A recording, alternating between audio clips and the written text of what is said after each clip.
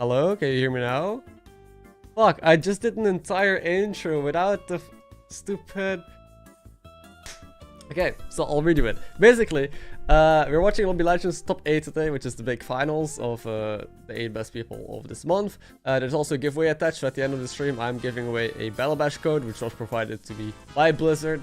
But also, if you can't stay till the end, this stream will be up on the channel. If you're watching this later, that will also be a giveaway in a pinned comment, so check it out. That was all I had to say. Fuck. Okay. No worries.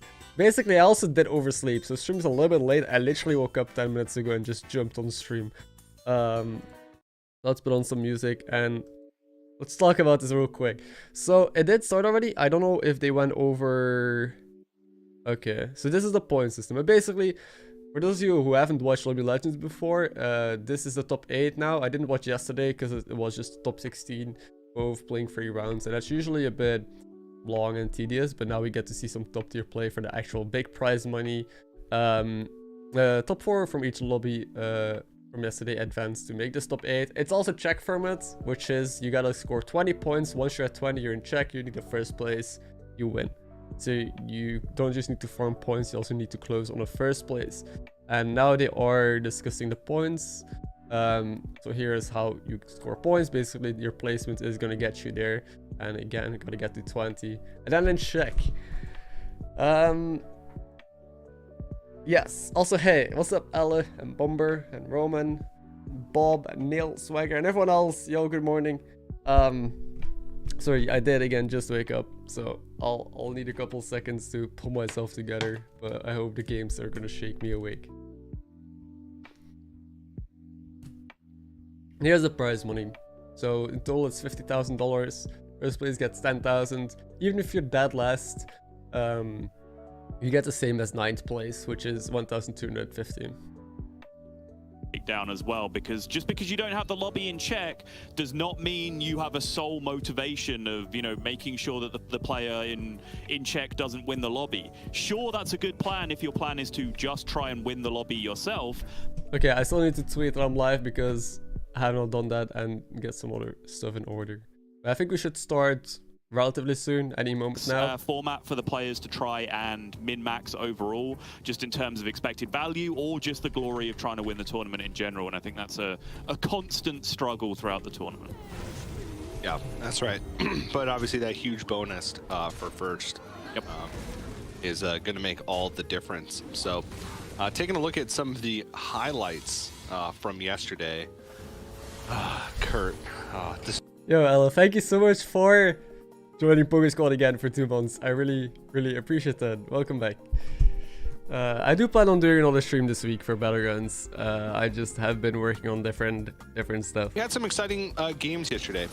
We did have a good amount of Murloc lobbies to start off the day. But I feel like the highlight for me from yesterday was... I don't think so. The solid mechanical play Maybe. Overall. There wasn't too many of those. I don't see him in the lobbies. Maybe he played but didn't get through the initial qualifier. So there's actually initial qualifiers you gotta play, and that's off stream. And then you play in these off stream, which is 2 lobbies on stream. And then yeah, top 4 from both advances. So I'm not quite sure who advances. We'll see that today when they show the players. But here are some highlights from yesterday. I heard that there was a lot of Murlocs yesterday. Again, I've not played the game too much recently because it's just been pretty boring to me. But I heard that it's just a bunch of Murlocs, also Evil Twin with Khadgar, but that got removed. The Evil Twin Khadgar combo got removed right as Lobby Legends started, so we shouldn't be able to see any of that today. And it's actually a sick animation. Getting better at as time goes on. Yo, Crest, thank you, looking at the minion types at the start of the game and then going, okay, here's what type of lobby this is based on that, right? And you have to adjust your playstyle accordingly to what kind of minion types are in. I think the players have been doing that very, very well throughout the tournament. You can see just the variety of minions and compositions that you're seeing in these highlights from yesterday. Yeah. APM Pirates. I mean, crazy. One with what? A APM Pirates with huge cleaves. How did they do this? Was this done with ball? I know that there's APM Pirates that you just make a big ball and then you sell everything and just get your stats on cleaves. I assume that's what happened here. I don't know how else they would have done this. That looks pretty sick. And a massive Myrmidon? Oh my god, what? just two massive. There was someone specific. I'm gonna look at the players first, and I'll see who I'm rooting for. Was at 4 health for about Also, 8 guys, turns. we only have 1 like here. If you are looking forward to the tournament, don't forget to leave a like on the stream because it helps me out. Completing the cooked book a little late. It had this ridiculous requirement. Oh, cooked book. It was like 10 that makes more quill sense. boars Yeah, and cooked book pirates KPM parts. or something, and then was able to just narrowly stabilize and obviously make that giant board, and especially driving it home with the cooked book Chandis synergy in order to keep swapping. This is band. Well, this is the puzzle box. Okay, so these are just questions that they gotta answer. Teaches us yes on everything. Will Peach's bandwagon pick? I don't know who the hell it is. Will a player win with Kidnap Sec? Yes, for sure. I think Kidnap Sec is still one of the stronger rewards, right? Every time I played it, it felt really good. Will at least 4 different players win a game? Yes, I would say yes as well. Will a player win with 38 plus health? I would say no.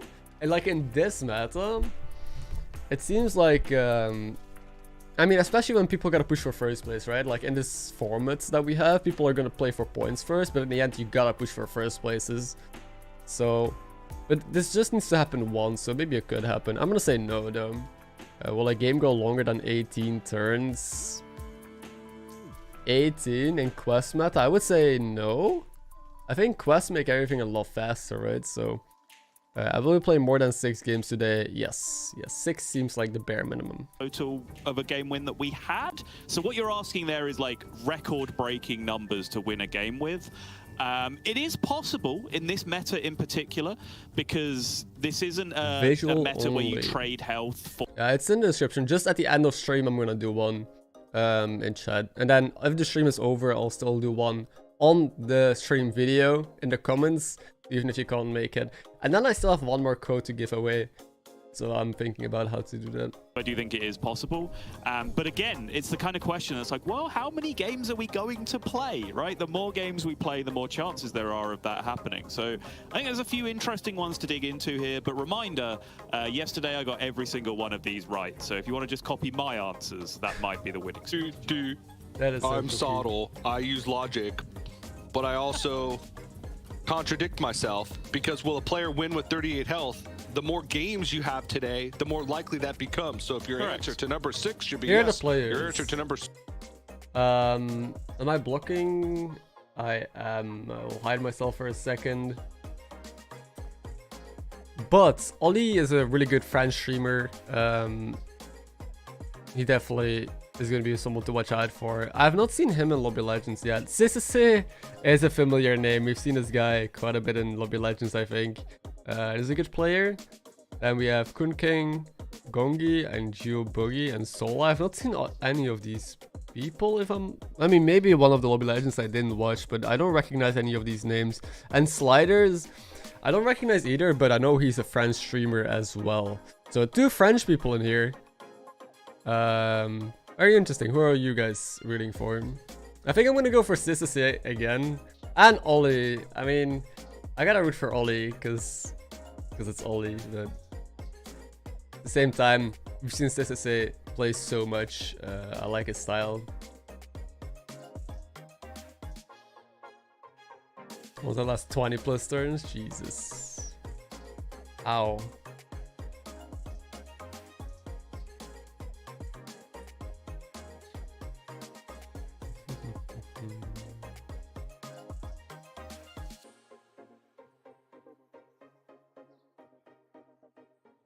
Okay, I want to see how I run a giveaway because I did not set any of this up yet.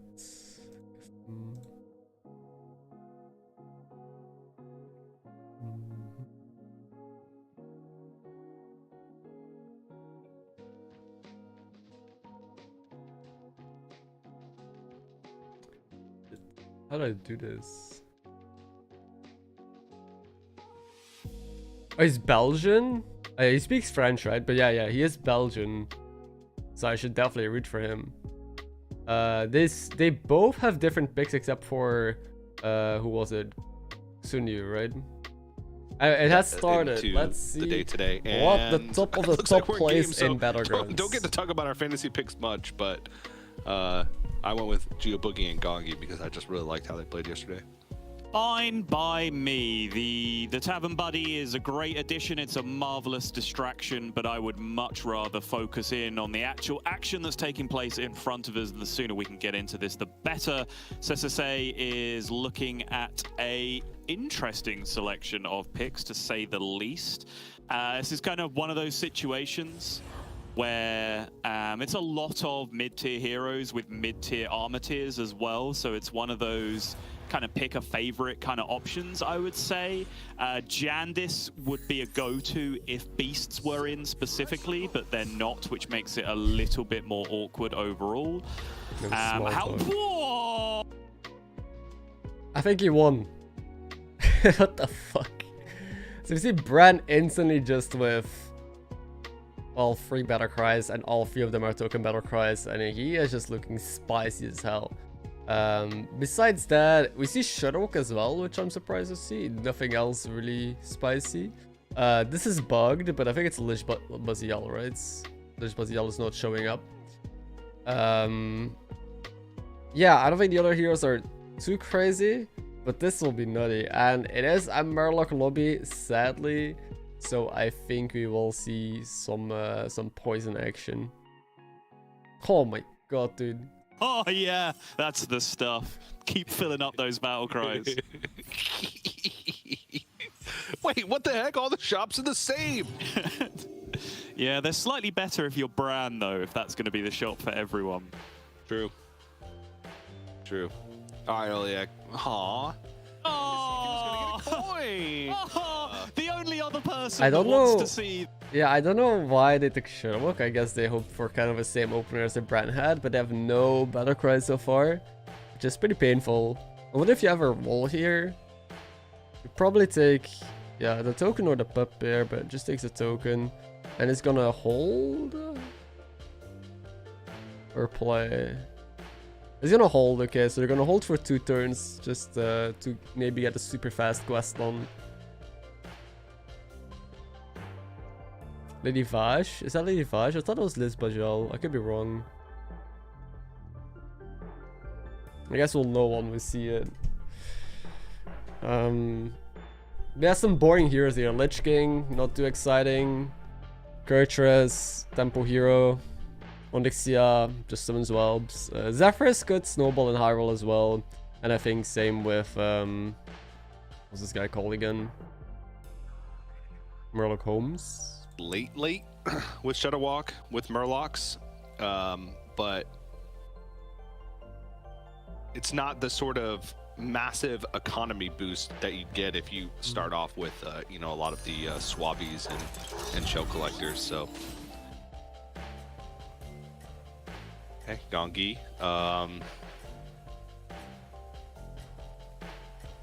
I mean, Rosen. Power Tipper and a Mug? I guess it's just for the Mug with 3 different minion types on board. Yeah, Mug's really good here. In terms of, like, 2 drops that you could find when you have Divine Shield and a 2/5, like, that's 2 of premium minions. I don't know. Freezing a Mug? That's so old school. That's something you used to do back in the day, but now I don't know if it's good enough anymore. Mug is back in the game, but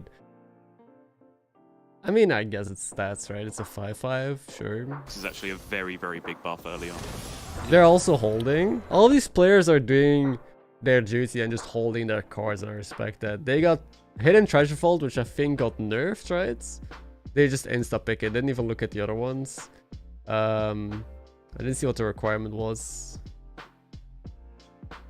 2 Swabbies in the opening shops. Right, Yep. Barty. That would have been the 3rd Swabby. Okay, wow, this is an insane opening. This is an insane opening, yes. What was the quest that was selected? I'm sorry. Order low to high for gain extra gold. Okay. How many turns? That's more important. I don't know the name of that How many? quest either. How many turns order low from high? Forget about it.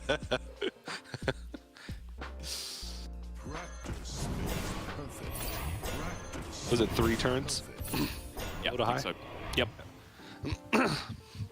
Yep. 3 turns, okay. All That's okay. Reminder, The this thing is is, turn 4, so it is Lady last Vash. chance to- So it is Lady Vash. That's a sick skin then. It really looks like Lich Bazial. But Lady Flash is most broken with that gold quest, like where you gold and stuff. I haven't seen it in action, honestly. I don't know if they had it here or not. But yeah, with the free turns waiting to get a gold every turn, that's maybe too long because, well, the earlier you get, the more gold that you accumulate over time and the more useful it will be. But we'll see how it pans out. What is this Onyxium? Just has like 4 random cards on the board. Okay. I was like, he would have to hold on to literally all of his every single minion. Yeah, in order to do that. All right. Well, we have Gonki with a patient scout. That'll be interesting to keep track of, just in terms of when he decides to cash in. We haven't seen players get greedy with it at all. No, it's been an economy really? minion mostly, yeah. Yeah, we haven't seen anybody go for patient scout to like 5 or 6. I think we saw 1-5, but we've also seen it sold at 2 or 3 a lot. Huh. So I would expect, like in my games, what I see most often and what I also used to do is with Impatient Scout, just always greeted for a 5 and a 6. Like pretty much always. I use that instead of a triple, right? Use that to get your direction. But the cast is just said, I didn't watch yesterday, but they just said that Impatient Scout was mostly used to just sell off early for tempo and for economy, which makes a lot of sense. But I'm also surprised to see such a big difference in playstyle. Yo, good morning, Milan.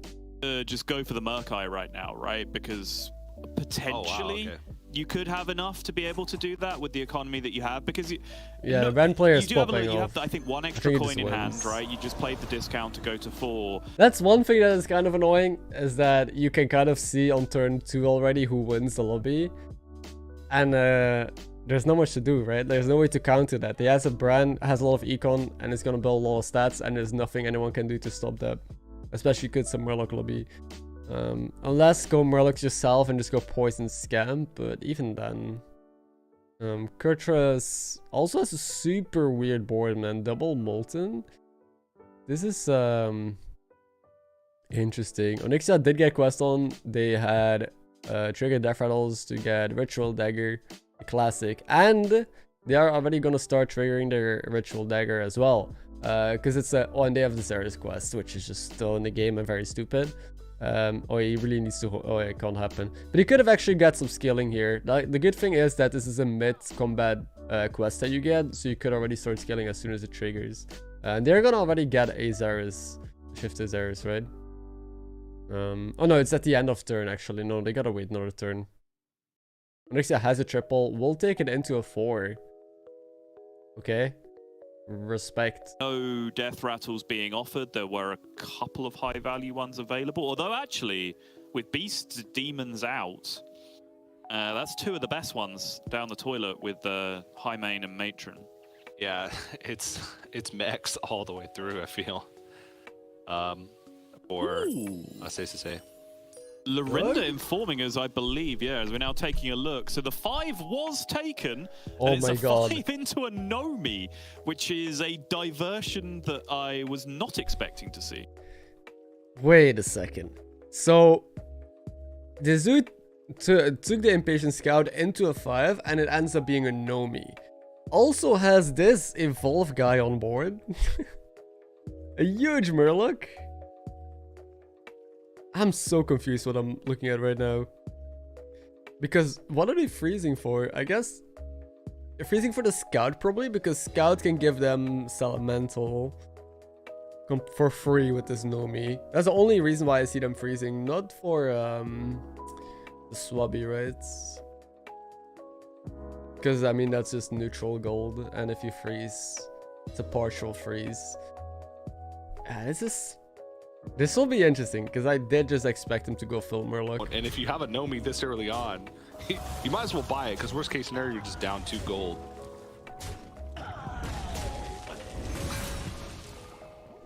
And this is quest completion last turn too, because of the ordering. So gonna start to have a little bit of extra economy regardless. Oh yeah, and they get the still extra not even gold. losing with pretty much no improvements to the board for 3 full turns, nearly. Well, I mean, so having now looked at it, like the actual 4-drop Yeah. discover was Did freeze for the scouts. Wait, Shitter already did commit the Shitterlings?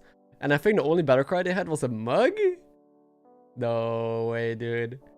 Oh my god, this Shitterlock is kind of screwed. He played both Shitterlings, but I think they only had mug.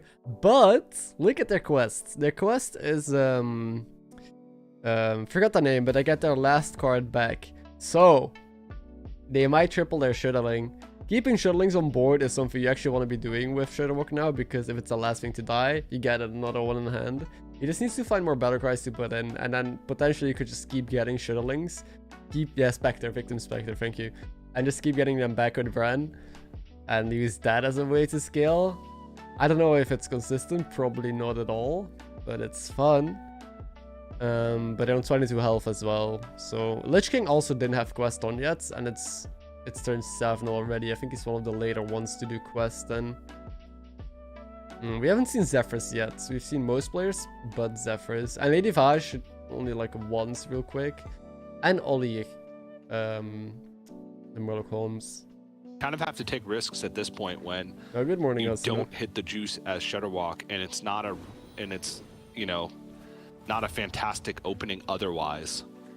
Oh my goodness. There's one way to Oh guarantee my it, TJ. goodness. Just take 50. I respect this guy.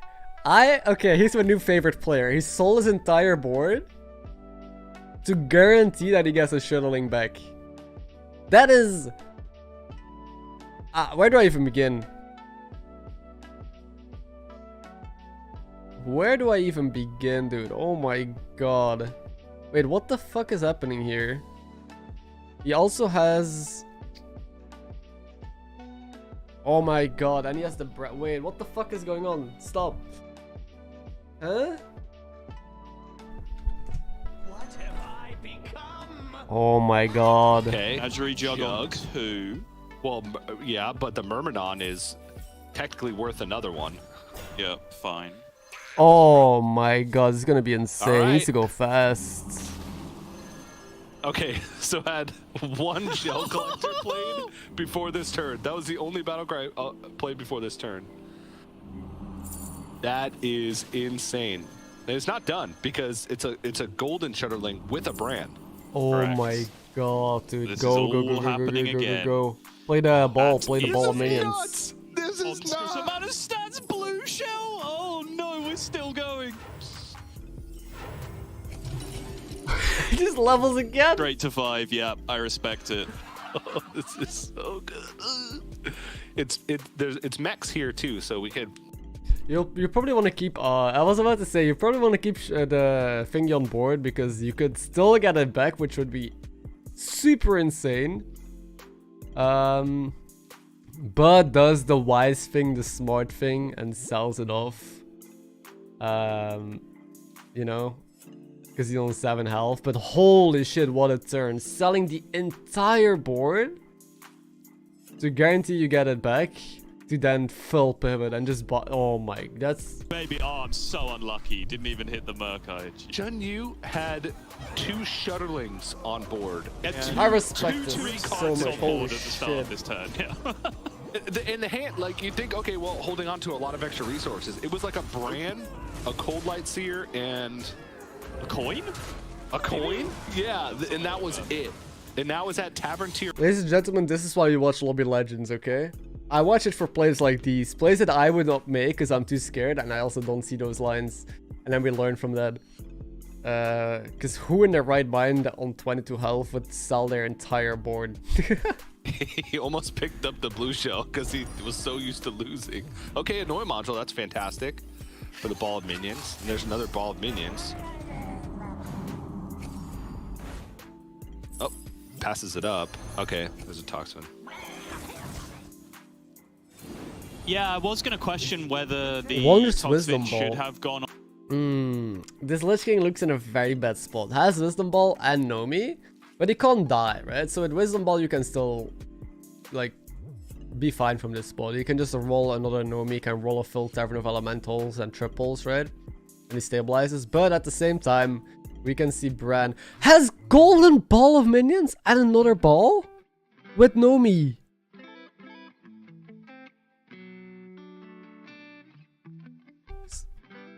They are scaling like crazy with Nomi. Triple the ball, found the 4th ball, and now is able to make a massive mech roll by just moving those stats. Dude, what? And then Wonder Ball, I feel like with that many elementals on board would give you something. Gongi by... Yeah. Damage cap is still on, so Gongi's still safe for it. What's at up, least this KP? turn, How are you but doing? That was not a good turn.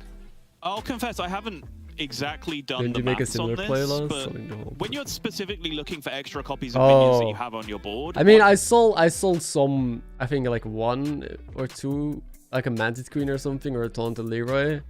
But I don't think you can compare it to selling like literally 5 cards on your board. Necessarily sure how much Wonder Ball improves it. It is only so turn many of the 8 right special now, rolls, yes. This is only turn 8, and look at these boards. The Shadow Walk is massive. Oh shit, are they gonna die here? Okay, no, Shadow Walk is able to tie with this luckily, which is insane because the Bran is high rolling it like crazy the entire game. Everyone is putting up a fight. Much of an improvement it is. I'm sure it is an improvement, but I Crazy imagine shit it's indeed, a that's little okay. bit overestimated how much of an improvement it is. Ooh. Everyone's a Nomi gamer in this This is a lobby. golden Nomi. It is, yeah. Wait, what? Okay, we saw Lich King with Nomi already. He's just dead, right? Does have Wisdom Ball, but he's just dead.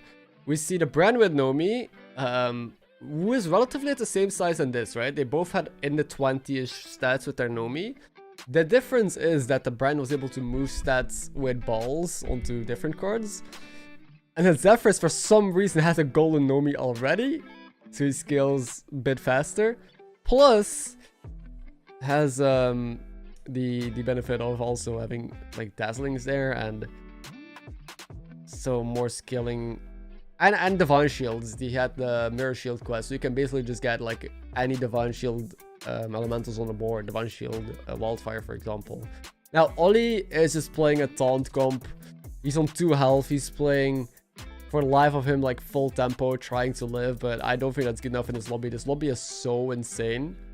And we see Cookbook here as well. Cookbook also at the same scaling already as the Nomis. So he gets in the 20-ish stats per buy.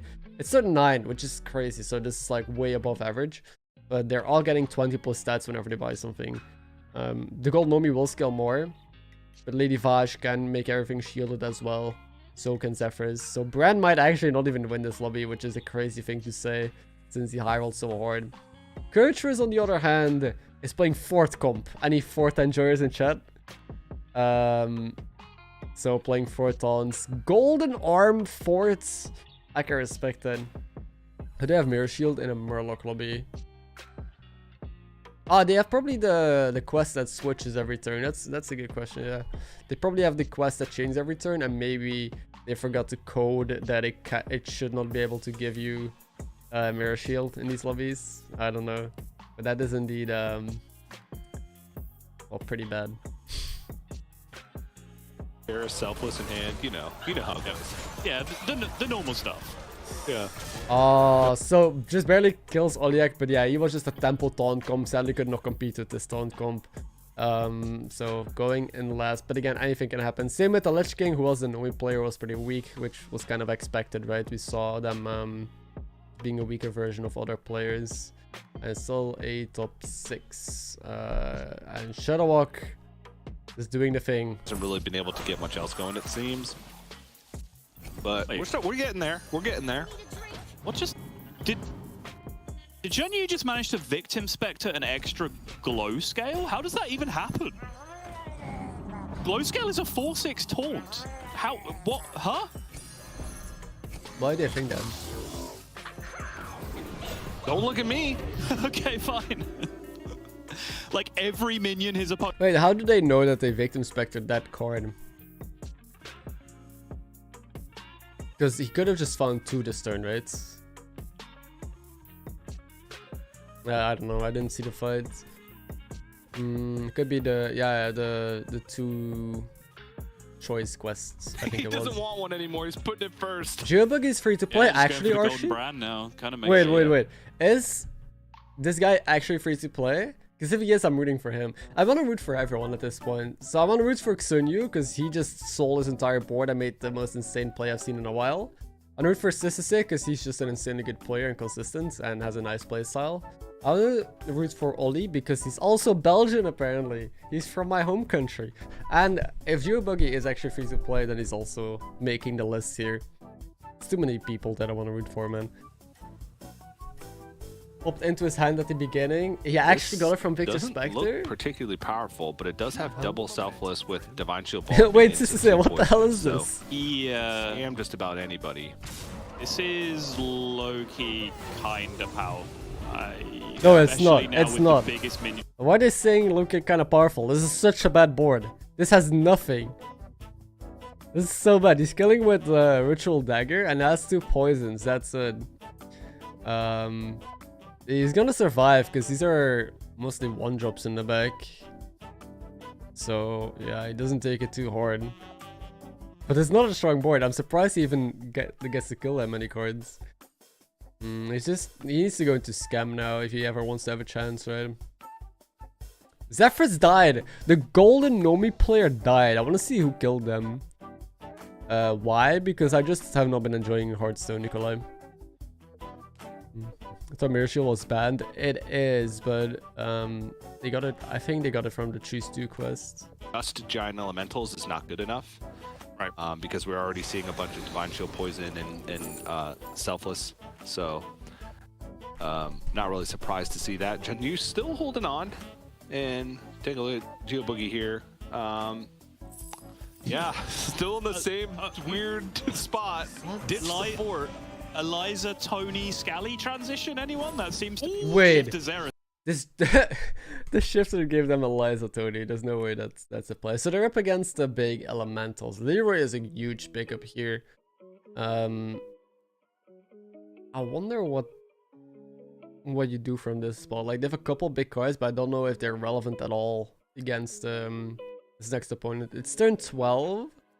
Still 5 alive. You will probably lose that one fight.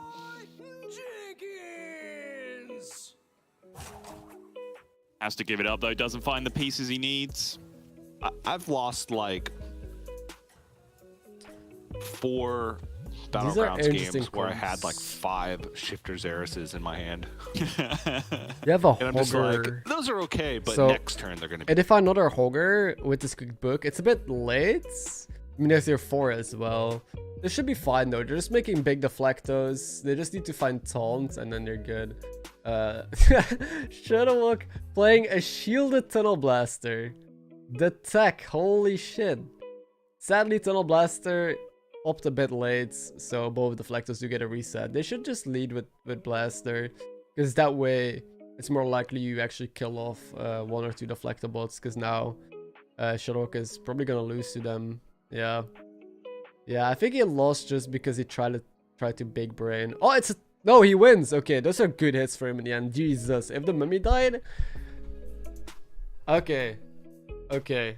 They're both alive. Flecto So... not getting a reset ended up being pretty big there from the micro mummy. Yeah. Yeah, really close fight though. Would not be surprised if that was somewhere in the 50-50 region when it all pans out. That was very, very tightly contested overall. Ola's still on 4 here with Lady Vash is interesting as well because, yes, of course, you can argue that Cookbook, you want to spend minimal gold on leveling and maximum gold on minions to be able to get that Cookbook rolling. But going to 5 gives you access to the glow scale spellcraft, which means then any minion you buy, you can just... Alright, chat, who's gonna win this? I'm covering it, I'll hide myself. CEST or Geobuggy? CEST seems really, really weak, but he's holding on right now just because he has Golden Selfless Baron and Poison. Which, this Leroy is gonna kill a Poison Divine Shield. On the right side, we have that vision.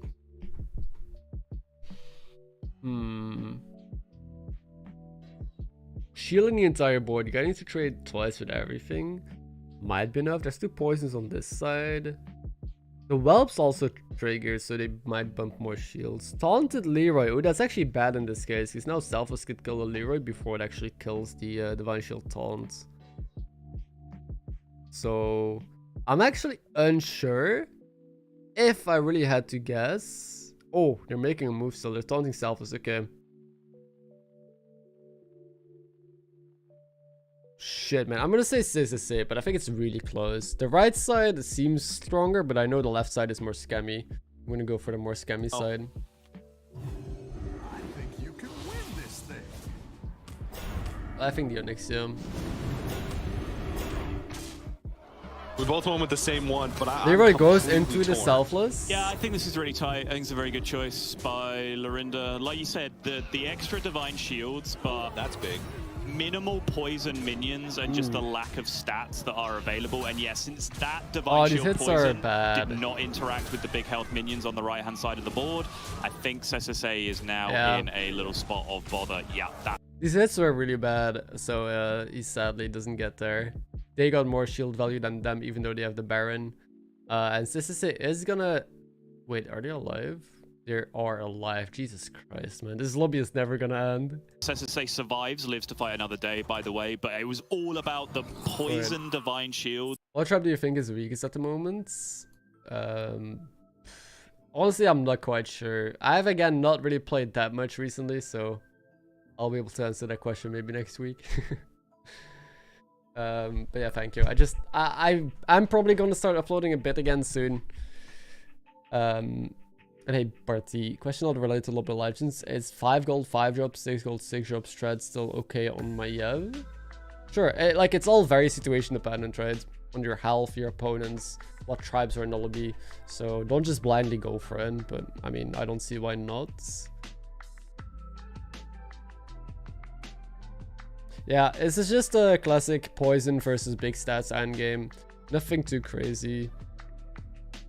I'm a little bit sad to see it, but that's just gonna happen in most Murloc lobbies. Which is also what I've been told happened yesterday. Yeah, probably Dragons this week is that was the case for a while at least. Seen in a little bit, but probably still on the Murlocs was the first player to kind of commit to just your Murlocs. Oh yeah. And Golden Baron. So we see Golden Selfless with Baron, and we see here a normal Selfless with a Golden Baron. Which could be good, because the Blaster is going to deal a lot of damage to the opponents. Could take out Leroy's and Manted Queens already. So if they don't play around Blaster, Golden Baron, this Blaster could be huge. Oh, if this Blaster attacks left into the taunts, yeah, it could have killed this Leroy if it attacked in there. Now Leroy lives on 1, which is really unfortunate. Also, the Selfless will still get value as well. So, but he still wins, right? He still wins. Wait, Selfless actually got 0 value. Oh my god. Okay, yeah. That's clutch. That was clutch. of 1. It wins by 1 attack, I think, if the Selfless went off first, yeah. Yeah, if this, yeah. Where 2 players weren't fighting. Because it was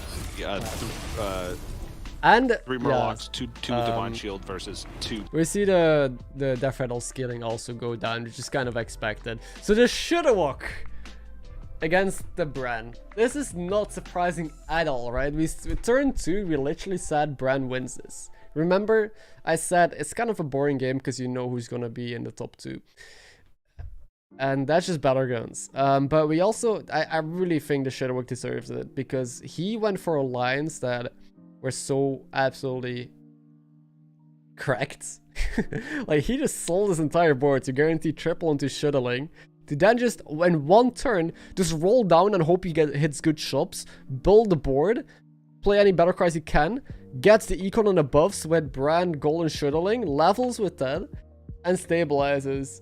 So I think really the Shudderwalk deserves it here, because the Bran kind of got all the free shit given to them, right? Everything just was thrown in their face. But if you look at it realistically, even though the Shudderwalk has like Selfless Golden Barons, this Bran has too good of a techie board. They have Poison Divine Shield, they have a massive Golden Wildfire, they even have a Mackerel and 2 Taunt Leroys. And double Menace on Yeah, it's just too much, I think. In a position where you then Sadly. have to have this insane APM turn the next turn as well. So yeah, Jeonyu, incredible play to get into this position, but now we are seeing the two bullies of the lobby going up against each other, and you have to favor Sliders, even if not individually in this fight. He only has to win, scam, do whatever he needs already. once to take this lobby down from here. That's if he hits the shielded Murloc though? Oh no! I don't know. Poor position. If he hits the shielded Murloc, he there's still a fair fight here, but now there's just nuts. This is just, you know, GG. Yep. Then Hey trader, what's up? Leroy just completely hard See counters me? almost your entire board. I don't it think feels so. At that point, you can't. Although- I don't think you can rely at this stage. I've been thinking maybe next reset. This month there won't be a Lobby Legends. This month you can't qualify for it, so grinding is pretty useless. In December, so last month of this year, they might still be a qualifier. But next reset, I think I want to push again because I haven't grinded Battlegrounds in a while. Also, if there's like a new tribe coming next year with reset, which is usually what happens, I'd like to just go all in and just like stream 10 hours a day. But again, I'm saying that now. I don't know for sure if that's the plan. Hey, but we got some really cool moments out of that game at the very least. We did. Yeah, we did. if you're ending up at Murlocs, I'm happy if you got there via selling your whole board and tripling a shuttling with Victim Spectre, you know? Like, if you're going to end up playing Murlocs, at least play it like that. And Sliders on the other side, like, this is not a Murloc board. It's not even a board of something else which is then transitioned into Poison Scam, which you quite often see, right? There's the Poison Ball of minions and there's a Leroy. Outside of that, it's Nomi stats and stats that have been dumped onto other minions from... We're just gonna get Undead, right? I don't think we're ever getting Totems because they added Undead to normal Hearthstone, so pretty sure. Anyway, here are the points. I'm blocking all of them again. Oh, I need to go to this screen. I've just been on the wrong screen the entire time. But everyone is still in it. That's just how this check system works. Even if you're dead last, you can still win. But yeah, Sliders, Xunyu, Sissy, and Geobuggy are in the top 4. And they're kind of the players that I was rooting for, kind of, except for Oliek, who had a rough run, just having to play Divine Shield Taunt comp in 7th. Again, you gotta get to 20 points, then you're in check, and now you need a first place. So this is at least 4 games, but we've seen this go to like 8 games or something, or 9 games, I don't remember. Yeah, this will be exciting to watch. Eliminate Murlocs for a new tribe. A lot of people have been complaining about Murlocs everywhere, so I think they will do something, probably to poison. We'll have to wait for that, because again, I don't think we're getting a big update in a while, which is another reason I'm not really enjoying playing right now, because there was this big rework, and I knew that was all we were gonna get for a while. One of you'll add dual minion types. That would be interesting, but also hard to design, because you could easily break that, I think. The keys to the castle, don't lose them. Double Shell Collector Swappy? Yeah, I mean, yeah, okay, fine, I guess I'll take it. Yeah. Jeonyu worked very hard to get that 2nd place. I'll tell you that. That was the highlight of the weekend so far. I don't know if they go into a break or if they just go straight into the 2nd game. I hope there's no breaks. It's only the 1st game. We have at least 3 more to go. Probably much more than that. So we're just getting started. Before we jump into game 2, we are going to have to go to a break. So don't go anywhere. More Lobby Legends right after this. Okay. How do I stall this? Jesus Christ. What about we play something for like 3 minutes?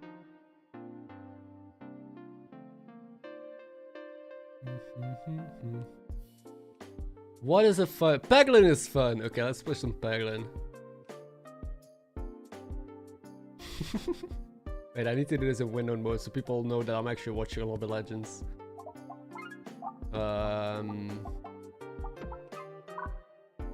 Have you guys seen this game or not? If not, you're in for a treat. There's basically an MMORPG, but you're like hitting pegs. That's the best I can describe it. Ambidextrary, you have +1 orb discards. Attack supply blind. Refreshes the board on every reload. Oh, I don't like that. I think I'll just do this. Play Mario? What kind of Mario? I don't want to play like a real game because I don't have time for that, but I can do like some small stuff. Dag Orb. So basically, yeah, these are monsters. They have 60 health. If I hit pegs, I deal damage. And these yellow ones are crits. I'm gonna save this crit for the next orb because that one deals more damage with crits. But a bomb also deals more damage, so I'm gonna... Actually, at level 1 I can just beat with pretty much a bomb. I'm gonna hit this crit first though. I can get there. Does this get there? Let's hope so. It did.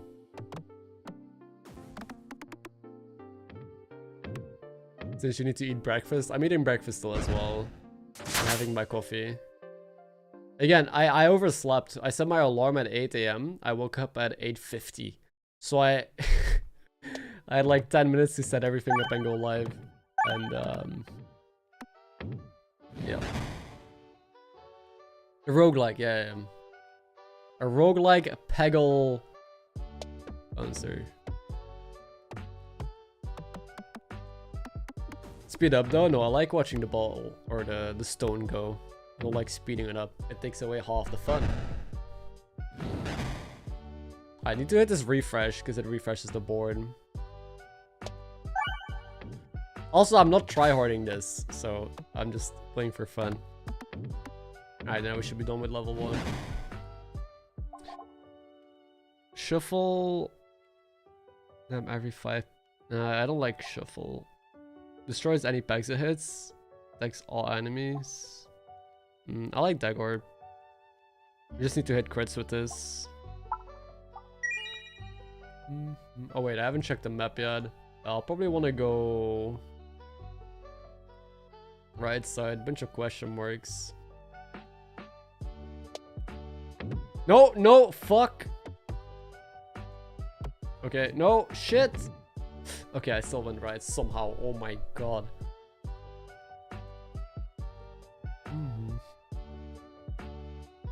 Alright. Back to the stream. This time around, introducing him. But don't let that convince you that I'm not very happy to be here with you, Subtle. Wait, is this who people picked? Okay. I mean, that makes me happy. Wow. Because SSA has... So yeah, everyone picking SSA kind of makes sense. Then Oli second also makes sense. Sunyu, I mean, he pulled off the insane plays. I respect that. And Geobuggy, I don't know. Gongi, Slider's only getting 22%. I'll expect him to get higher. This is interesting to see, but that's a big like gap. It was a but. Yeah, I overslept, man. How you doing? Played Aspire. I haven't played that in a while either. We've invested into paggling. Don't worry, we'll be playing more every break because I kind of have to. Yeah, I've played Slay the Spire quite a bit as well. I just suck. So either there's a lot of very smart people in chat, which obviously is the correct answer to the equation. Was it Sissy? No, right? People just copied my picks, or right? That's the other explanation, which I'm sure isn't the case. I'm sure it's just that everyone in chat is incredibly intelligent. I'm casting this right now for you guys. An official cast. But I don't think I would be a good main caster. You copy Subtle's picks. 2 AM, graduated university. I'm moving to Japan. Shout out to the Gongi believers out man. there. Congrats, Salsa. Glad to hear that. You're the real heroes. Gongi's gonna sneak in with a couple of firsts right now. Starting now. I was hoping we'd just go to game right then. Now. Starting now. What the fuck are they doing? Yeah. Neither of us is going to give up on this bit, are we? We're just going to keep doing it until Starting now. Now. Oh, unlucky. Okay, we're being trolled now. Actively trolled. Starting. Is this really what they're watching again? Ow. So this is the caster that we're gonna get again today. This reminds me very much of the last Mobile Legends we watched, where they talked about grounds and what was it again? Like a half an hour random tangent on the ground and how, yeah, the favorite type of grounds. If Do already now start to get to that point where some of the players at the top, for example, sliders doesn't necessarily. They're actually talking about the game now. They're stalling by talking about the game and not some random subject. Top fours from here, maybe 3 top 4-ish positions to get to that 20-point total, and then suddenly you're looking at the kind of high roll heroes again to try and pick up a win. But my big question for this when we get to check is, in every Lobby Legends meta we've had up until now, when players have got to 20, they have then switched to picking a Millhouse, a Gallywix, a Barov, something with, you know, incredible high roll potential, picking Greedy Quest, Pilfered Lamp, Secret Sinstone, whatever it is that can help them guarantee that first place. You know what? They're still stalling. Let's put some more Peglin. Wait, how do I... Okay. All the bombas are down below. I think I'm just gonna... Oh, they're starting. Okay. Hey! We're the best! Yes! We timed First that try! Did Absolutely they try it first again? try. Okay, I need to hear now. I need to hear this. now. Hey! We're the best! Okay. Gaming. Ooh, Omu. So we see some greedy characters here. We see Omu, we see Gallywix. It is a no Murloc lobby, ladies and gentlemen. We're not gonna see stupid poison endgames. I mean, there might still be poison in the endgame with Mantis Queen, but no, just Tux Fins everywhere. We also see Jandis in a no Murloc lobby. Oh yeah, a lot of greedy heroes here. This will be exciting to watch. Also Vol'jin with Nagain, no Mekto, Millhouse, and then Finley probably going Ozubat to Rafam. I'd expect Rafam. The scale. I mean... Jailer. Wait, yeah, someone actually... No, there's no Jailer. What are they saying? No. If someone took Jailer... Yeah, Rafam. Okay. Interestingly enough, there's like Jailer is bad. 13 I'll take armor it. total in this lobby. Oh, Dude, you that's Gallywix finds with the triple token starts. My god. How some people just get given the free game. That's pretty nutty. Especially since one of them is a pair. Also, like the caster just said, half the lobby only has armor. And it's not even a lot of armor. Like only 4 heroes in this lobby have armor and they're not even that big. So there's gonna be less about quests, more about just high rolling with the hero power, I think. But it's gonna depend. Yeah, welcome Puja. Oh, it in, TJ. Do it again. Coin, sell, buy.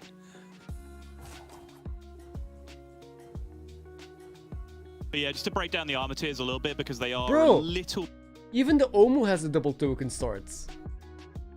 Even the Omu.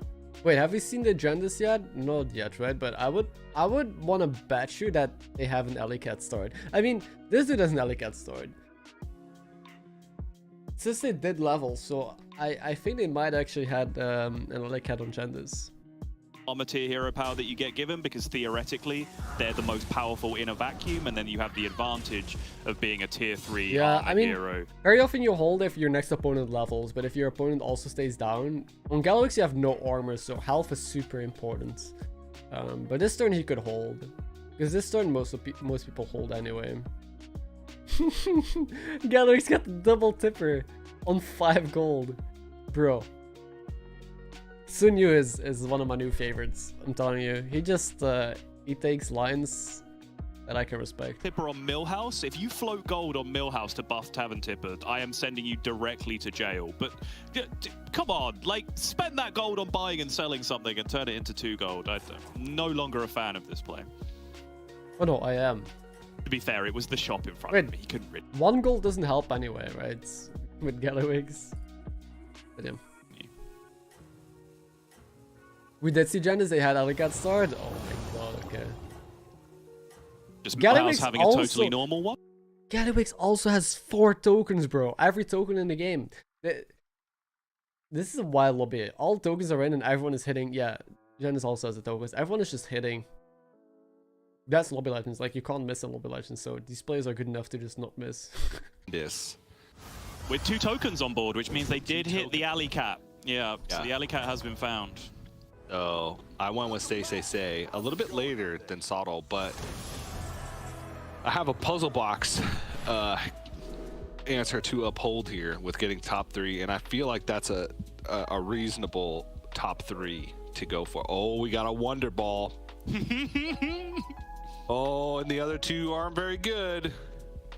Well, Theodore's Parasol can be good. Nagas are in, so you can get the... You could do the parcel right away, almost. Ashmar? If That's you find so 50 you have gold is Scallywag, turn 9. If you just on the like vanilla gold spend, 6 plus 7 plus 8 plus 9 plus 10 plus 11 would then be 51, I believe. So you'd have to spend a lot of extra gold to even speed that up a bit. That's a very slow Wonder Ball, TJ. Like, you're gonna need a lot to get you out of it from there. Well, CCC's got, you know, an early game plan. You just ignore the fact that Wonder Ball's there. You just act like you don't have they're still going for the 5 drops, right? I know some Genesis take a 4 and a 5, but I'm still, especially in this lobby, I think 5s are probably still the play. Just hitting Mama Bears would be nice. Oof, camera on Quest. I keep forgetting, yeah, but when quests are displayed, I'll try and hide my camera next time. Is still the best buy, but it can also hit the Alley Cat. Now he gets quest done. Not the Tabby Cat, which you wouldn't want. The reason they took Sapphire is because you can get it done a single turn. And look, they just have it active now. So I'm a fan of it. The others you would probably not complete for a while. 50 gold, that's so many turns from now. And the other quest was 3 death rattles, and you don't necessarily want to be buying the Scallywag there and then buy random death rattles the coming turns. So this makes a lot of sense. I think most of these players usually just take a quest that's easy to do, no matter what it is, because that way at least you don't die, you know. Which is on Genesis, you just need to not die. Like, you have 2 triples guaranteed. Like, no matter what you do, you have 2 triples. So why greed a quest here? Johnny's still on 1. I already tripled Looks to be into a going 5 drop. full warrior curve here. He tripled a shell collector. Somehow tripled the econ token again, even though they're not playing brand. Gallowix also found an econ triple. What am I watching?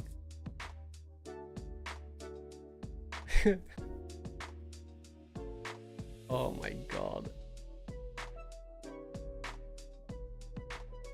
They're gonna double level next turn. They want to float a gold here, maybe see if they can triple. What the hell?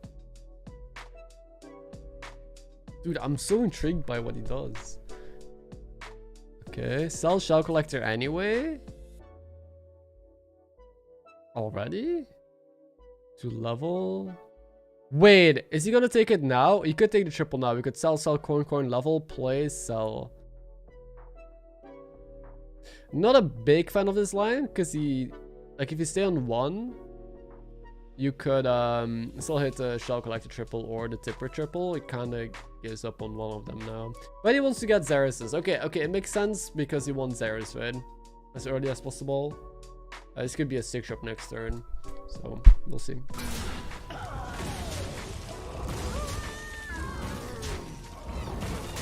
Alright, good last trade. Gets to cut 1 extra damage off the board at the end there for Zhang Yu, but is taking a significant amount of damage here, even with that Tavern Tipper start. Very interested still. You know, it was a somewhat facetious point, because I'm not going to advocate that Gallywix just starts rolling there and buying something else. But when you take double Tavern Tipper early on Gallywix, you'd like that to protect health for you in a way that you can be super greedy later on. Okay. And that's not necessarily panning out for Zhang Yu just yet. Gnome is a lot better in this lobby than the last one, because there's like no Murlocs. With less poison, Nomi here is definitely more tempting than the Bren. So Galabyx did triple into a 5, got just tempo, and sadly their Zeres is also kind of bad, but hey, they're doing the thing, they're being strong. All that matters. And they have some gold stacked, I think. To 3 last turn, I believe. Okay, yeah. And completed quest during that time. Got a baby crush and a high main along the way, so not terrible. And I imagine that I couldn't see how much gold was going to be banked next turn, but all right, looking at Sola, also a baby crush picked up. Wait, what? On the Millhouse.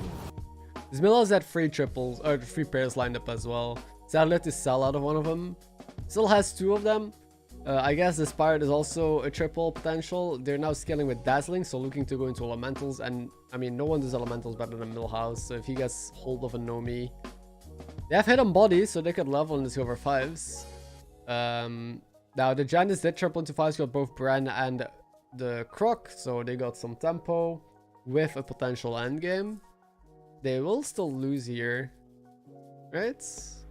Oh no, wait. No, they will not. This crush is too big. The Jan is actually looking... It's only... Like, this is the crazy thing. It's only turn 6. Jan is got a Croc here. And is gonna take still 10 damage. Is gonna be at 8 health. Meanwhile, the Denephrius is on 5 health. They got both the Zeres quest, which clearly wasn't that good for them, and Hidden Body, I think. Yeah, this is a weird board. They're trying to go Leapers or something without the actual Leaper. They found Mama Bear though, which is huge, because finally their red is gonna do something. They are considering Myrmidon maybe with the gems, or white. Probably not white main. Myrmidon with gems, but just Mama Bear, right? But yeah, they're incredibly weak. I don't know what they've been doing. They've been hoping to get a good Zeres, I guess. Is just What's up, not Pyko? good. No. So what did Denathrius do this game? 6 battle cries for 2 new rewards each turn, and then Actually play 4 took the Myrmidon. Korbals or beasts for Shifter Zerus. Okay. I don't like that. Which isn't a bad...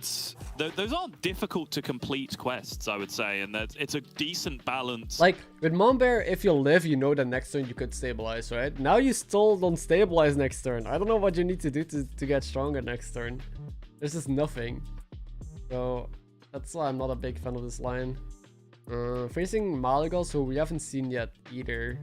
Super tempo heavy, forced to go with the Naga here, just trying to get maximum stats as possible from one board, and I think it might just be good enough. The extra 14-20 just doing enough here to carry. I don't think so. Actually, maybe. Well, wow, it will be. And enough. it's gonna to make some bank off the Scrapsmith because of the macaws with the rat. That's actually sick, the Macaw Reds. But he was able to live because this dude was really weak, actually. Also trying to set up a Nomi. Still, we see double Hogger on the Millhouse with a T-Man. Has T, has double Hogger. Bro, what? Funds Lil Reg with Recycling Wraith. I don't know what I'm watching, to be honest. If they had Cookbook, that'd be nuts. But they still have Hit on Body, so they could be infinite next round. Just saying. Millhouse could be infinite next round. And White Main, I think it's an interesting tech card, but it's only good against specific comps. Against some comps it insta-wins, against others it just does nothing. Dude, this is so cool. I don't know, they're scaling both with Elementals and Pirates and Demon. They don't want to pick neutrals. I don't think they just want to pick random neutrals though. Oh my god, and their hidden body, Jesus. About the later song. Yeah, I mean, there is kind of this obsession with, oh, you know, take Cooked Book because it's good if you get infinite pirates. Don't take Hidden Body because it's bad if you get infinite pirates. The key clause in that sentence but you're is still dead, even if you take it here. Like, what do they do this turn, right? They're still dead most of the time. So Mama Bear at least gives you an out the next couple turns. So if you die now or next turn, you're still top 8.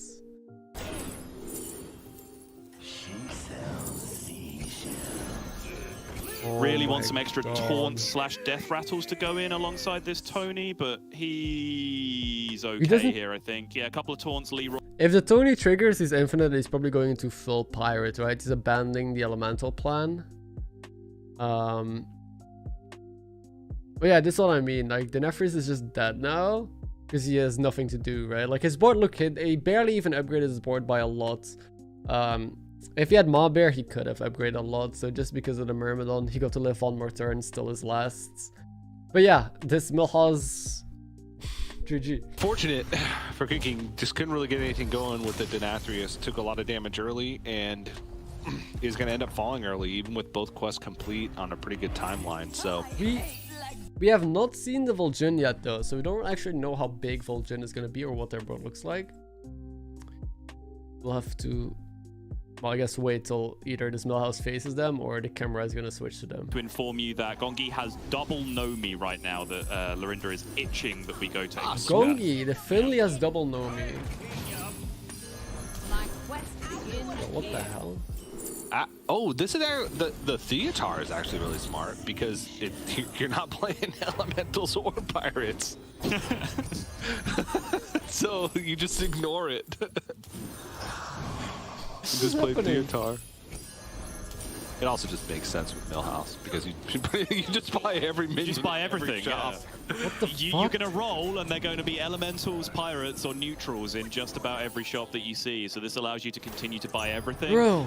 He also has that dream scenario of Theatar He still has free ways of which is a great scaling. combo because every monkey that you roll is a neutral minion, which then discovers you another Tavern 6 minion, which can be another Theatar, it can be a Mantid, it can be an Uther. All of those are neutral minions. Oh, You he can has a end up ball. tripling He's going to things, skill a yada, ball yada, and yada. sell All it. sorts of fun business can happen. But he is all the way out of that nonsense now, fully committing to the pirate plan, switching to what Lil Rag and Hydra now as his splash on this, and Dude, he can just buy every shop. Yeah, we see a golden Nomi here. Golden Hoggar with the greedy Tony Against at the end, it looked Vol'jin, like. who is...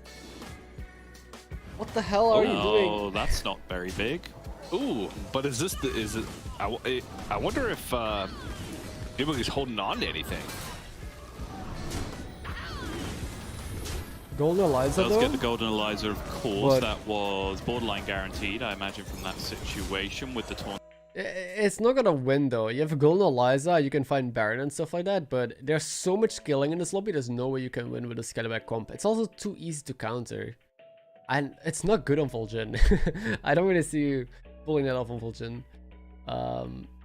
They got 4 Nomis now. My god, man. The pieces. Racing Maligols. Oh, jeez. Wait a second. Well. And hey, Hoggers, Wait what's up? a second. Let's start juicing.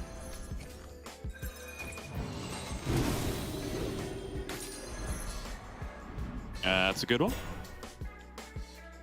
So Gongi got eliminated relatively early in the last game and had a Nomi, an early Nomi, and then just rolled no elementals in shop. Oh no. Let's take Okay, a 1 there we drop. go. I think most people still take that, or 2 drop, the 1/1 neutral Impatient Scout, because it can give you Elemental and the recycling or refreshing anomaly. So, and if not, you could still get a random token and it's 0 gold. It's not neutral, right? So I think most of the time you should take that 1/1 neutral. And a Elemental. Yeah.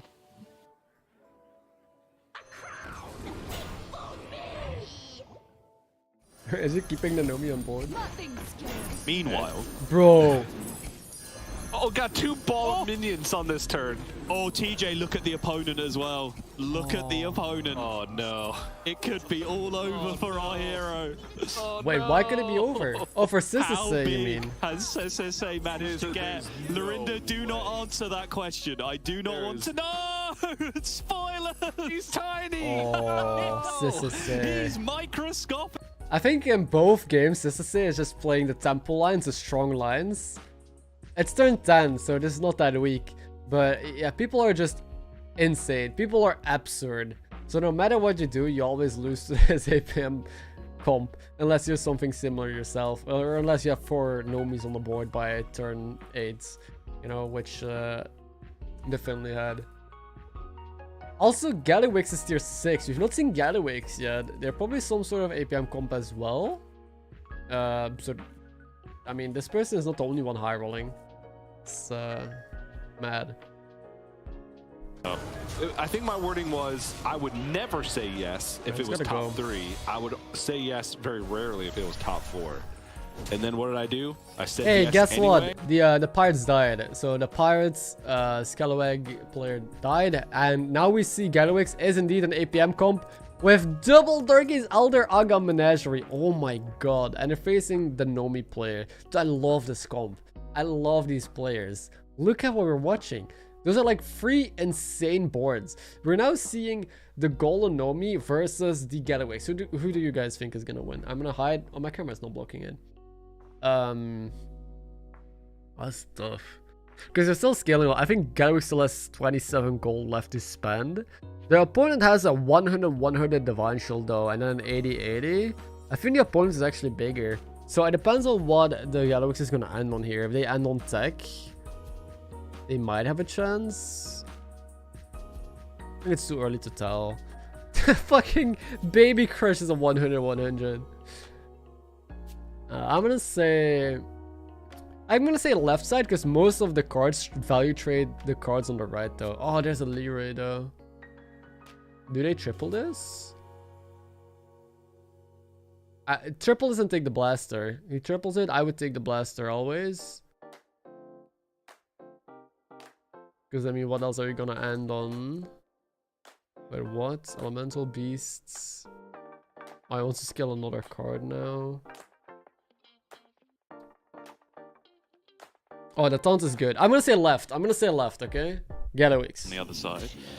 He has consolidated the stats quite heavily into 1 minion here, which means a lucky Leroy or Poison Snipe could be more impactful. But the Leroy is first, and there's a small minion taunted, so I don't think that's going to be super relevant. He's still going. Oh, the desync! He's still going. I was like, oh my god. Okay, fair enough. Yeah, he wins this easily. Yeah, just bigger, right? When you see them head to head like that. At the start of the turn, it was definitely the Golden Nomi that was gonna win this, but the Gallywix just got so much bigger and so much stronger. That's the power of APM. No matter how good your scaling is, you can't beat pretty much infinite. So I was correct in my assumption here. And I think, yeah, someone said Nomi and 37 odds to Gallywix. Yeah, no. Gally, when you have infinite gold, pretty good. And now this Malagos is playing too fair. People are playing fair don't win. They also have Golden Nomi, dude. I mean, they have their quest to Golden something, right? So, but yeah, there's... Oh, the APM parts is actually not... Wait, it's a different APM player. I thought... God damn, this lobby. Oh my god. Okay, so we have... Omu is playing APM Pirates. Gongi is playing with Golden Nomi. Oli is also playing Nomi. Sola is playing APM Pirates, but with Teotar and with Elemental scaling, it's just wild. And Gallywix is playing APM Menagerie. They're all basically just infinite.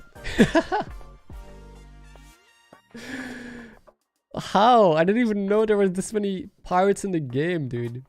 They want to find Ball of Mint. Oh no, they just... Oh my god, dude.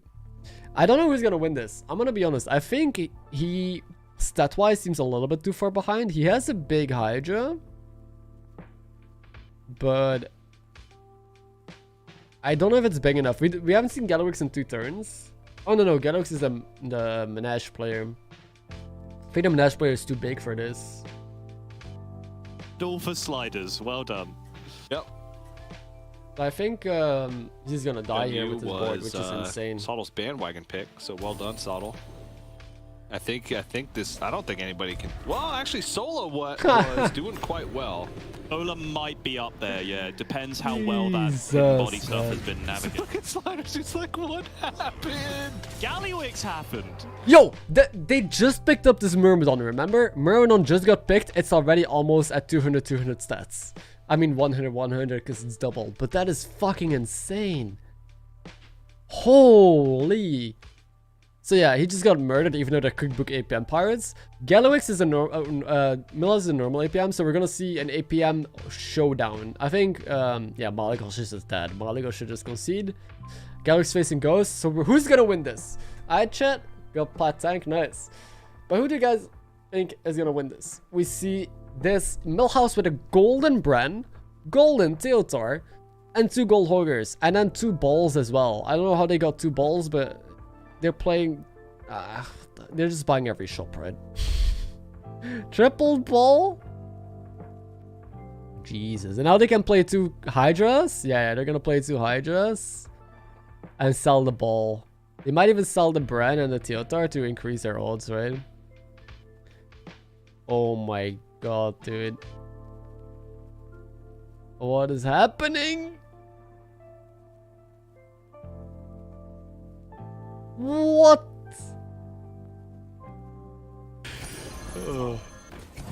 Actually, just gonna rely on the. Okay, so I have to think about who's gonna win this, Milhouse or Gallywix. I think right now, because there's a lack of poison, I have to put my money on. Oh, it's so tough. Actually, I have no clue who's gonna win this. Even if I try to think about it, my head just can't handle it right now. It's too early. I love Milhouse. Hey! Oh, it went on the other one. Wait, no, it went on the other one and the Hogger. Went on the other one in the Hoggar, yeah. Yeah, because it was golden. Mm-hmm. He doesn't sell yet. Yeah, I think we're just stopping here. Yeah, I mean the Hydra got pretty big from essentially nothing up to a 57. Theater. 57. Yeah. Well, Theatar and Uther, I suppose. Yeah.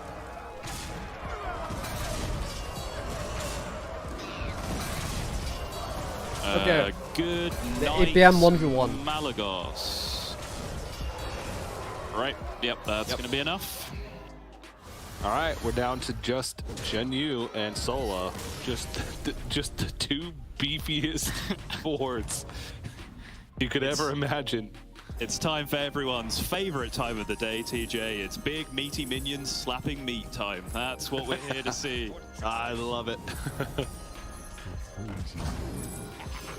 I don't know. The Gallywix was also insane. Like in a single turn, they get like plus 100 almost on everything we saw, which is just. They can do the same thing that this Milhouse is doing, which is just decking out your board, right? This turn, okay, now we get to see the Milhouse. See, look at this fucking board, man. That's a 250 almost baby crush with a golden dude. They have 2 selflesses as well. I don't know who's gonna win this. It really depends on tech, I think. This ball is huge. I would assume they sell it here. But again, if the stats just land into a Leroy or a Queen. The rest of the board, oh, their Hogger is really big. But they only have like 2 big cards, right? Or 3. It's Gonna call them adapts for the rest of the game's life now. It's just kind of what we know them as. It's an arms race. Oh my god, no, it's Hydra. Okay. Well, because of these stats are being, but What? by, messed it up, right? He did, yeah. Just in this position. Yeah, I think so. Was wanting to get all those stats on the Hydra and just absolutely biffed it. Yeah, put it next to the. Did he mess up? He did not mess up. Darkler Elder instead of the Agam, which the Agam would be the one. Oh, no. That was actually probably just a desync issue, right? Okay, We looked at the animation and then we didn't actually see the thing. We looked at the, the Q animation of him pointing the arrows and then we didn't actually see it happen until the time. Yeah. He still didn't sell ball. I don't know why the Milhouse is not selling the ball. But hey, you guys said that Milhouse is definitely favored here. Look at this. Milhouse actually beat this guy. Pretty... Okay, it's not that though. But I knew the Millhouse, the Gallowix was probably gonna have a better time than the Millhouse. But Millhouse should sell that ball. If they sell ball, they're probably like more favored. I don't know where they're keeping it. They don't want to all in yet. Maybe because it's not final fight, right? Like we know this is not final fights because they're both relatively healthy. So maybe it's just like, okay, I'm not gonna all in. I'm just gonna let him beat me, and next turn we all in. So they've seen each other's board now as well. They know what they have to look for. They know who they're up against, what they need to do. Oh, the ball is already golden. Because And hey, Cairo, what's up? 400 stats behind on multiple minions here, which even for this is going to be hard to catch up on.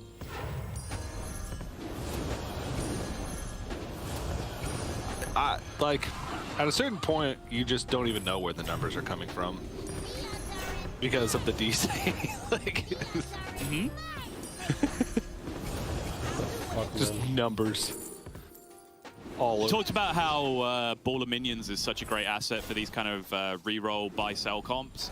Patient Scout, exactly the same thing, especially when like Nagas or Elementals are in. You can just buy a Patient Scout, sell it, pick up a Elemental, pick up a Shell Collector, just basically get a free bunch of the golden selfless. insane stuff, the Gallywix. Okay, sell the Bren. Ooh, golden selfless. No, no. You want to sell the ball first, right? He's not selling the ball. And Leroy. Why are you not selling ball? Because does he not need it? I think you need to sell the ball, right? About 16, 17, and we have one more final showdown. Or is it regular ball? Oh, they already sold golden ball. Oh, they had a golden ball, but they sold Good it cleave. and had it Decent land on cleave. regular Sure, ball. it's Right, only right. going to be 16 or 17. Okay, yeah, I guess you're right. Yeah. Wait, they win. I don't know.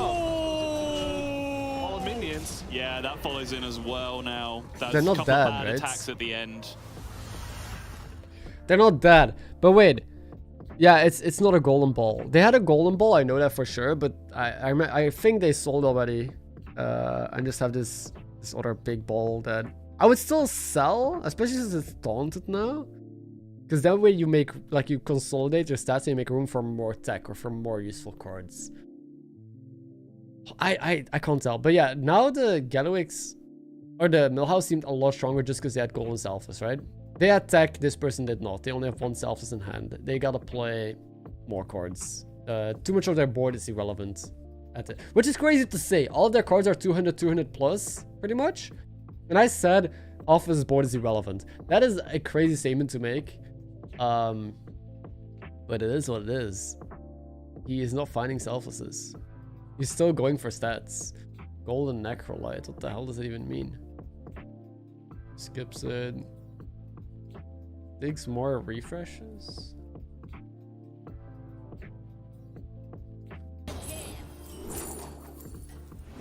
God, so good. Patient Scout. What a card. I think it's dead. I think if you'd have asked me, I forgot the name of the card now. What's the 4-drop that discovered a minion type that you didn't have?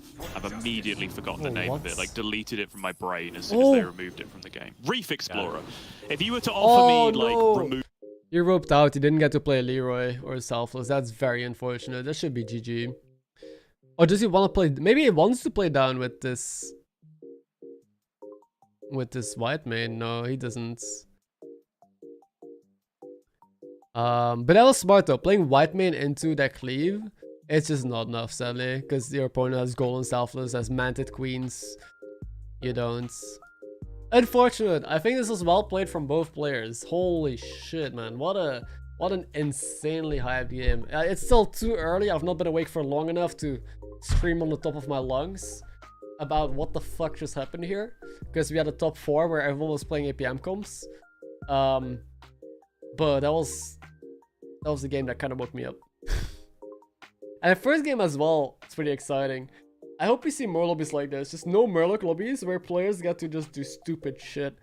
But again, we kind of predicted this lobby being high roller, right? Like at the start we said, okay, we see a bunch of heroes here with no armor. I think half the lobby had no armor and they're all playing high roll heroes like Omu, like heroes that want to level and just create triples. And that's exactly what happened, like Gallywix. They all played for a high roll and half of them got it. People with Golem Nomi don't even get top 4 anymore. That's the crazy part. Like, look at this board. This is not even that good. Don't recognize a single name? There's a couple people in here that have played in previous tournaments. It's a little bit Legends. It's the official Battlegrounds Esports. And hey, Bora. Thank you. Time for break and more fun games. Yeah, I assume we're going on break again, right? And on it with it. That's what I want. That's what I want. I mean, that's certainly what you got this game, TJ, because... I know. Well, no, at the end there was like, we got to talk about Leroy and... true, yeah. Tech cards. No, none of that. Just who can have... We'll have to wait a bit. Like, the new tribe is coming somewhere next year, probably, right? So, it's pretty far in the future. But yeah, I'm hyped to see a new tribe and see how it would work and interact. But if it's just Avenge, I'm gonna be disappointed. Because how it works in Standard is there's a new counter. Like, when stuff dies, it counts for you. It's basically Avenge, right? Like, when things die, it counts towards a new thingy that you can use to spend cards or something. Or upgrade cards, I don't know. I hope that's not the case for Battlegrounds, because that's a pretty boring mechanic that we already saw before. So I hope they do something different for Battlegrounds, but we'll see. Anyway, Sun Yu is leading. He definitely deserves it. He's a really good player, it seems. I haven't seen him before, but he pulled off some crazy lines. Sliders... I'm blocking again, I'll hide myself. Sliders also in second. He's a French player. Sola just got a first, so he pulled himself into third place from bottom 4. So you can see how swingy that is, right?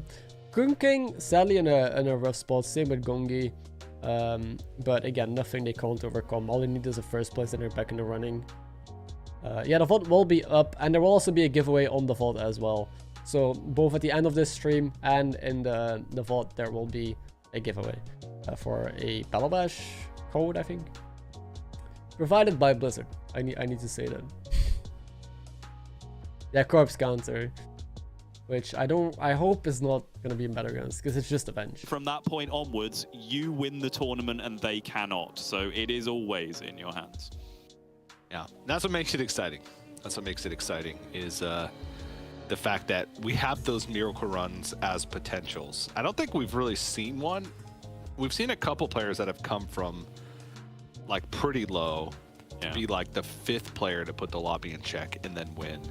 But I don't think we've seen an 8th to 1st kind of scenario happen yet in the 8 lobby legends that we've had. So I'm looking forward to hopefully seeing that in action and Kunking turn around. But that's only 2, so we got at least 3 more games left to go. That's the minimum.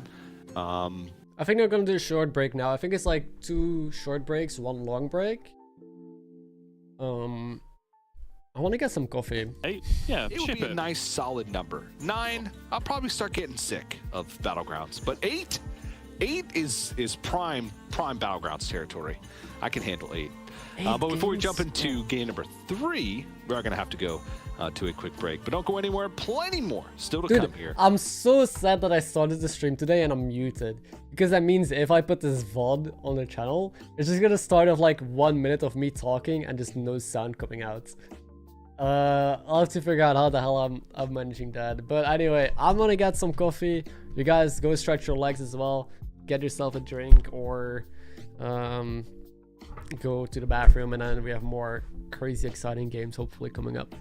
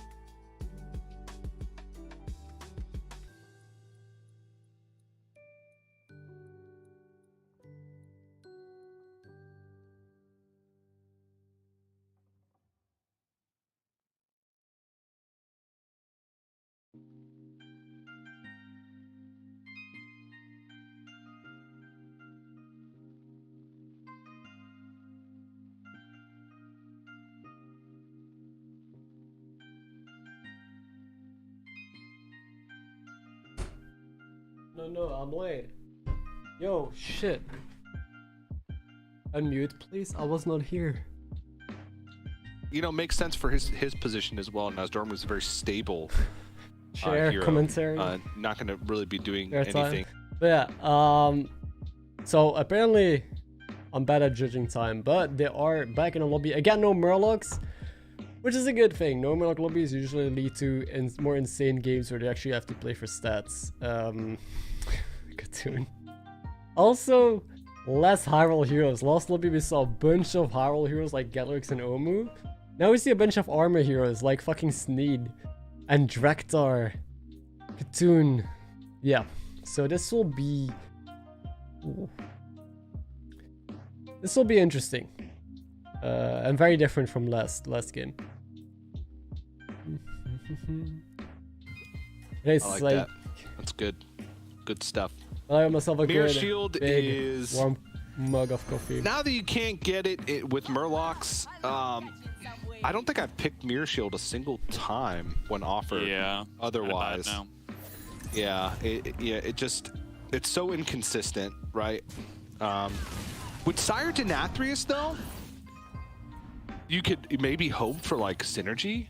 Yeah, sure. With like Cooked Book, you can't do it with Anima Bribe anymore, but because Anima Bribe's gone. But if you can just pray for Cooked Book and just slam Cooked Book if you're offered. I heard a lot of but good that's things just being about hopeful. Cartoon. Maybe if you get Cooked.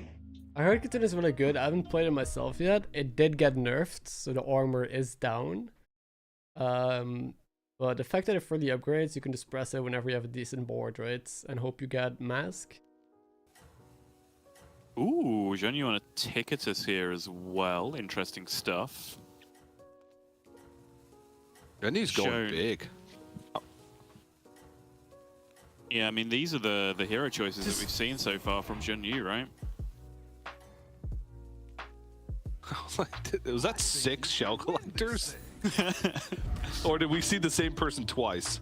No, I think they were all different.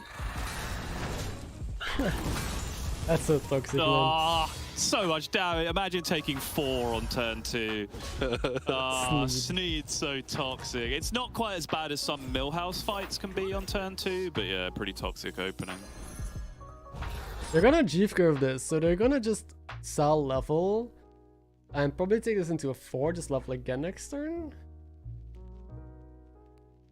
I don't know about a lot. It did shake up things a bit, but I mean, still Battlegrounds. I don't think anything significant is too different. Poison still wins endgames or high roll. The stupid Xer's quest. I mean, there's just more high roll into the game, more BS that can happen, I think. Also, look at the armor totals. It's 6, 5, 4, 3, 2, 1, 0. Sorry, that was pretty satisfying. Pick up the Divine Shield out here, which is actually a decent amount of tempo for the time being, while the the Scallywag just dies repeatedly over and over again. It's not a bad little setup for the opening turns here. I think I would still put the Scallywag first just to guarantee it, because there's a chance that it might. I guess it's Sneed. I was gonna say there's a chance that it just doesn't die, right? If you both have 2 minions and your board attacks first, and then all the minions just go into it. I don't know. I guess it's almost always gonna die. Mm-hmm. Because we already saw the board on the other side, right? So we know what is being reported when you mouse over. If it's Demons 2 leveled to 2 this turn, you know what they've done, right? You know what the board looks like almost exactly. So I think you can guarantee the setup from there. Yeah. Oh, Snicker. Snacks. Snicker. Snacks. A banner board for 10 3 minutes. Battlecry minions and there's 2 in the shop. Yeah, Snicker Snack seems really easy. It's just a no Murloc lobby, so you'll have to be a bit clever and creative with how you use it. Victim Spectre is gonna take you 4 combats. I think that's too much. Because that's like on 9 gold during... Oh yeah, I need to move. But he took this. This was... Oh fuck, yeah, I forgot to hide my cam again. This is buy 10. So he needs to buy 10 cards here for Ghastly Mask. What was it? What was the one on the right? Buy minions for Ghastly Mask. Oh, okay. And 10 minions for Ghastly Mask. Banner Boar? Was it Banner Boar? I believe so, The yeah. tempo. Dude, Mug is such a cool card. Lorinda throwing a lot of info at us about the... I don't know why they removed Mug in the first place. Why did they ever take out Mug to then just bring it back in the game? It's a good card. It shouldn't be removed in the first place. But yeah. So Barav is the only hero that I see Sliders really high went to roll here. 3. But I think it's gonna wait to see what Gonki does with the turn before choosing. Because if Gonki doesn't go to 3, then I feel like that's an easy Gonki pick. I think one thing that you see way less is meta since the change is people power leveling. And the main reason is because of the new 2-drop, right? The Impatient Scout. I think that 2-drop is so good that it single-handedly justifies you just taking a normal curve and staying on tier 2. Compared to power leveling, trying to high roll something. Sneed is going to pick up the Those are win good here, hits, presuming right? there is enough Okay, death wow. rattle value. Oh, that's a bad Oh, trade off no. the Scally token, though. But yeah, just about through the matter of one single imp token is going to push a little bit of damage to the Barov. And it's turn 5, and TJ hasn't picked. So 0 points for TJ this round. I give up. I might.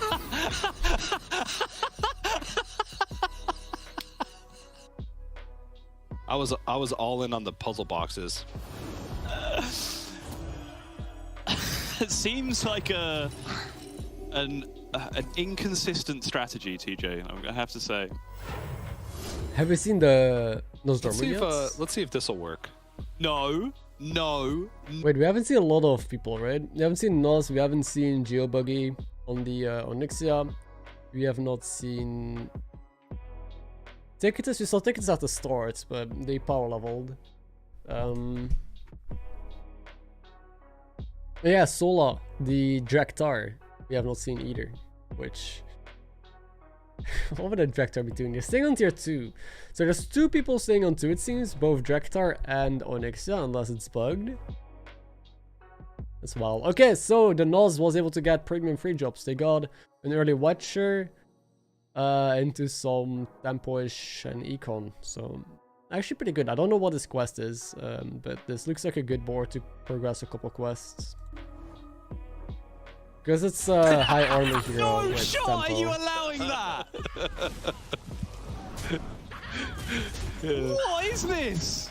Do the rules mean nothing? Nope.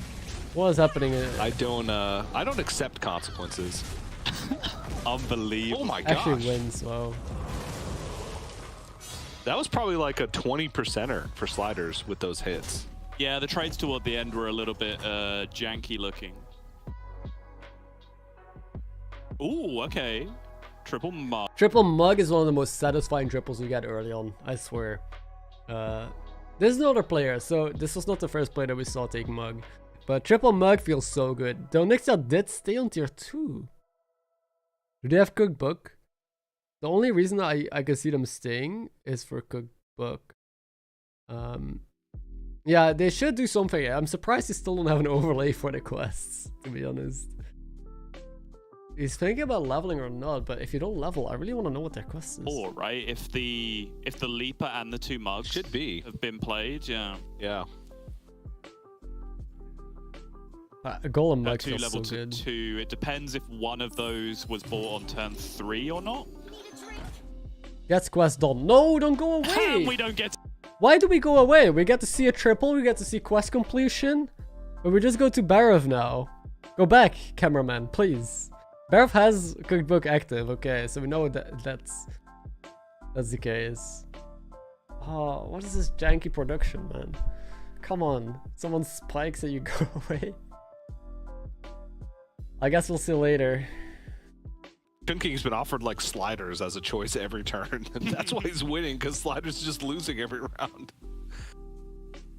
But this is a very early Cookbook, turn 6. It's a turn 6 cookbook, yeah. Pretty monstrous On Barov, potential, yeah. especially with Barov, that potential. Early Cookbook, you have a lot of econ on Barav, so he's gonna snowball pretty fast. Yeah, that'd be cool. I know that some other esports do that, right? Where you can pick your POV. I think some of these players are streaming, so technically you could. I think that Sliders is streaming. I don't know where these others stream though. Some of them might not even stream on Twitch or YouTube, so that'll be harder to find. So technically you could watch a perspective of a specific player. But yeah, it would be nice if it was in the production itself. So I could be the production. Then I could choose who we view. While... Technically we could do that, right? Technically I could just open 8 streams of all these players when they're streaming. And just manually go in between. And just remove all the casting together and just do it myself. But that is so much extra work. And early cookbook turns, when you don't have a big economy or a lot of power on board already, can look pretty weird. Yep. But it's all with That's a purpose. true.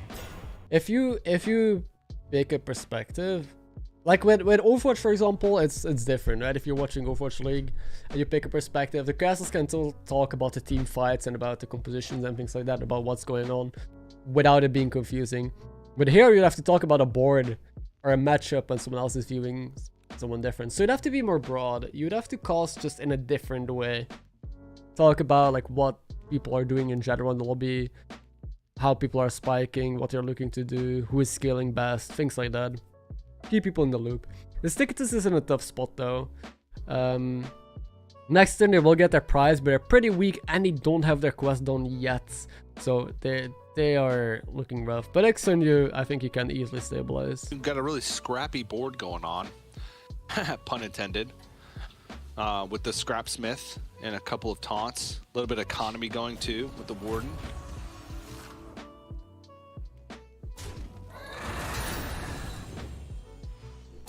Oh, Sliders also has a cookbook completed.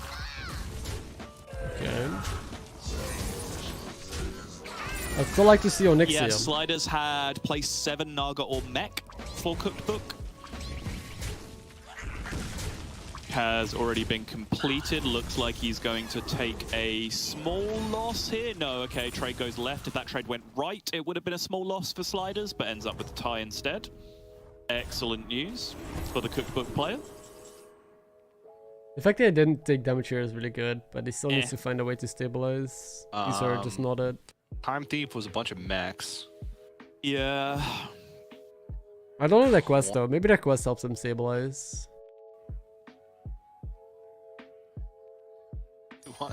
One gold now. Or 1 gold forever later. Double ball? They picked the double battle cries though with a jug and chop, I guess. Or could just hold on to it. It doesn't need to be played now. I don't think Junji's at 22. I don't think there's yeah, I don't think I could handle it honestly, because like these productions have multiple people working right on it. They have multiple people setting it up, doing the switching, making sure everything is fine. And like if also the game is over, where do I go? I have to go back to the main cast anyway. I think it's just too convoluted, and I don't think it's a one-man thing. I would have to find people to help me with it, and I don't think I'm worth to go through that extreme lengths just to cover Battlegrounds esports right now. Minion with the Gambler and the Shell Collector, which are pretty ideal cookbook minions. Cookbook Ooh, what minions a overall. board! They have the Ghastly Mask. Wait, what did they golden? Wait, what did they golden?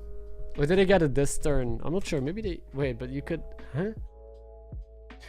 Maybe they sold something that they had golden? I'm not sure. But they have double banner board with Ghastly Mask. Honestly, a really cool board. What did he do with the Golden Hammer this time? Maybe Golden Ball. But it's just worse than a Golden Banner board, right? It's Golden Ball gives you +10/+10. Golden Banner gives you an extra +4/+4. Okay, yeah, that would be better actually. Yeah, that would actually be pretty sick. I don't know. Okay, good question. Golden Sure, I'm Ball. missing something monumentally obvious. I have no idea. I'm sure I'm missing something monumentally obvious, but I'm very confused. Losing to tanks. Interesting. Wow. Meanwhile, yeah, these tanks are murdering this board. I think That is Not just lethal, enough right? to stay alive, right? Yeah, okay. Wow. Yep, 1 HP. That's crazy. I think he's not super weak, but Thanks is just toxic as hell. 1 health, I don't know if you can. You want to take a 6 for Chalga, but I don't know if you can. He still goes for it. Giga Chad. Now he hits. It's always in the last place you look. You look everywhere and then you lift up the sofa cushion and there's your golden hammer, you know? Happens to everyone. Yeah, tripling for a specific 6 is rough, because if you don't hit, you're dead.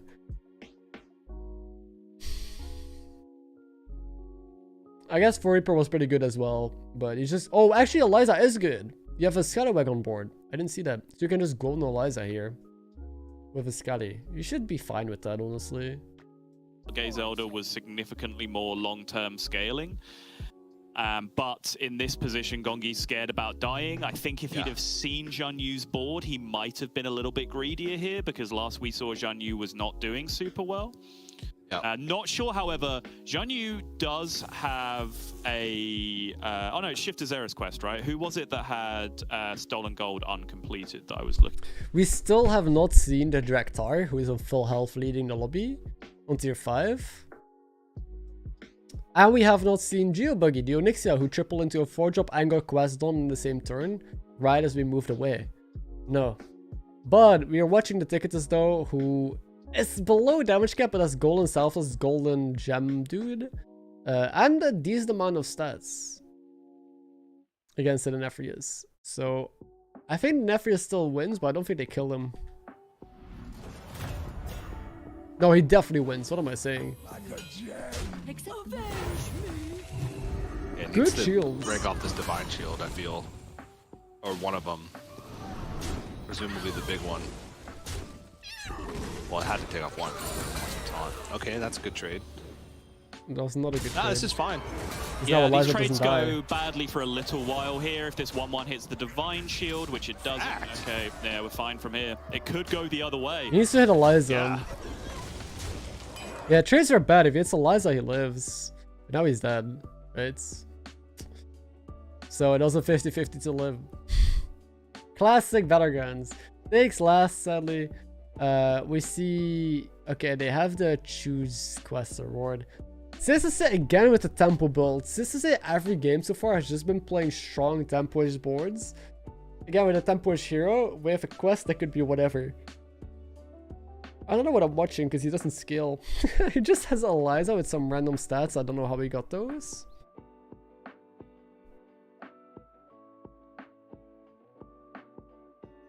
Maybe he got Ritual Dagger for a turn. Wait, no. No, it's a different quest. It's not a choose quest, right? Oh, it's Venom. Oh my god, I'm so confused. Okay. I've not seen anyone play with Venom yet. That's why I didn't recognize it. I thought it was the choose one. But it's with Venom. Oh my god, that is sick. Yeah, with his hero power.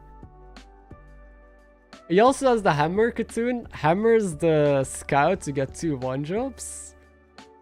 Okay. To triple the Mummy. Into a 5. Into garbage.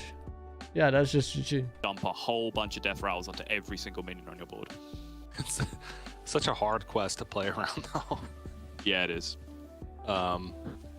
Just because what does your late game look like? Yeah. No such thing as value trades anymore. The worst is when you pick it and then suddenly like Bob just hands you like perfect, I don't know, like dragons triple into an Adina or something. And you're like, well, I literally can't play this, right? Like you've handed me the nuts, but I cannot. mean, there's no 5-drop you want to see here, right? Except for maybe Leroy, I guess. Even then, it's just, yeah, it's a bad spot. With a bunch of replicating menaces, that kind of thing. But if you're Sneed, like, doesn't matter, right? The world is your oyster. You can just do whatever you want. But his opponent is dead, so it doesn't matter. Like, he's always fine here. He just... I wonder if you ever... Struggling. I wonder if you ever instead just go... and not triple it, but instead try and go for a 6. You're up against ghosts anyway that you beat. So, the best way to advance this board is Omega Buster, right? You are setting up max that you are scaling. Omega Buster or 4 Reaper or something. It's probably the way to go, because I really don't know what 5 you'd be looking for. Unless you plan on staying on 4 the entire game. But yes, need with volatile. The volatile quest where you give everything +8/+8, even that summons, is sick. We still need to see Onyxia. Okay, there's Onyxia. So they had Ritual Dagger. They're playing with Golden Tank. I mean, this person's playing with Golden Tank. Cookbook. Taking down Juboogie, who does have the Ritual Dagger rolling. Still has another life left in him, but it's going to start to fall to these stronger players in the lobby. I wonder how long Slatter's been holding this Tortola Blue Shell. It hasn't lost since like turn 6. Bot triple, very nice. Hoggar. A little bit late. Turn 11, first Hoggar, still on Tavern 4. So it's going to be difficult to find your way to more Hoggars or a Tony to really make that happen. What is the comparison on this cookbook count right now? I like how he says Hoggar. Oh, Buys a minion here so we can see what the buff is at, if that is even going to happen this turn.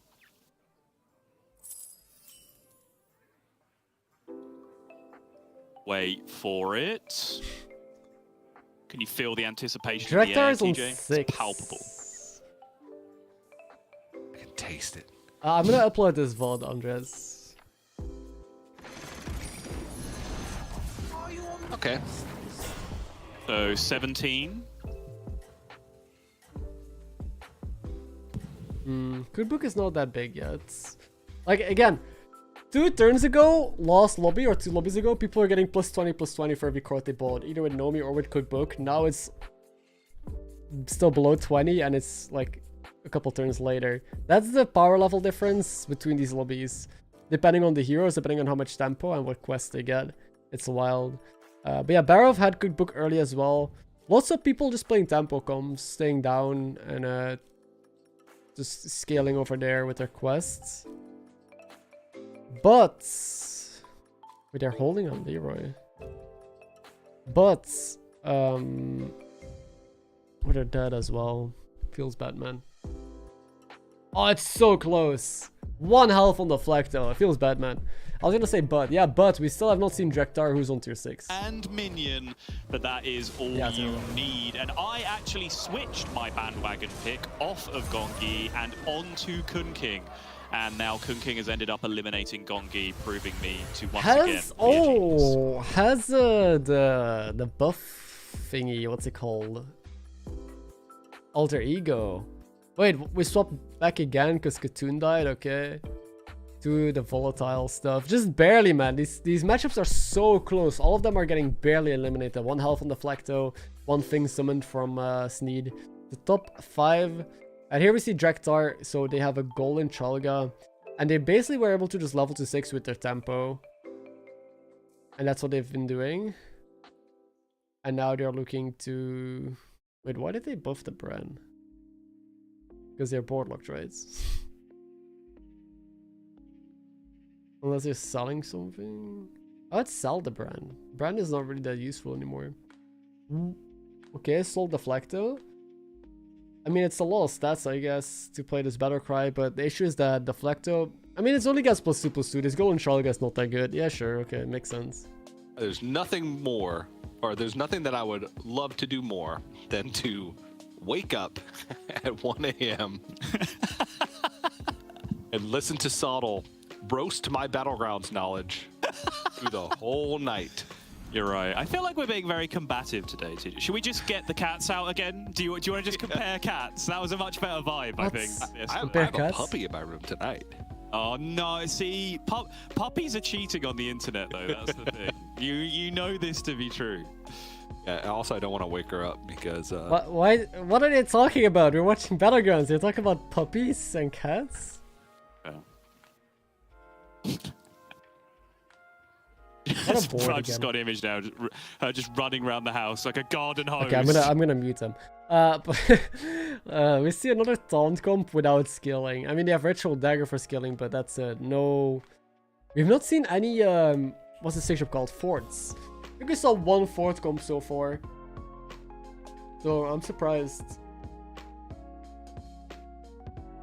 Oh, he roped his Divine Shield quest. He was trying to decide and think, but he roped it.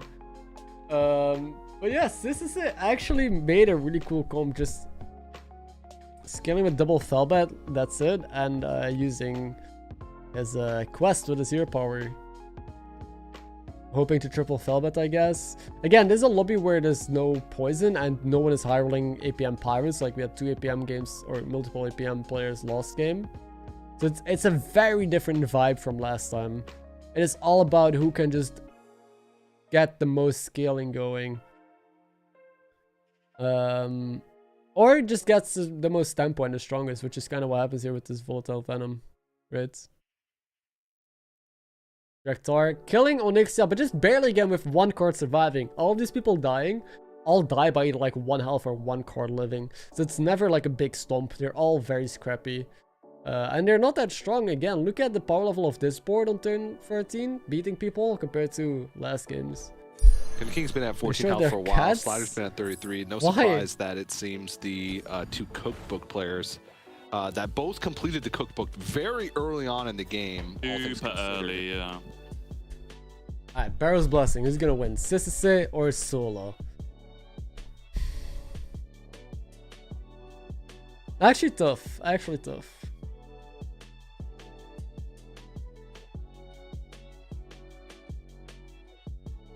Well, I think it's very obvious. I think Sola. Well, they have an 88 health minion on the board. With shield, poison, Leroy. That juggler is so interesting.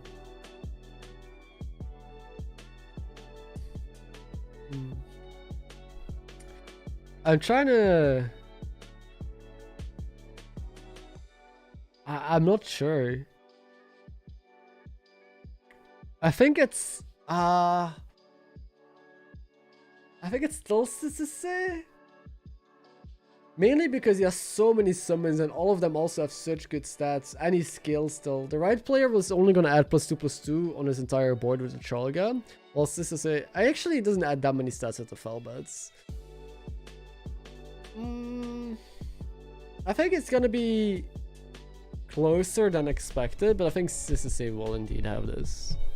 I think All these minions are getting Leroy no matter what.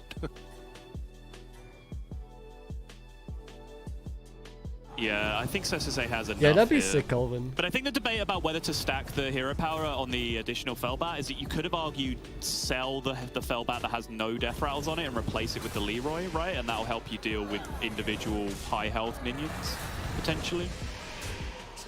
Yeah, look how close it is.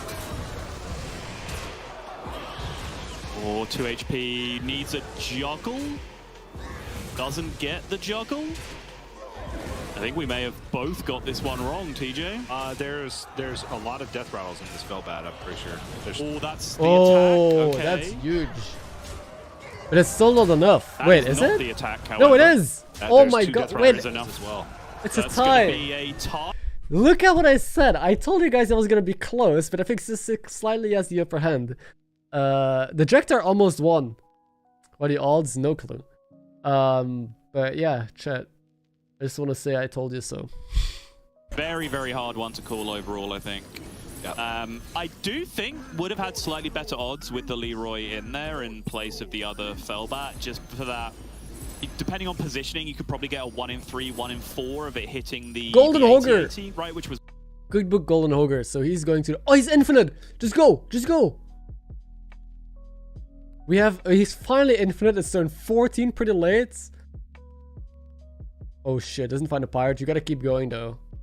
You gotta keep going. Just roll. Yeah, double sell if you have to. Like, roll, sell Vanessa, sell the Myrmidon, and just keep going. But he doesn't want to. I think he should though. He's just gonna get the other Myrmidon, right? Which I guess is a safer line instead of taking risk. But I mean, you could get so much bigger. He's just mentally preparing himself for next turn. Sure. We see the other cookbook player with a 110, 105 deflecto already. Jesus Christ. So that like a lot of people are just playing Tempo Max with cookbook on lower tiers. Then we have Sisase with the volatile, and we have Sliders. Slider was also cookbook. Sola was the what's it called? The buff and shop. So again, top 4 here are all tempo players compared to Lost game where they're all high roll players. It is crazy how much just hero choice and quest choices affects the lobby and how it's being played and how you should approach it. It's actually wild how different all of these games are. Yes, this is like a completely destroyed. Wow. Still lives though, because these are all 1-drops pretty much. Too low tier. The minions in play, that is. Yep. Does that mean we now get the cookbook showdown? No, they are dodging each other. They look destined for the final 2 showdown from this point. What are they waiting for? Like... Oh, they're not infinite, right? I thought we were watching the infinite player. But Kunking was the one having a tough time with his points, so this will get him back on the board. He gets the triple here, but that means he's not infinite. He's infinite, but he keeps getting baited with these shops. And he does go for it. Damn. Yeah. I'm not sure if that's correct, man. You can literally just go for an entire turn and just pop off. But he plays it safe, just takes what he's offered. But I don't think that's good enough. Against his next opponent, that will be good enough. But if he was facing the Barof right now, I think he would lose. Then again, that Myrmidon is a 300, so probably not. Without that Myrmidon, he would lose.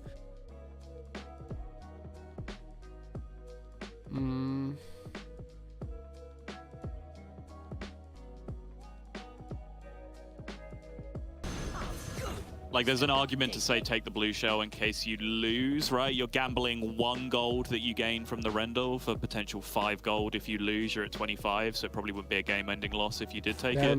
But I don't think you feel like you're going to lose to the Venom player now. I respect this Drektor. Still playing with Golden Trolga, that's about it. Golden Trolga is basically just a glorified Selfless here. Glorified Light Fang. Giving +2/+2 on your board. But hey, he has a couple tech cards in here. There's probably a way that he could... Can he live here? And Taunted Leroy is a big deal as well. Yeah, the Taunted Leroy could... Big opening couple of attacks. Okay, that's not it. Yeah, if the Deflector went into Leroy, there was a high likelihood of him surviving, but... That was a horrible hit, and then also Leroy just killing a Selfless. Yeah, that's GG. I don't think your demon can carry. There's too many shields on the opponent's side anyway. I don't think it's going to be able to really do anything to sliders. Maybe because the board really didn't get much stronger, but that build from CEST just didn't feel like it had legs to it. Feels bad then. And yep. Spot on, TJ. They're not maining Battlegrounds. The casters mainly play standard. But I also know it's like 1 AM there when they had to start casting. Like for me, it's early morning, not anymore. But for them, it's like midnight. So they're completely off schedule as well. So I don't blame them. Those are things that I would miss as well when I'm tired or even when I don't main the game mode. So yeah, he got a pretty good placement. Both CEST and Sola got 3rd, 4th, playing just whack tempo, whatever they could find, and top 2 are both cookbook players. Kind of insane. One of them is infinite, although this is the first time they actually seem to be going infinite and doing something. We know that the Barof just has a massive Deflecto, 3 times the size of this Deflecto, so the Barof is actually bigger right now, except for this Myrmidon, but it has no shield. Like the opponent has way more shield. It's actually just... Oh my god, wait. That was a ball of minions, right? It was a ball of minions. Ball of minions into huge Deflecto. It's gonna depend how big he gets here and how many more tech cards he gets. He's holding 2 Deflectos. So... There's another ball. Okay.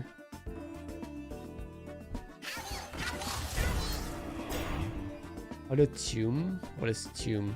Now that's a board. Oh, now that's a board. The Meckrel and the Deflectobot are the 2 taunts. It's 3 a.m. Why are you up then? Oh, this is.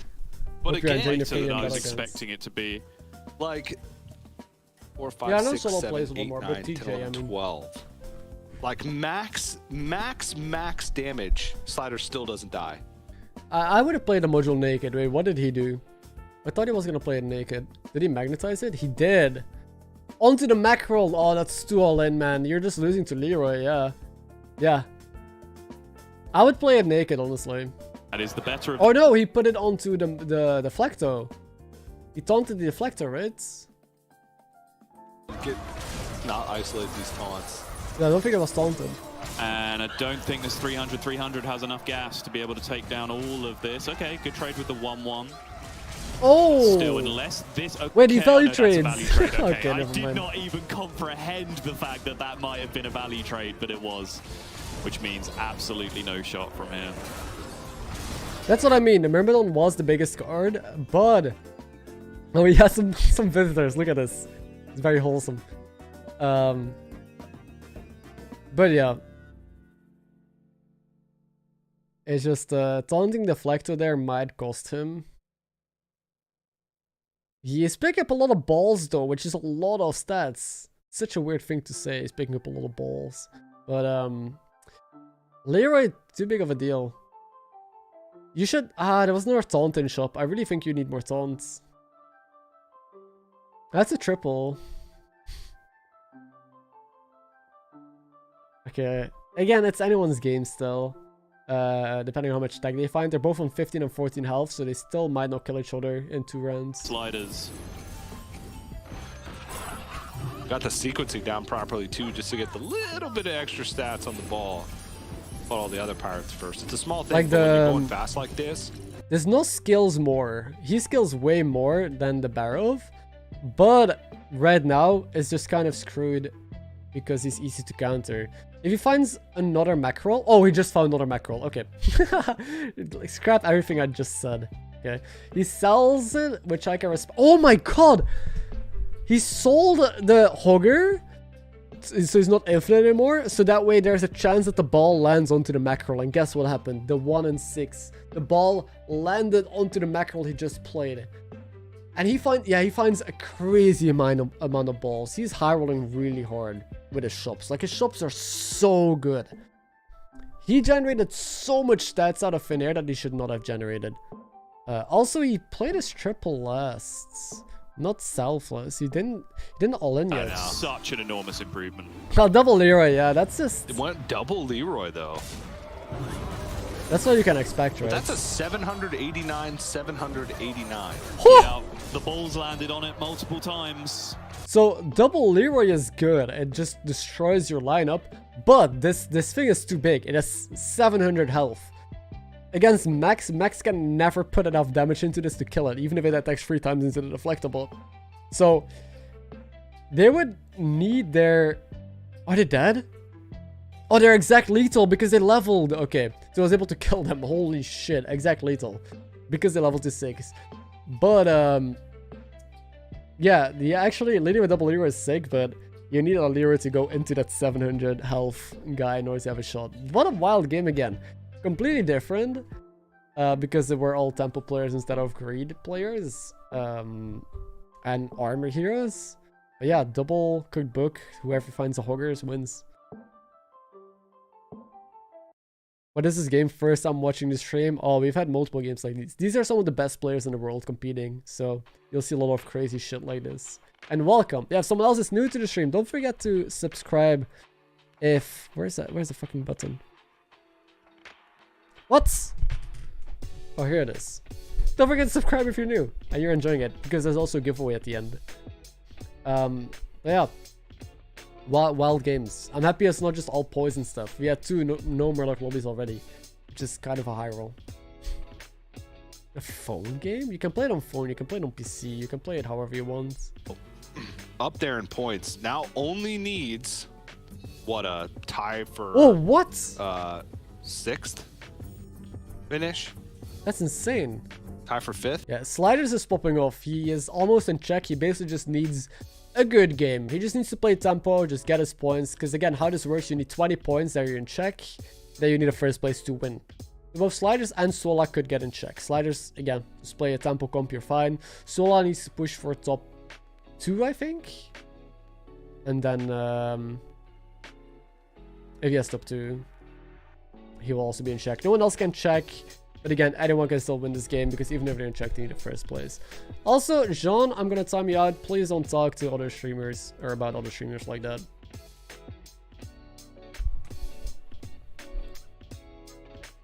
What is going to be given away? I'm giving away a bash, what's it called? Bash bundle, like a skin bundle. I'm provided some codes by Blizzard because I asked about it. If Empire's on phone, yeah, no, I would not recommend that. Don't forget to like the stream exactly.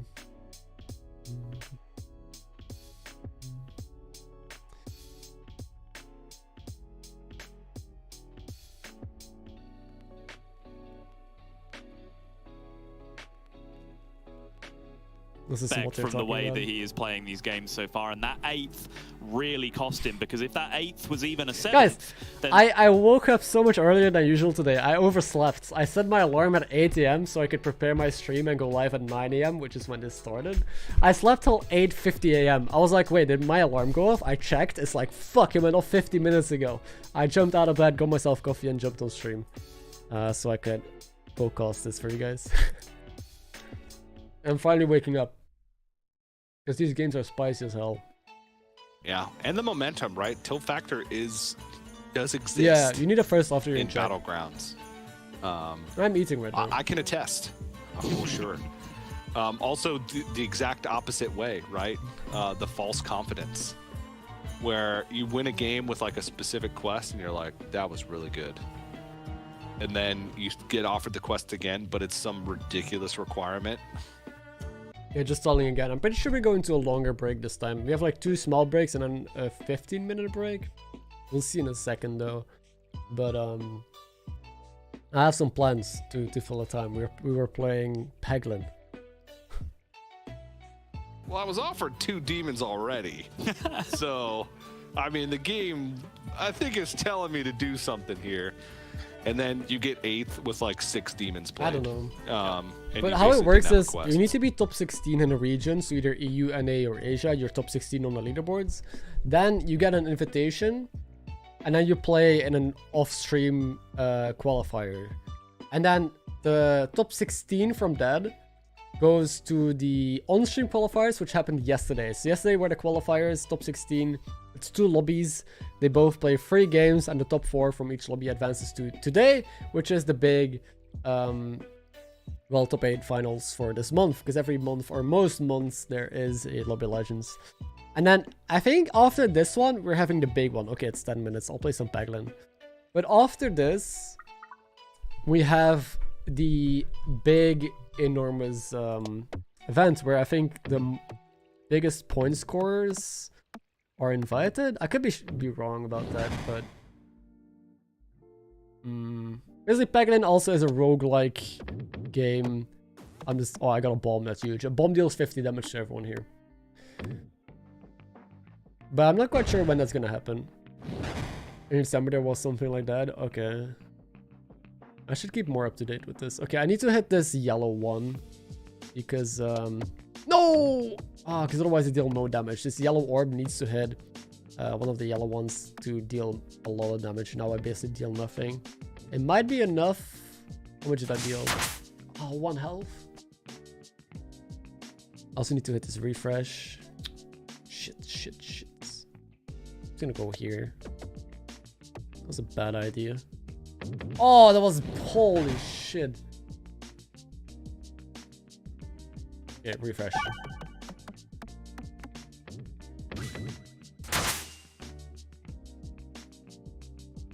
Is it free? Where can I find it? This game is not free, if you're talking about that. It's just on Steam, if you want to play it yourself. Yeah, every Lobby Legends is already a 50k prize pool. It's actually pretty massive.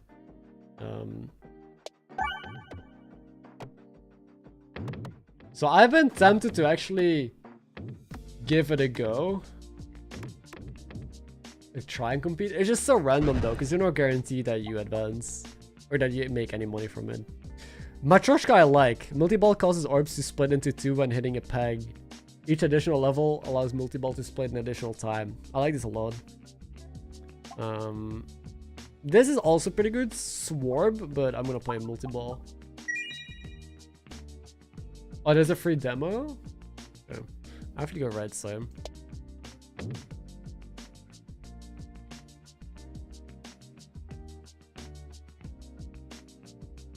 Gonna keep heading right. Next up we got one of those ones that need to hit the yellow orbs. I'm just gonna shoot in here. Yeah, I think at Lobby Legends it's hype to watch.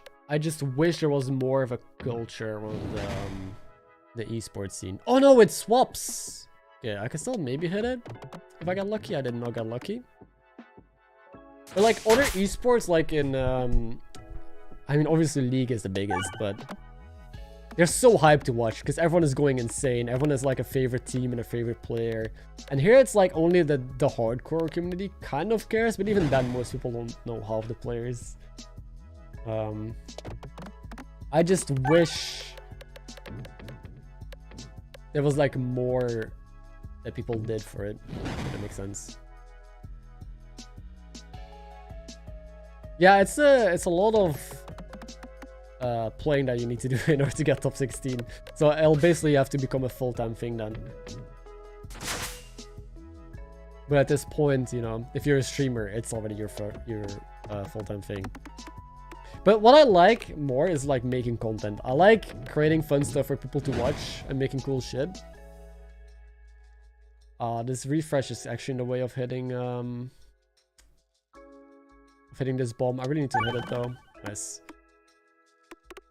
Yeah, I like to make good content, and that means I need to sacrifice how much I play the game, right? Because if I keep playing the game, I actually don't make good content. So if I grind, it's like, is it worth grinding to just upload less videos? Shit, how do I do this? I just... Okay. Maybe I can hit this? No, I cannot. I deal enough to kill this guy though, so I don't take damage here. I need to deal 50 or 60 next round if I don't want to take any damage. So far I'm on full health. Try blind battlegrounds? No, that's a bad idea. I mean, it sounds like a cool idea, but last time I tried something interesting like that, I tried playing battlegrounds with only my voice. So I cannot use the mouse, I cannot use anything else, I can only use my voice. I thought it was a cool idea. It was one of my worst videos ever. Other challenges just don't do well for battlegrounds. I don't know why. Okay, Obelisk gets +1/+2 for each stone in my deck. Woodhammer. Overflow causes excess damage to carry over. Ooh, what does dance mean? What is dance?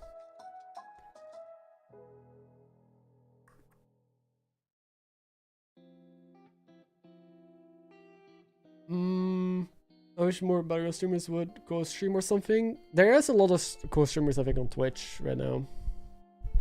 You ignored me? You missed a few streams. Busy. I don't try and ignore you, no. Sorry, missed your few streams. Okay, welcome. Not bouncy? Does dance mean not bouncy? I'll take a dump. I like overflow a lot. Wait, I still want to go right side? I think so, right? Yes. Yes. When does next game start? There's a timer here. 4 minutes. I need to make sure I really don't go left here. That would suck. A little mass, no little size. Okay. Okay. That's fine. Overflow is really cracked, right? So I think that makes up for it. Ooh, also really good line. Wait, what? Shouldn't it hit the guys in the back as well? I guess I understood it wrong.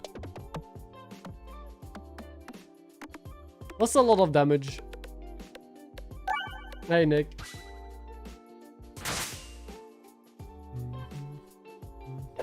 I hate to hit these bombs. If I had 2 bombs, I'd nuke the entire, like all of these little shits, but I don't have a consistent way of doing it. Oh, I'm gonna hit this refresh, right? Yeah. Meaning I can't shoot for the bomb again next round. Oh, and I'm one of killing this. Shits. Oh, it's for axis damage. Okay, I thought it would just go through, but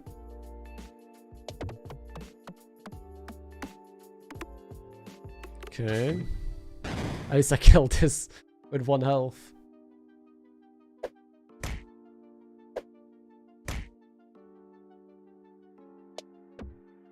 Okay, I hit it once. Feels bad, man.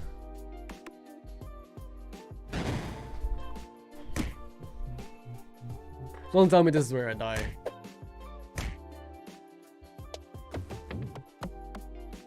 How's speedrunning going? I'm practicing a couple other games. And I got some new videos out on the channel. Do you still have 100 health? To get that refresh. Matryoshka! Or what's this called? Yeah, Torbska.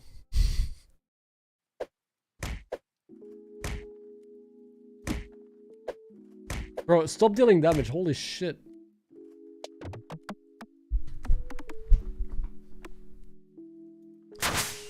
Well, that was bad. At least he's blinded. I don't know what that does. I have a chance of missing attacks. Not even guaranteed.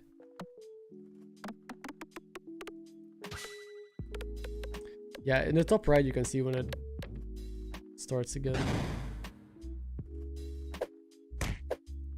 Bro, I lost half my health on these little shits.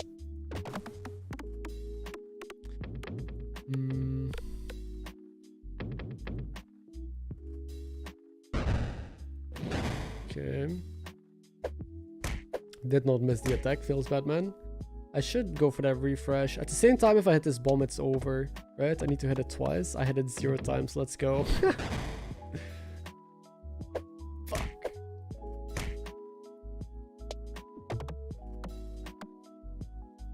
Okay, 1 more round of taking damage. 1 more.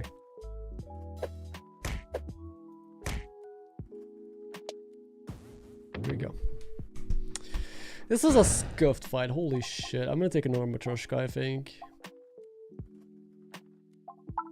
Or I could heal. I'll heal later. It's fine. I need to go right. If I go left, I'm probably dead.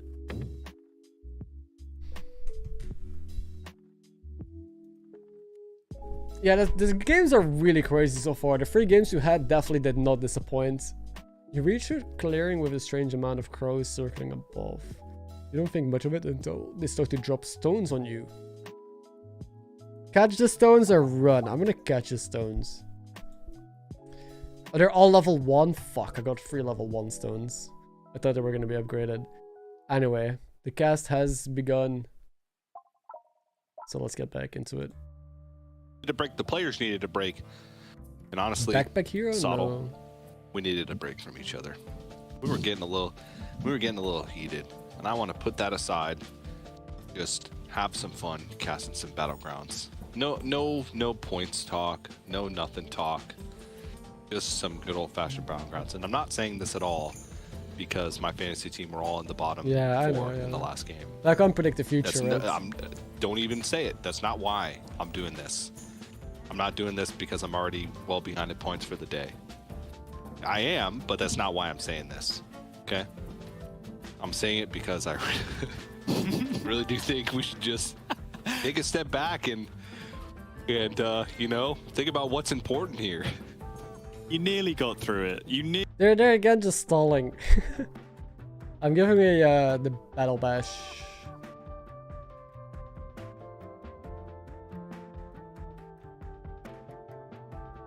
It's always the case. I always break.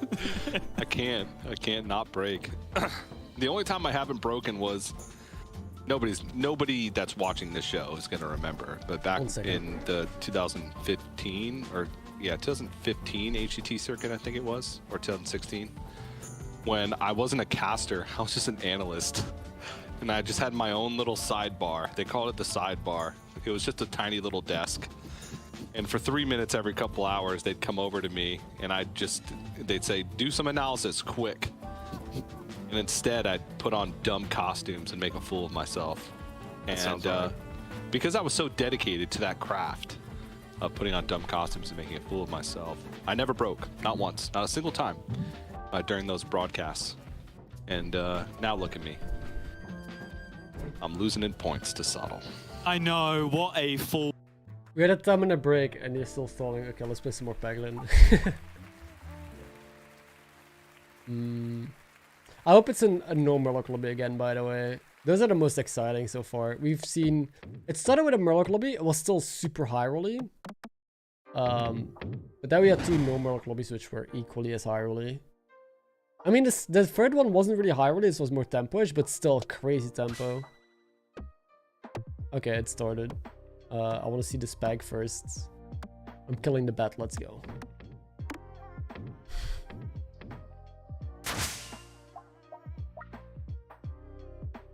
We see... I want to see the tribes because that's pretty important. We see a Millhouse, a Patchwork. So new on the Tog, we see Yogg. Again, no Murlocs. Thank you, God. Oh... So we have a no poison or less poisonous lobby.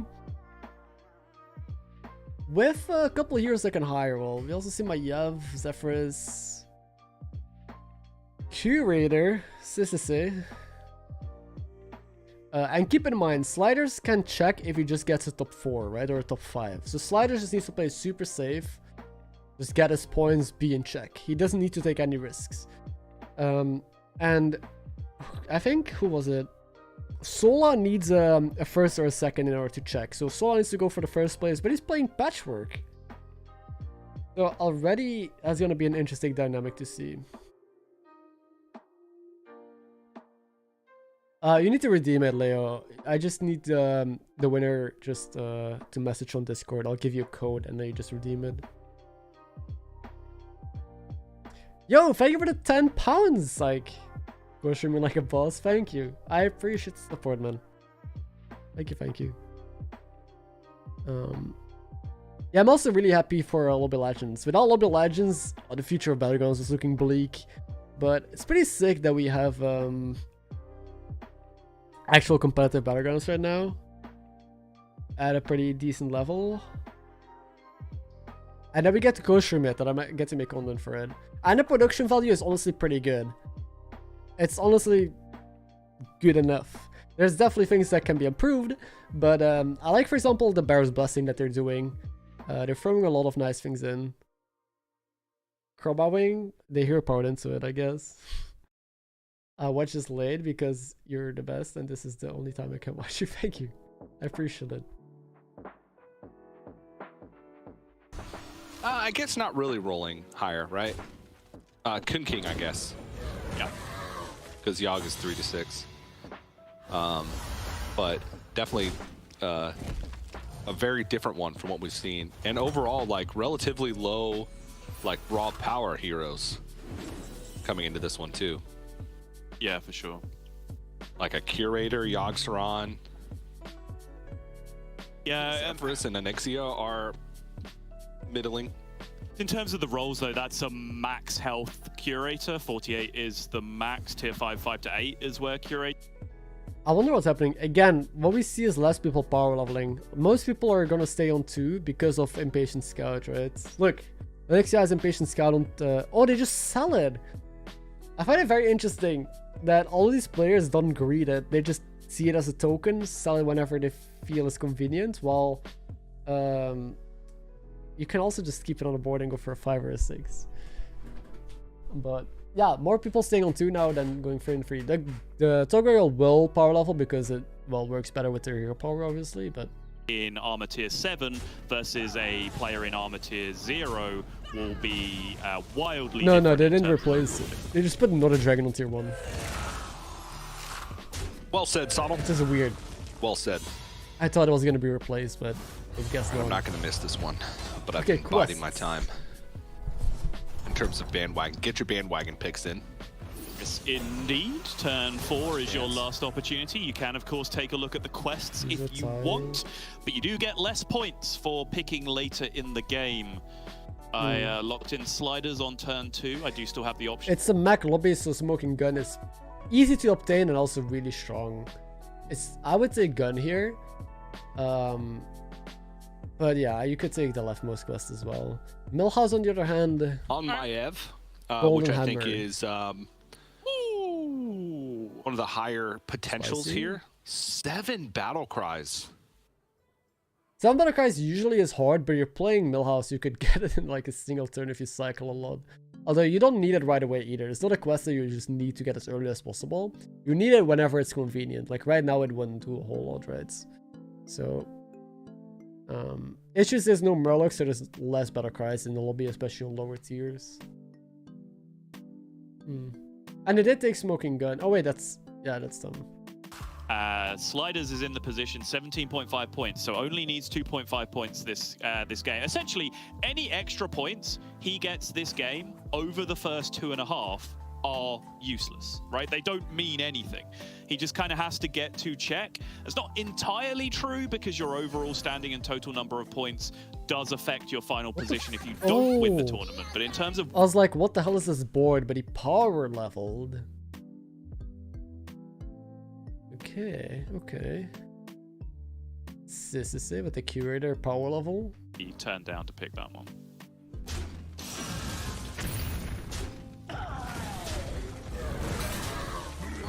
Okay. Well, CEST afforded this luxury of being able to go pretty quick 3 with Curator. So you generally have more power right off the bat because of the Amalgam, and like you said, rolled the full 9 armor at the very beginning of the game. See if it's going to pay off here. Not really. I wonder if he's going to stay on 2. Okay, Maiev, I don't know if they're a farm curve this, they probably did, but they have a triple locked. I don't know when they hero powered it, so what they're getting this into, a 5 or a 6?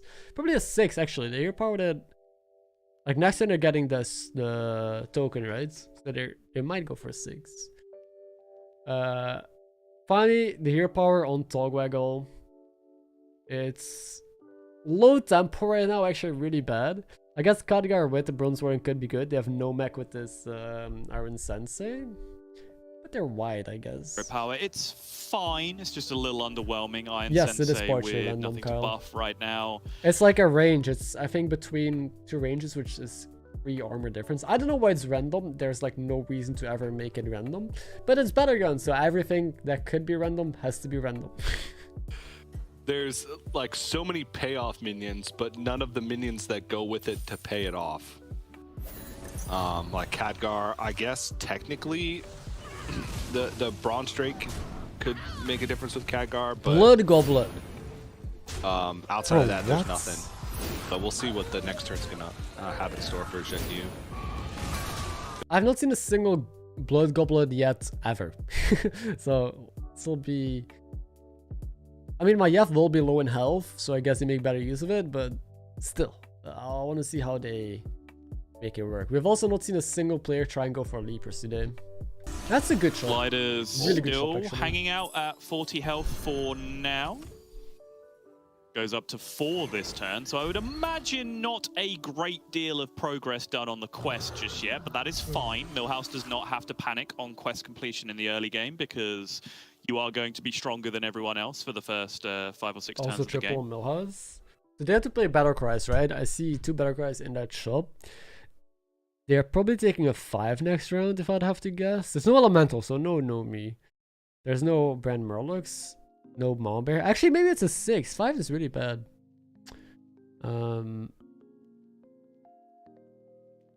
Hero power, your right and left. Minion attack first. You mean with Elodon? Even then. Letting us know Oliek is currently on 13 out of 14 attacks. They have double. So this dude found a super early Impatient Scout on 5 gold. I remember, and just sold it. Wow. Has the dedication to just sell a scout here as well. Sell both scouts? Or is he going to keep one of them on the board? Okay. He's gonna keep one of them on the board, I guess, as a way to try and find direction. Since turn 3. But maybe I was wrong. Or maybe he sold the one that was less. Okay, gets a Get smoking gun promo active drink during from fight the, as well. uh, So that's the pro of this quest. If it's one that triggers during combat, it activates now and you get Giga Strong. So smoking gun with Onyxia, so with all the whelps, actually really good. He might still lose this just because of the bronze. Oh no. Okay, yeah, no, I forgot about that. Your power. Okay, I guess it's Probably because of that last summon. No more summons coming from the Onyxia hero power. I mean, which what means else are this you one will taking tie there? down. Randall is just always a pick, right? There's nothing better there. And you're also not floating gold, so I like that line. Does go for the 6. Which is strange because Sliders just needs a top 4 or a top 5. Gets Caligos! Okay. He pushes for first. He doesn't have to, but he is doing that right now. This is risky. He's very weak for turn 7. Insanely weak. Doesn't have quest yet. If he gets 8 or 7, he's not gonna check. But he's on full health as Millhouse with a Caligos. Easy to stabilize. I would freeze because there's a Bronze Warden and a Battlecry in your shop. This side decides not to freeze. Yeah, Millhouse is good. I want to see how that goes. That's interesting. Interesting.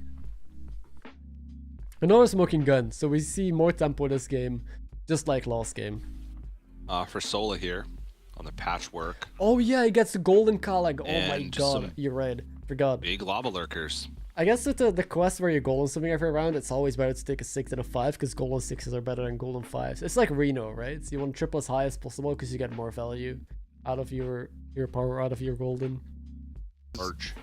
Play 7 Naga or Dragons to get to this point, by the way.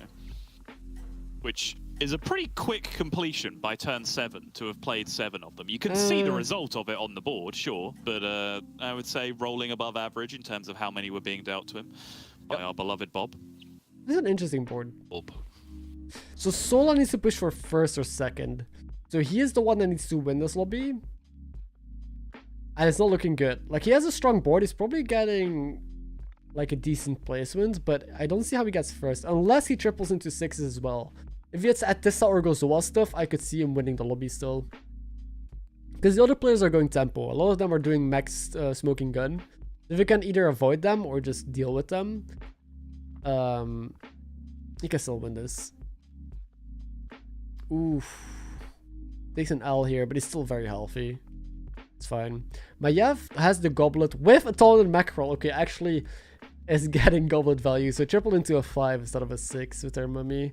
Are staying down. They're also below damage cap. So is CEST. Yeah, but he has no scaling. The only scaling he has is Blood Goblet. Besides that, he's doing nothing. He's just rolling for his triple, I think. This is sketchy. Maybe we should have rolled. Oh, he wants to hero power. Okay. Math quest. This gives your lost health in attack to the rightmost minion. So he gives plus 25 attack to his rightmost minion on the board. And here we see a tank comp. Doubles. Onyxia is just tank with a bunch of random shit with smoking gun. Which is strong now. He's still on full health, but he needs to start doing something. So he levels with that. I like it. If it's a Liza, that'd be good, I guess. But right now, yeah, I don't know. So they both have a lick in there, like an X. Yes. Yeah, indeed. Terek Gosa, Kalek Ghost, Are they all for the same quest? No, no. Alec. Great guy. You love him.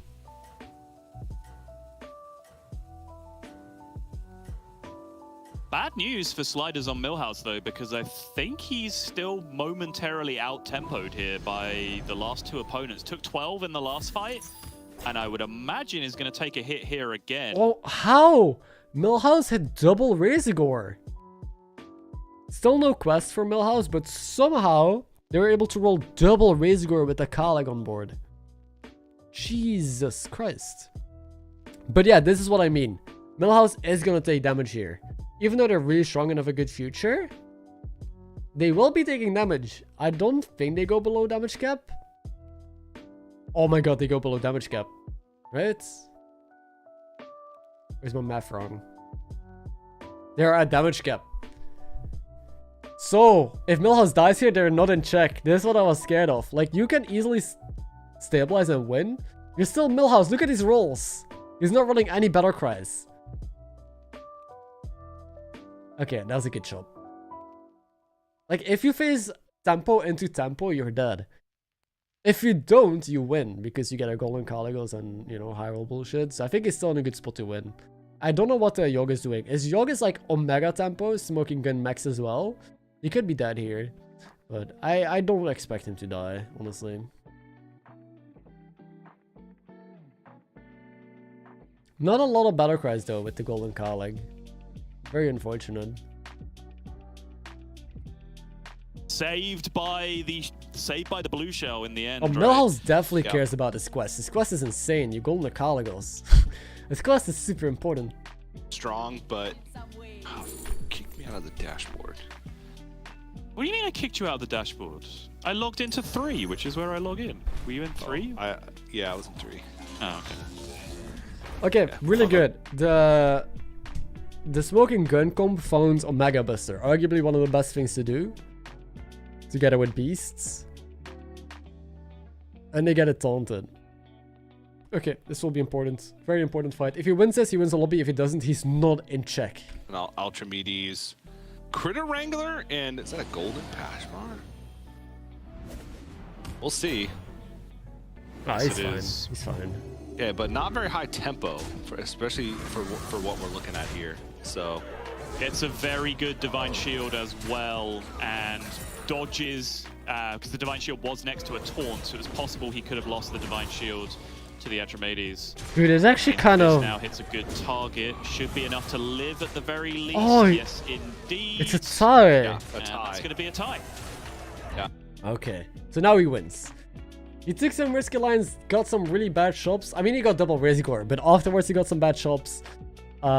Geo Buggy, however, taking 11 here, very low. Still playing with Blood Goblet, nothing else really, so... Did level to 5. Now here, the Patchwork went to tier 6 and has a triple in shop. So again, Patchwork needs a first or second in order to win. If they get some Atissa, they got Orgozoa. If they get Atissa, fourth, I guess. Like, all they need is to snowball Naga, and then they have a chance of also being in check. And we could see 2 players in check here. Setup that Solar has right now, though. What's up, Nico? It's on Tavern tier 6. Those Oliek. Solar is Oh, playing 1 Patchwork. health. It's kind of what Patchwork does. Yeah. 1 health on this guy. And he has nothing. Absolutely nothing. He's holding a golden monkey, but he has like the 5-drop pirate, Vanessa, double smuggler with some divine shields. Yeah, that's rough. Jack mechanic. You just need 20 points and then you need a first place. So get to 20 points, then you're in check, then you need a first place to win. But yes, this is a really dead. Oh, dude, he could get a golden Eliza or golden Hogger, but yeah, he can't afford it. He needs to just go all in on tempo. Which, he rolls so many Tonys. Yeah, it's, oh, a triple and a monkey. Okay, it needs to go. This could be huge. He could stabilize. If he gets like a queen here. Go, go, go. Or another Eliza. Misses. Does he have time for the other monkey? Fuck, he might not. Oh no, he roped out. That's a big deal. But there might also be... Yeah, he wasn't able to use the spell. There might be delay. Like, I don't know what server they're playing on. They might be playing on the NA server. Meaning, he might not be able to get all his actions in. And now he's facing a Golden Calig. Golden Calig is a good matchup for him because he's facing someone weak. So he gets to stabilize. Yeah, you can't beat this. With a Manted Queen, even then, I think it would be closer. Maybe almost doable. If he had double Queen. Bigger than CEST is specifically. Yes, yeah. That's just rough. in, like, yeah, improvement from last turn. CEST is also the fan favorite. Most people pick CEST. 80% of people voted for this guy. Maiev is alive and gets to face Ghost. Maiev is actually just killing with Blood Goblet. has a grease bot in the back as well. Finds another module. This guy's bored. It's so wild. Sure. I would imagine nothing being used this turn. No, it looks like, okay, he is going to cycle through. Of course, one of the luxuries you have about playing a Ghost is you don't actually have to do anything. You can just hold and make the decision later. Yeah. Here's the Omega Buster cone. Really don't like Buggy's quest. The Blood Goblet. It's very bad, yeah. Yeah. It's very scrappy, except for the Millhouse. It has been at low health for quite some time, so it's getting a lot of value out It's of it. like it's working I think that Grease Bot actually for now, but only he's has the probably 2 dead buffs and it's already soon. at like 50 attack. Like it's good in some scenarios, but high attack, low health just loses to so many things. A single blaster and he's done for, basically. So he's never winning the end game. I'll be surprised if he gets top 4, but that's possible, I guess. Although no, because he's on 4 health. The issue is that he needs to be on low health while the other tempo players are on high health. So you face this guy once, even if he beats you, he doesn't kill you, just play a blaster next time, because you know he's bored. What is his board? A double Taragosa, but no scaling for it? Golden Atramidas, normal Atramidas? What am I watching?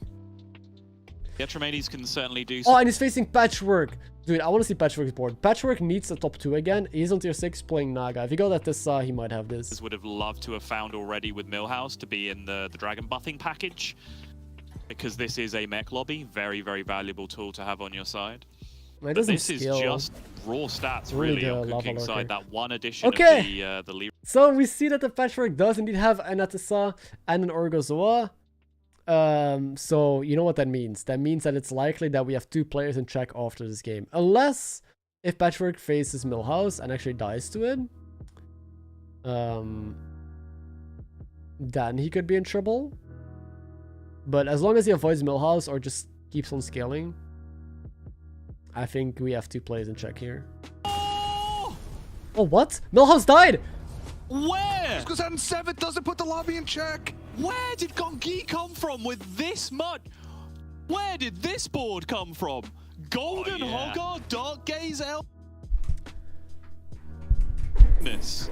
Zephyrus and extra gold each turn, I guess. Bro, That he just needs a top 5 to advance sliders, right? The Millhouse, he had the biggest high roll. He was playing really well. I told you guys that he just needs to live and he's in check. Now, we have not seen the Zephyrus a single time. We've not spectated the Zephyrus a single time this entire tournament. He has a Golden Hogger, Dargaze Elder, and just ends up being bigger. And that is why I did not really like the greedy line from sliders. Even though he was in a position to win the lobby, you're at low health. You can't survive a hit. If he played tempo, if he played strong, he might have been at 20 plus health here, right? He was on 13 health instead. He might have been 20 plus health. He might have been able to survive this hit and then be able to get a top 5 and be in check. But just because he went for a first place line, he put himself low enough that he could potentially die. Oh god, this guy's infinite. That he could potentially die, and that's exactly what happened. And it's really rough. It feels really bad. But yeah, that's the game. So the only player that can get in check now is Sola. Sola just needs a top 2, which is looking... I mean, he just needs to not face the APM player now. I don't know who the APM player was facing, but if they face Sola, no one is gonna check here. As Sliders just needs, I think, a top 7 or something. He just needs to not be dead last next game. so I think Soul is at least Yeah, safe. I don't know why we've not seen his board a single time. Why have we not spectated Zephyrus a single time? I'm really confused of what's going on with the spectator stuff. Because this guy is rolling out of his mind, yet this is the first time we see his board. Yeah, madness. We're just making up the rules these days. That's right, TJ. Sure. Yeah, okay. I don't know how much damage he took. Thought you'd get me there, huh? That's where you're wrong. I don't even care. Like, look, this Onyxia has on 24 health. He's not dead just because he has the health to work with, right? If Onyxia was on 13 health, he was dead here. So, and Onyxia's not big at all. And this dude skilled a lot. Oof. And Yogg, the tempo Yogg died. Looks like Patchwork lives on 1. Holy. So Patchwork did lose a round. I don't know who they were up against. I don't know what the Togwaggle is doing. Again, we've not seen other boards either. I don't think we've... Oh no, is Togwaggle... Who's Togwaggle? Okay, Togwaggle is Forts. Now we know. So who's gonna win? Left side Tog, Forts... What the fuck? What? What's happening? All right, Barov's blessing. Production? Be ready for it later on. Production value is, I mean, questionable today. Barov's blessing up realized that the two players weren't playing. They weren't playing each Panic other. picked another button. Yeah. Yeah, indeed. The spectating seems very random. Because, like, we saw someone pop off earlier, get a triple and get quest on, and we just moved away from it. Same thing, we have not seen this APM player all game, and then suddenly Millhouse dies to them. And now, yeah, it... A little bit strange, a little bit annoying, but hey. I think usually it's subtle spectating, but right now he's casting, so it's maybe someone who's less familiar with the game or not used to it. Or it's 1 AM. It's like a random time for them. But yeah, okay. So they only still have a single Atissa and Critter Wrangler. They're scaling in Archimedes. Ooh, I like that. But they're not doing a whole lot. They sold their Orgozoa early to go all in. But I'm scared. Because he's not scaling enough to get first place here. Against Millhouse? Millhouse was the mech comp. Okay, this Archimedes could be massive. Just because of that, being able to rip off the Divine Shields. So we'll see. Oh, the what he has done Archimedes. since then. Oh! Oh, that's a beautiful first hit. Had to specifically go at the Mechrel so that the attack would actually go through before the Divine Shield reset kicked in. Absolute best attack available. That was so smart. Scaling up an Archimedes with Windfury there is so 5-head. I like that. He's playing really well, Sola. He deserves the win. He deserves to be in check here. I didn't know this guy before. I've not seen him play before. But I've become a fan of both him and Xungyu. I have not seen that guy play either, but he is he's a monster. And Jubilee's gonna Hey, fall. Rebecca, by It the is way. gonna What's up? be And Caro. Wait, you were here. the very worst 5th. We'll see if anybody else falls as well. Nope. I don't like that though, There's gonna be a Rebecca. 5th. Because if you don't know how someone got in top 2, you're like, holy shit, wait, how did they get this? Well, it's more fun to follow a storyline, to like follow the players that are making it in the game. So you can kind of see how they got to that position. Like we're missing a story right now. All we know is that Zephrys is infinite. And we don't know what happened or how he got there. Like, but Millhouse, for example, was a good story. We know that they power leveled, they took a risk, went into a 6, then got their quest. But, okay. So, the Patchwork is still in. They're all tier 6. Yeah, Oliak just has Smoking Gun with some tempo. Only has a single Buster with Kangor Baron. 2 Kangors, actually. Don't think that's enough, right? Against some of the other things that we have in the lobby. I think they're allowed Yeah, deck it doesn't checkers, look yes. like Olex really made many improvements. And to be honest, it's kind of what you'd expect from Smoking Gun, right? You really have to turn that early game Yeah, it tempo has to be a into tough job, Crested, but we've seen Subtle do a really good job. I think the Lost Lobby license was done really well, production-wise. Like, there were noticeably no hiccups. But then again, Subtle has had some practice, he plays the game, so it might just be someone who's rather new to this. The worst triples in the game, I think. Yeah. Yeah. Honestly, sometimes actively detrimental. I'd rather have this, where you have 2 separate normal Kangors than the Golden Kangor. So I believe Solar has the Gongi matchup you think they this picked turn, perspectives? which means that Solar is I hope not. probably dying this turn unless something spectacular happens. Ooh, Taunted Tank. Yes, we'll see how this one pans. Actually fine, he gets double Omega Buster back in the Kangors, even though the tank got taunted. Taunted Tank is actually good, because that means that there's stuff being removed from the board now. And Tank, I mean, it would be pretty impactful here. Then again, this is going really... Oh no, the Baron! I think he still wins because he has way more Death Rattles and his Whelps. Yeah, it's too much. Too many busters left, I believe. 2 more to go down. Even without anything, just dumping into the Divine Shield and then a reset coming out from the Busters. Still 2 more Busters to come from the Kangors as well. Yep. Still 1 more Buster to come from the Kangors. Sola went down as well, so no checks. Oh, Sola went out. Actually, 0 checks. That's crazy. I said it's very likely we get double check in this lobby. But no, Sola got 4th. So he's not in check, but he also just needs like a top 6 or something, or top 7 next round. So next round we should always see 2 people in check. And I think there might be some other people in range of check as well. We're finally being in territory where we'll see the final players stack up against each other. Yeah. We'll see after this how the points are lined up, because I'm not 100% sure. There it is. We got there. Good chunk of damage, not enough though. Gonna be the 15. So still got our 3 players left. Gongi seems definitely the front runner. We haven't even checked in with Gongi recently, and Gongi was already huge the last time we looked at his board. Yeah, why are we not looking at APM? Like, APM is so exciting, yet we're not looking at it. We're just looking at the max. But okay, here we see APM versus max. We got a Barrow's Blessing. I don't know why. I think it's always just obvious who wins this, right? I don't think we need to do this one. But Chad, who do you think is gonna win? I'm gonna run to the bathroom real quick. Certainly look over and see Quillboard's 5 or whatever this is reporting at based on the previous term, which means he knows huge stats are the order of business.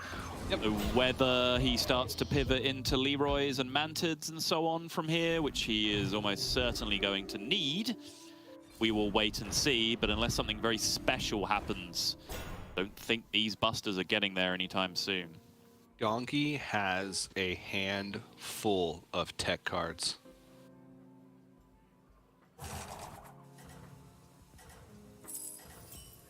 It is not playing a single one. Got 2 Selflesses, a Baron, a Leroy. What's on the far left? Second Bristleback Knight. Oh, okay, yeah. Oh, yep. And Uther.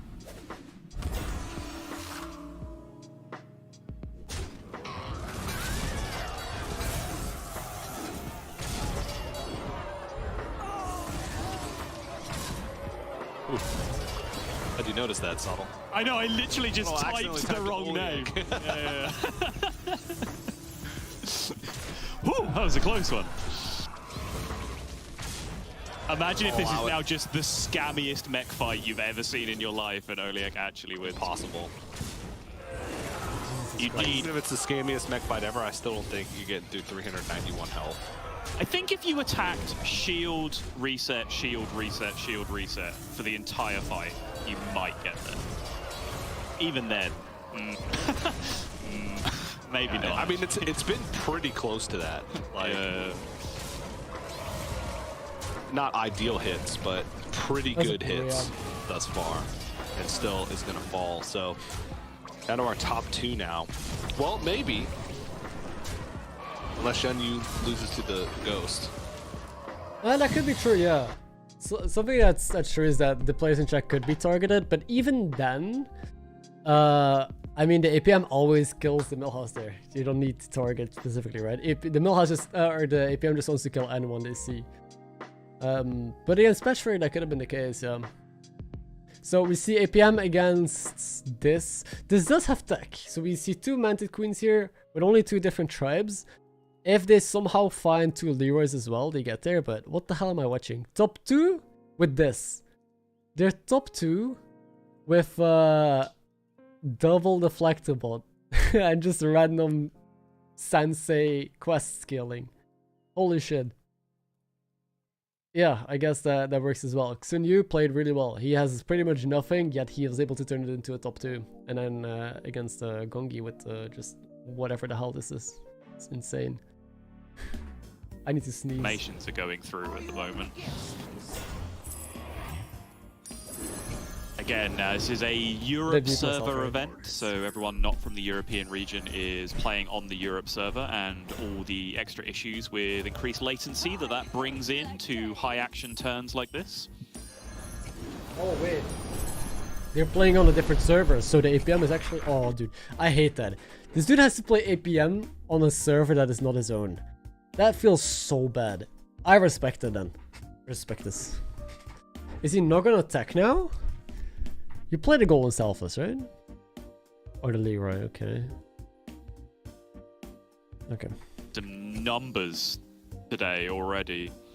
We've had like 800s fighting each other. Now there's this board from Gongi. Like we are pushing the limits today. Ooh, bad hits, yeah. Okay. There was maybe a world where the Tog can actually beat us if the poison actually kills the big taunts, or two of the biggest ones, and if he has like Leroy's, but he has none of that. The flags are pretty big. They deal a combined like 200 damage almost. Maybe more if they get more resets, but the hits were not there, so GG. We're looking at APM, once again. imagining that they're going to have a big duo.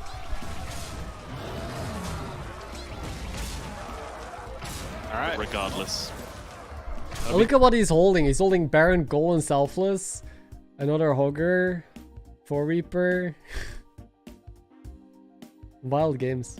And has to be also feeling good by the fact that nobody's put the lobby in check after 4. So definitely in a good spot in terms of ability to win. Just keep getting those firsts. So that was a pretty weird one, honestly. I guess the minion types kind of lended itself to that. Well, I think what made it a little weird is the Gongi just kind of snuck up on us out of nowhere. You know, like that meme from the red carpet where it's like Jason Momoa sneaking up on Henry Cavill from behind? Like, that was that game. Like, Henry Cavill was sliders what an on Mill. obscure reference. I didn't get it. The game, and then Gongi just snuck up behind him, murdered the Millhouse, and then we looked at the board and we're like, okay, where on earth did this come from? Because he was just already One 3 Gongi. times as big as anyone else in the lobby and absolutely scaling out of his mind. So from there, it was a pretty straightforward conclusion. Mex basically all the way down in terms of all the fights he then had to take from that. Everyone was playing Tempo Max pretty much, except for him and Sola. And I think also the Millhouse, but yeah, he got killed early on. So pretty unfortunate for Millhouse. I kind of saw it coming though. As soon as I saw them go for a 6, I knew it was so risky, and I knew something was gonna happen to them. Like, they just had to play tempo and get a top 4, but sadly they put themselves too low to then take a lethal blow from this player. Feels a bad man. Yo, Anthony, what's up? Good morning. Yeah, there will always be latency issues unless it's a LAN event. So unless it's like an in-person event, which I think they might do for the finals. I really hope we get an in-person event. It's okay. Both Sola and Sliders need to not get 7th or 8th place. They just need a top 6, and then they are in check now. Sunyu is right behind them with 18 points. Same for them. They also just need a top 6, so 3 people could check here. No one else can check, actually, surprisingly. The only person getting close is Sunyu. Gongi got a 1st, but he was super behind. And now he's in 4th. So this is what I mean. This is what I mean. Oh shit, I'm blocking it. Even though like some players like Gongi was in last, I think, at the start, these players were really behind. Anything can happen. Like, stuff like this can happen where the people who are closest in the check just completely fumble. And then the other people just get 2nd and 1st places and just come back into the game. So the bottom 5 actually are all super close. 3 people are almost in check. They can probably check next game. The other 5 people are within 2.5 points from each other. They're literally just right next to each other. So all of them can also check in 2 turns. Meaning it's anyone's game. These players are not even guaranteed to check. So they could still get an 8th place or a 7th and be screwed. And all of the others are equally as likely to check in 2 turns. So this ends up being one of the closer lobby legends I've seen. It's very likely that we have multiple players. Very, very likely that we have multiple players put the lobby in check. Ooh, in the very next game. actually, just in terms of accuracy, if they tie for 6th, 7th, 8th, that would be Actually, 0 points, 1 point, 2 points, split between 3 players, so they'd get 1 point each. Yeah. Okay, so we're not guaranteed. Somewhat, it really, really depends on lobbies and quests and heroes. We saw a lobby earlier where it's like 4 heroes without quest, and they played really greedy. They didn't power level, but everyone had an APM comp or like an insanely skilly comp, a Nomi comp. But in lobbies like these, that will get you killed. Like this lobby or last lobby, they're playing super tempo, playing mechs. It's really dependent just on the tribes in the lobby. And, oh, my camera. It's really dependent on the tribes in the lobby and dependent on the quests that are being offered and the heroes that are picked. So I feel like they all have a very interesting dynamic. Power leveling is less common for sure, but I think it's still viable, depending. It's just the main reason why it's less common is because it's harder to complete quests. If you power level, you're just way likely to get your quest on. That's mainly it. Yeah, 20 points is a check indeed. Yeah, the last games without Murlocs have been fun. Because otherwise, you know, people who hit Brand just go on full on Murloc, or you just have everyone going for poison and selflesses, which is counterable with like mechs, but we'll see.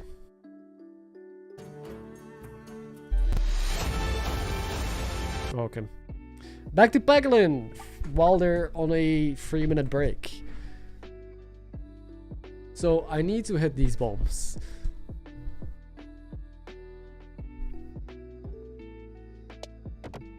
Okay. Can I kill it? Can I pop it? I cannot. Ooh, we did a lot of damage though. Is it enough? No. I need to pop this bomb. I really have to. I'm gonna do this. Oh, it could still. Come on. Oh, shit. I'm gonna deal 80 damage into 5 health. Fuck.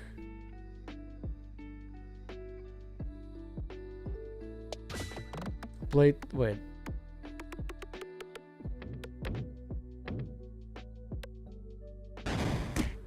I mean, 7k is above average. So, not bad.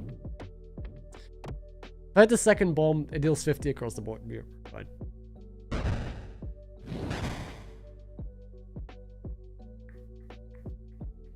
Hit the bomb! Fuck! That was so stupid.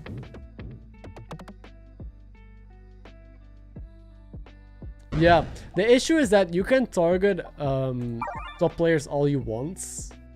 They will still lose to APM stuff, right? Like, I think we saw that before, like, people are trying to target the one player in check, but he just ran away with it. He just high rolled into Hoggers and he just wins that you can't counter Hoggers. Like, if someone is infinite, what are you going to do to counter them? So even though you can counter to a certain degree, in Battlegrounds, very often, if they high roll, there's nothing you can do to try and counter. You just need to live, right? And hope that you can high roll hard in the late game. But it is, wait, what is this? Spiral Slayer. Start each battle with +1 Mist Circle. Mist Circle X grants all orbs. Oh, okay. All orbs just get +1 attack, essentially.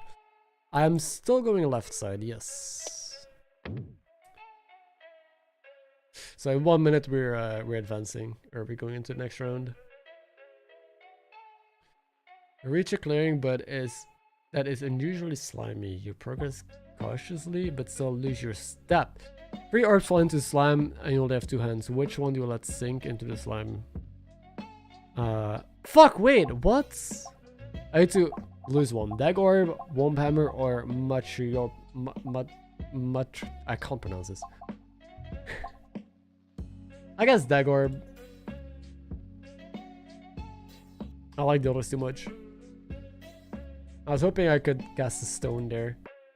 Oh my god, what is ever 110 health? I need to hit those bombs in the middle. Dude, okay, I hit one of them. He's blinded, so don't attack me. Okay, hit another bomba. Hit another bomba. Killed one bomba. Enough?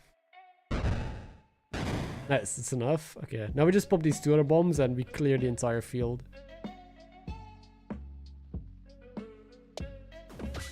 Oh, hit the other bomb! Hit the other bomb! Okay, at least we... Yeah, we're good.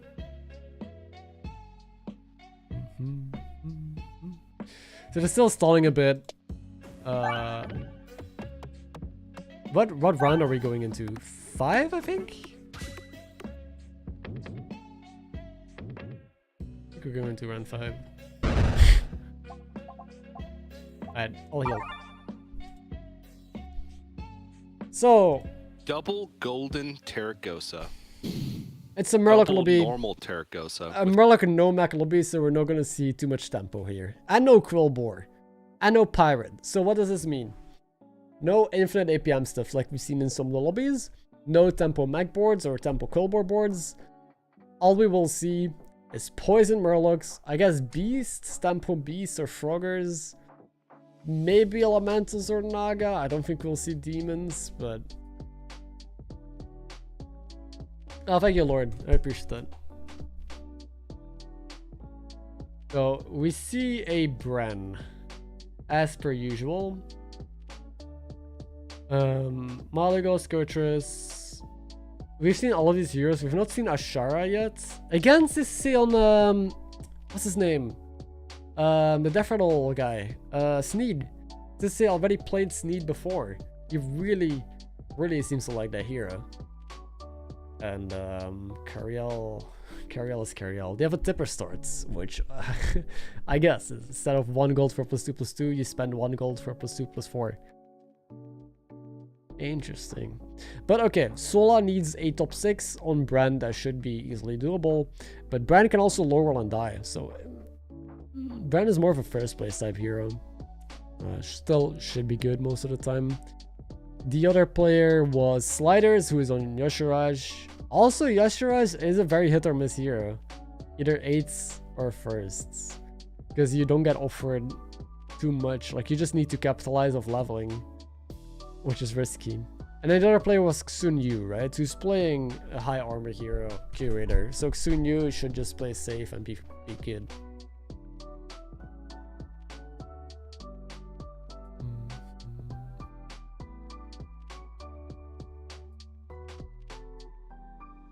But Bran got 2 tokens. Wait, is that a third battle cry? He's thinking about holding, but he should play, yeah. Okay. Everyone that I've seen do it gets stuck at some point. So at the moment, I kind of agree with you that the Tavern Tipper curve How do you is not get into particularly these? good. No, it's not. Because It's not at all golden ticket Willy Wonka method, Philip. It's a top 16 of each region. So you need to grind, yeah, top 16 in your region, and then you play in a qualifier. Then you play a second qualifier, which happened yesterday. So you need to be really good at the game, consistent, and grind. It's not random chance. But if you're playing Tavern Tipper curve, you're kind of leveling. You're doing like, you remember when we were talking before about Omu, about how you need that I don't know one why extra people gold every assume that. turn because the level leaves It's not you because with the 1 entire game gold is on the random. Omu curve. That's kind of the Tavern Tipper curve as well, where you just hit the level, float 1 Ooh, gold, because double that's the tab. natural curve that you get, and then Tavern Tippers make you stronger. If you're doing that, I'm pretty far away because I don't grind. I'm a content creator. My job is making entertaining videos and streams for you guys. I don't put enough hours in the day to actually be top 16. I was top 16 before Lobby Legends was a thing. I think twice or something. But that was when I actually grinded. And I don't know. It seems kind of like a waste of time for me. For Gongi, getting Show Collector in the opening, and then a Tad. That's the win. Double Tad, actually. So not too shabby. Pretty strong economy in the opening. So I'm not going to switch. I'm going to stay on Gongi, I feel. wait and see what these quests have to offer. Could someone picking up a timely Snicker Snacks change your mind? Cookbook Ooh. is probably pretty bad here because, again, no mechs, and again, it's a Murloc lobby. Cookbook is not going to get there, I think. Ritual Dagger is also bad. So is Ghastly Mask, Razorgore. I think Ghastly Mask is easiest to complete. You might still go for Cookbook. It's also no Pirate lobby. I actually don't like any of these quests. You can see it in his face. He's like, oh god. Estimation in terms of quest reward. I played against Oli quite a bit. And it's Queen Ashara, so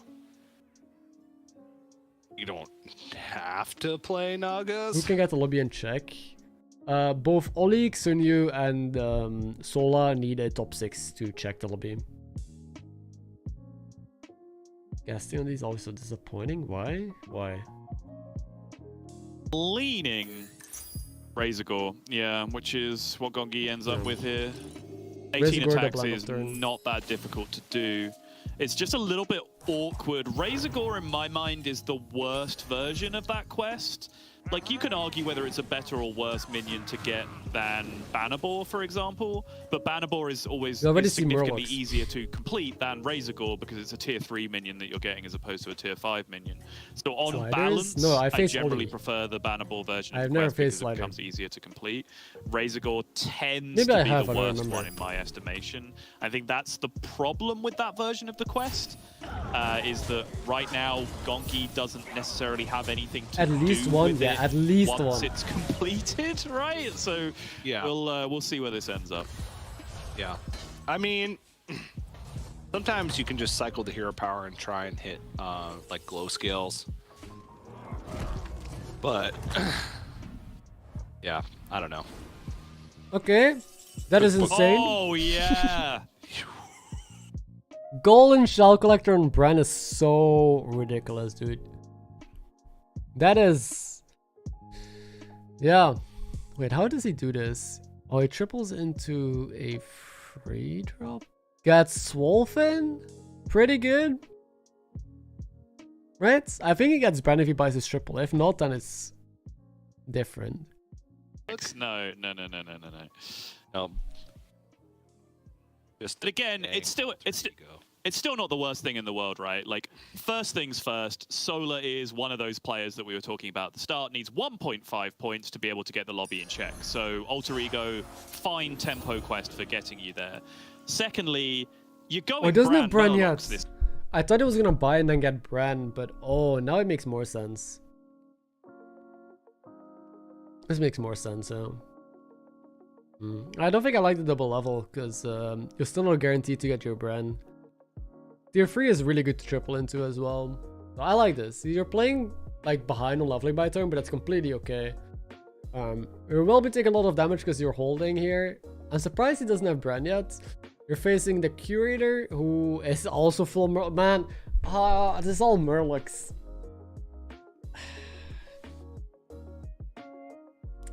It's all Murlocs.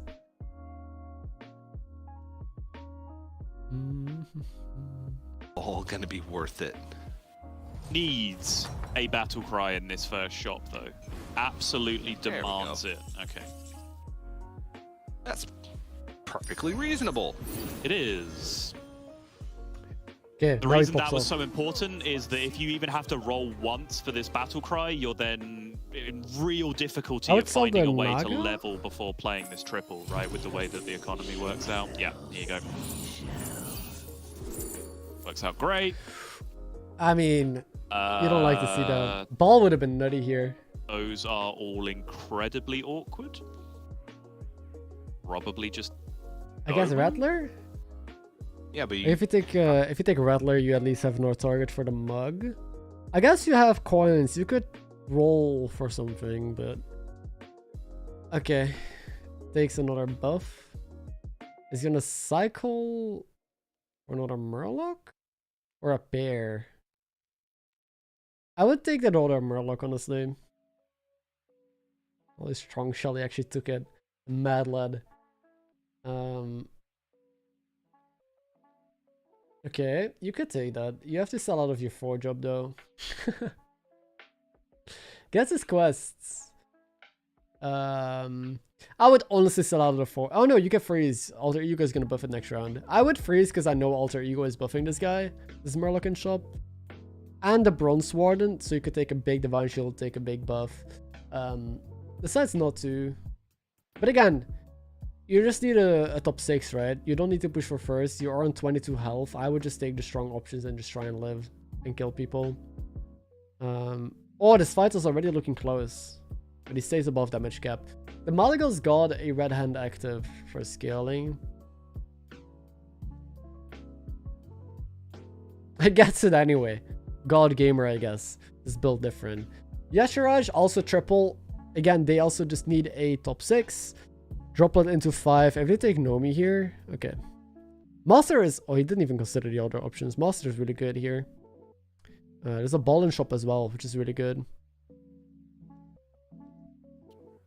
Pretty good. Pretty good. Looking for a domo to go with this potentially. Yeah. All right, we got Another a triple into your here 5 from, drop. No, it's not a Geo triple. Boogie, I believe. Has a It's not a triple because they're tier 3. This was a, I think the 2 drop, what's it called? Impatient Scouts. Yeah, because they're also on 10 gold. You can't see it. Oh, you can. 10 gold out of 9. So they sold an Impatient Scout. oh, okay. White main. Oh, what? White main? Oh, they want to go Leapers. Oh, they were looking for Baron. They were looking for Baron. They sadly missed.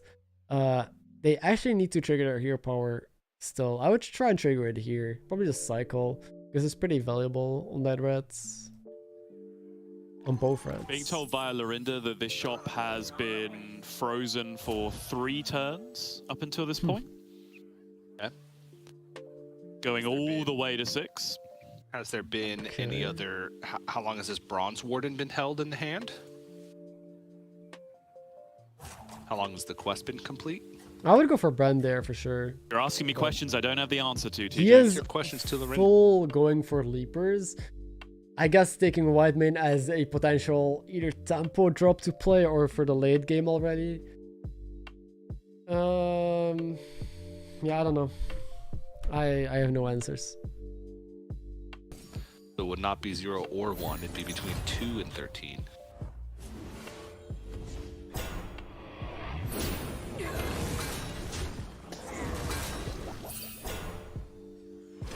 Wait, he didn't have a buddy Where's last that time we quest? looked. Does now. Found a buddy. Buddy? What buddy? Oh, Bird Buddy! Oh, yeah, that's actually massive. I didn't even realize until they mentioned it, but Bird Buddy on that board is massive. Without Buddy, they would be so dead here. But they got Bird Buddy. They got that quest. I assume quest gives them 2 beasts every turn. That is maybe why, right? They're committing. Because they're getting 2 beasts a turn. That's the only reason that I can figure out on the top of my head. So Kun King, he does not just need to play for top 6. He still needs to play for first. Takes a 6, is above damage cap. Hits Timon or Forts. I mean, both are fun. Both don't win you. I mean, takes Timon. I respect that. Hell yeah. There's also a patient scout in the shop, so that's good. Here's Sola. Okay, Okay, all right. Big cleave. Is... Yeah, decent sized cleave and is now starting to... Whoa, really?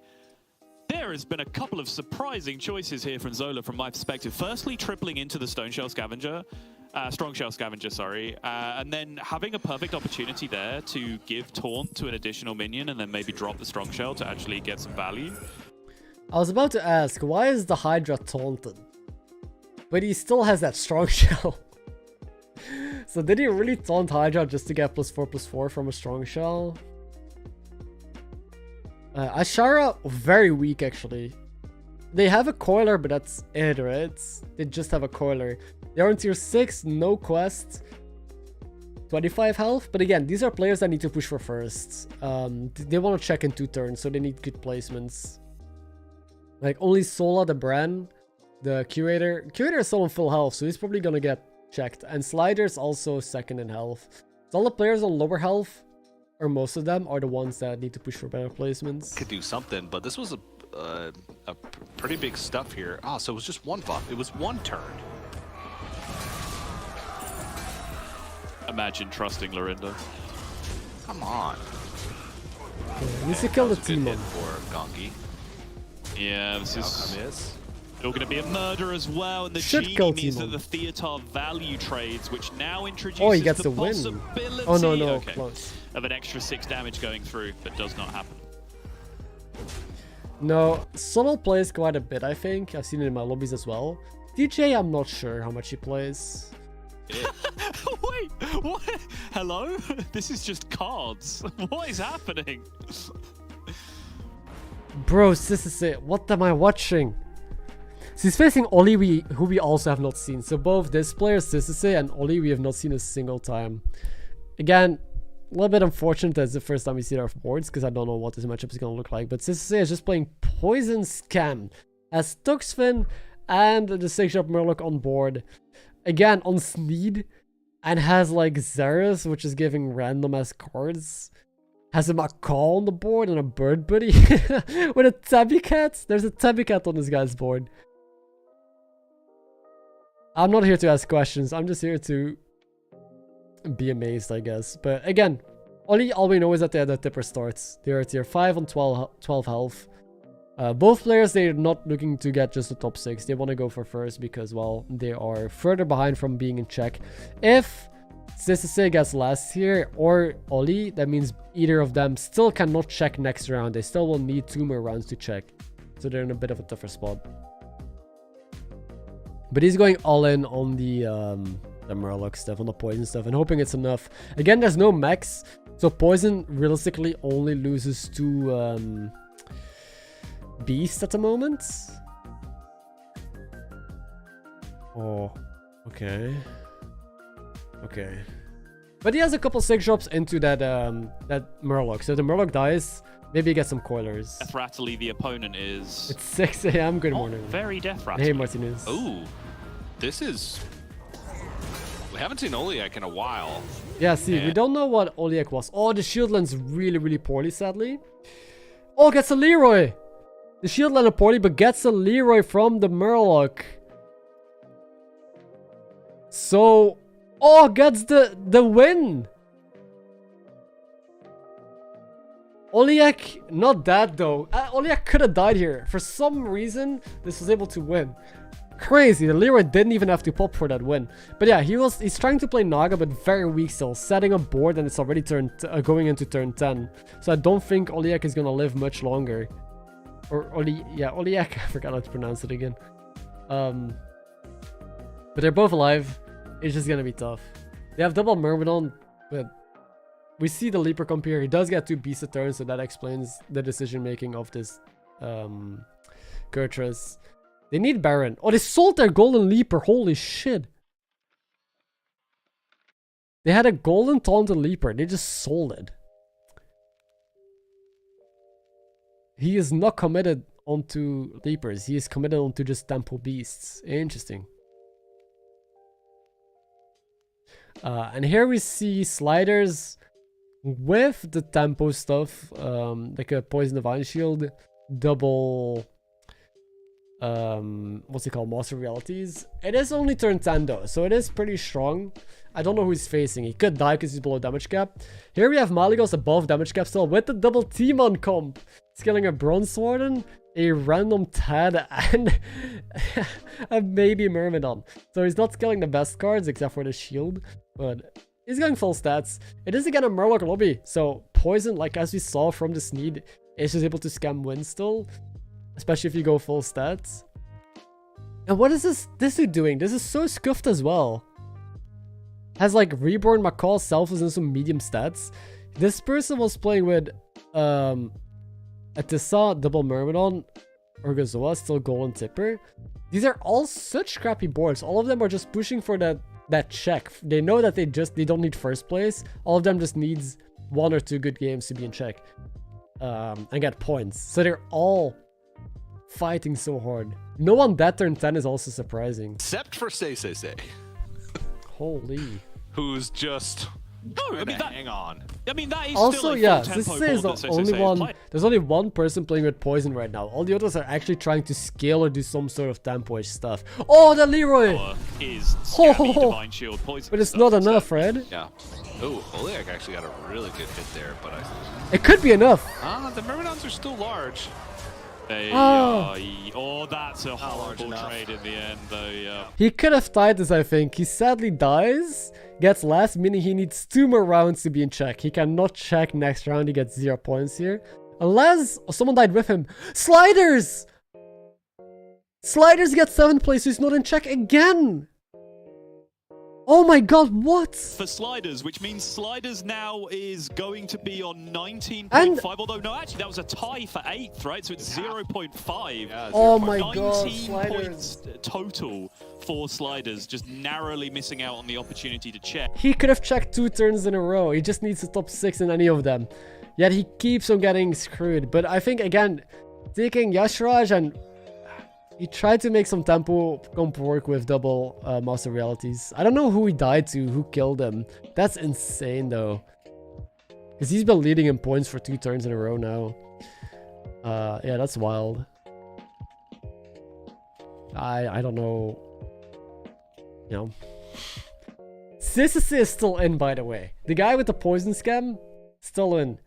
And he's facing the big stats now. So CEST could actually beat the double team on comp.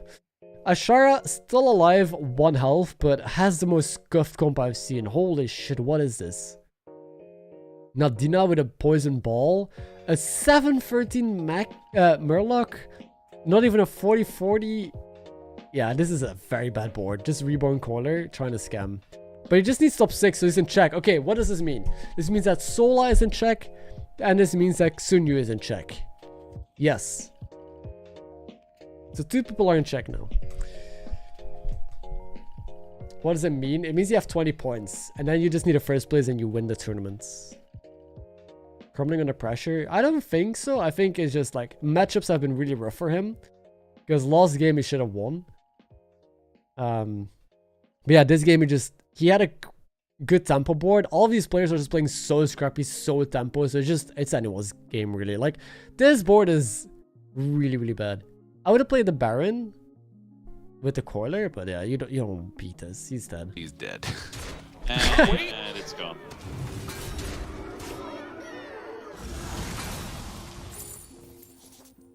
Oh, okay, now he's dead. The poison just needed something, Wait, nope, right? it had Reborn. His Gas Coiler was literally better than his quest this game. His Gas Coiler gave him +2 gold. Yeah, he has a useless quest. So, Gongi we knew had a very bad quest. Surprised that he still was able to get a top 6 out of this, but...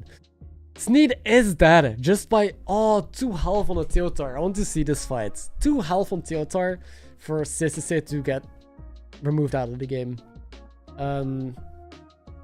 And Sola just playing Murlocs, just beating people.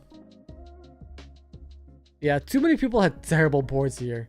So many people had such bad tempo boards trying to survive. I don't know what happened this game. This person is playing with double Baron. We see someone... Wait, this dude is... Look who got top 4. Look at what this board. He has a Reborn Macaw Selfless, 2 Barons on the board, and then just shit stats. Yet for some reason, this is able to get a top 4. Don't ask me how. That's up for debate, Lord Sabo. I'd argue probably XQN. Or there's a lot of people that are consistently like in the top 5 of the leaderboards. So Zorgo is also consistently insanely good. Top of leaderboard. I think it also keeps on changing around. So oh yeah, it's Bear's Blessing. Who's gonna win, left or right side? Left side is just the big Murlocs with a big cleave that is taunted. Right side has a Manted Queen, but only beasts. And right side decided to go for tempo instead of leapers, and I can respect it. But it has just tempo. Is the tempo good enough to beat the Murlocs? No, because of cleave, right? Without the cleave, I think that they stood a chance. Like, actually. But with that cleave, I don't think they do. Sadly. Unless the queen gets taunts.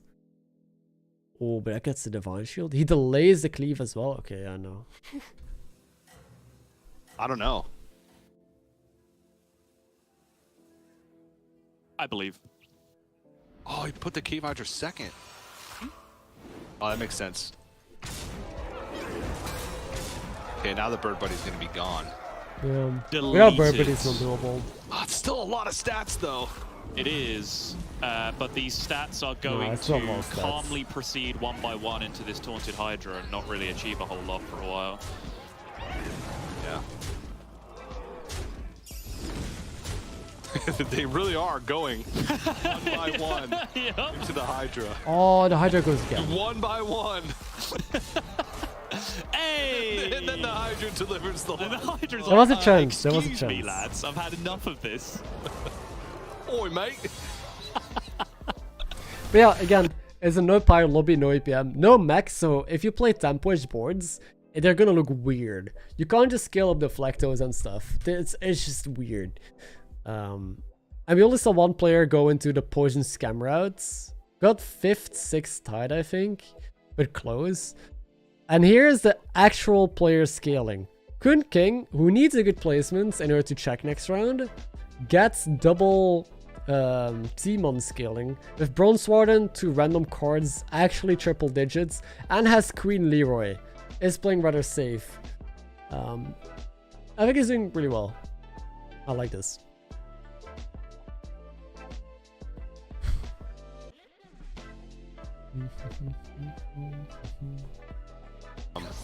Oh, gets out of a Theatar here. Yeah, I like it. I like it. Stat scaling is over, right? You're staring at whatever that is. Murlocs 3, Murlocs 4 on the other side. Did he so you're get far thinking for your that? stats don't That's matter all that insane. much because all the Murlocs are going to have poison at this point. They don't, but you think that they are going to and are right to do so. So getting out of the Theatar and trying to get into a little bit more utility is probably the right way to go about it. Is he selling Theotar here? Yep, Wind Fury on the Manted to fulfill one of the adapts, make it more likely to get Divine Shield, drop the Selfless for additional Divine Shield. This all makes Because sense. you don't know if the white min is going to be good against your next opponent, right? So I like this. No, he has more triple digits now. He has 6. 6. Which, again, if the brand has no poison, I think this wins. Okay, when you say it like that, one poison. the narrative of the confidence boost actually hits a lot harder. Because if I was about to go into battle and someone just handed me a freaking trident, I would be infinitely more confident than I was beforehand. And then if we're also looking at the real-world implications, then just gets immediately cleaved down by a... Yeah, for exactly this reason. But it's Manted last because it's likely to get taunt, right? You have so many tribes. They play around Cleave, which he did. He played really well around Cleave, so that's why Manted goes last. So against Gertrude, the thing is, Brand still wins if he finds poison and better tech, but Maligos, I did not expect it, but was able to win the game, or at least, you know, looks like he's winning the game with double Teotar. The bird with the compass facing ghosts, this is just fine against that. And now, I think he's gonna be dead. Is there some sort of hidden code in the beasts? There's gotta be.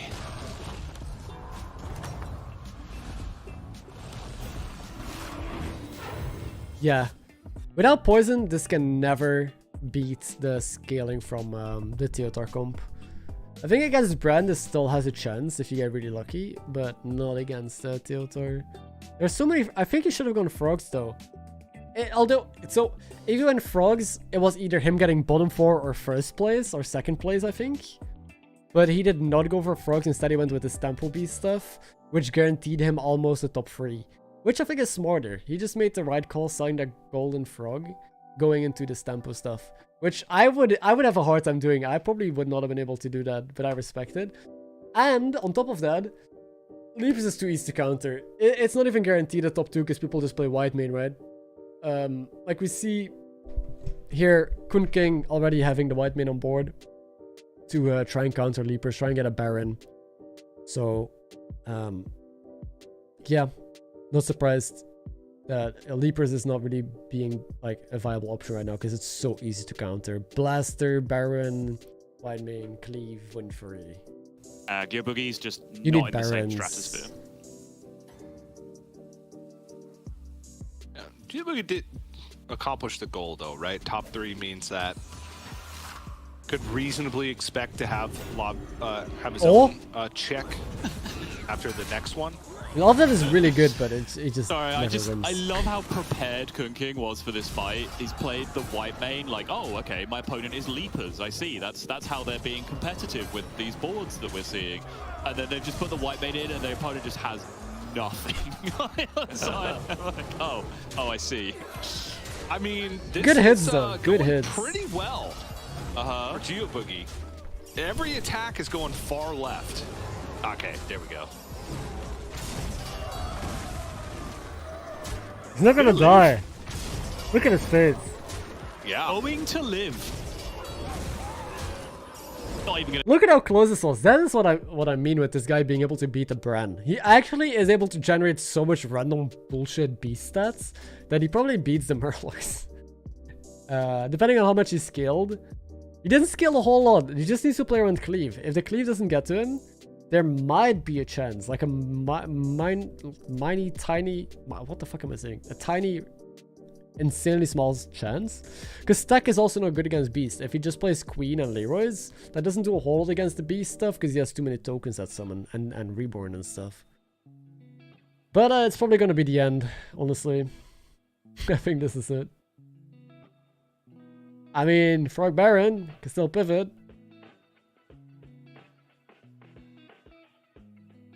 Nah, he just goes for poison. Yeah. Oh! Oh, he can't get to it, right?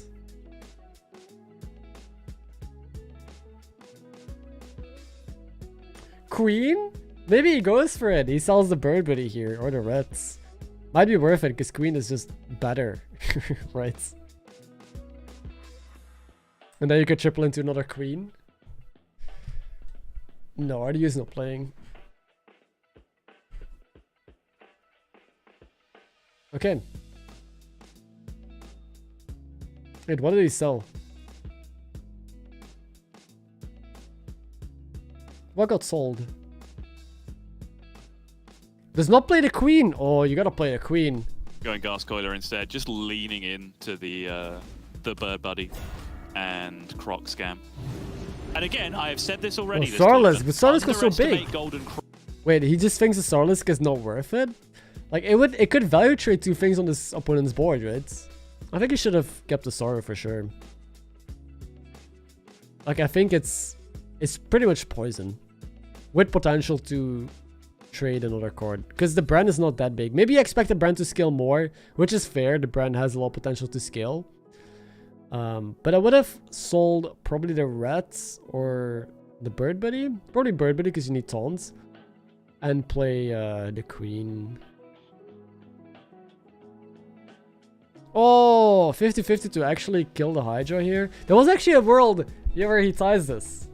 Still, after all of that. Wait, the world is still here, right? Oh, it was here. The world was here.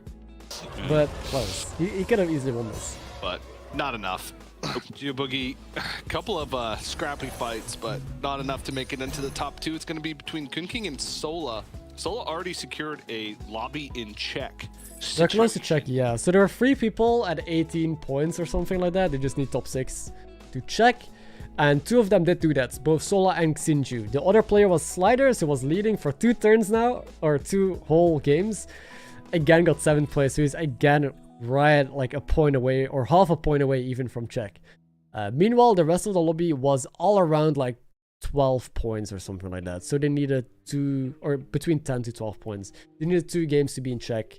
So Kun King can probably easily check next round. Geobuggy probably as well. CEST, I'm not sure, and the others. I think Oliak needs 2 more games, and Gongi maybe as well. There's actually an insane lobby legends, yeah. Fun to watch. And bailing out of the Theatar. It's funny that because Kunki got the Theatar early, the minions that are buffed. I guess, good reminder, I'm doing a giveaway at the end as well. So at the end of stream, I'm giving away a bundle. So if you want one, stick around for that. But also if you can't make it, this stream will be up on the channel, and then I'll just do another giveaway in the comment section. So you could check it out later. And then I have one more bundle to give away. I'll figure out how I do that. So if someone is new, don't forget to subscribe to the channel. Or like the stream if you're enjoying it so far. Video doesn't matter. Which pro player has the most tournament wins? It's Mini. Like a Pez I'm not dispenser. sure. You could probably look that up, right?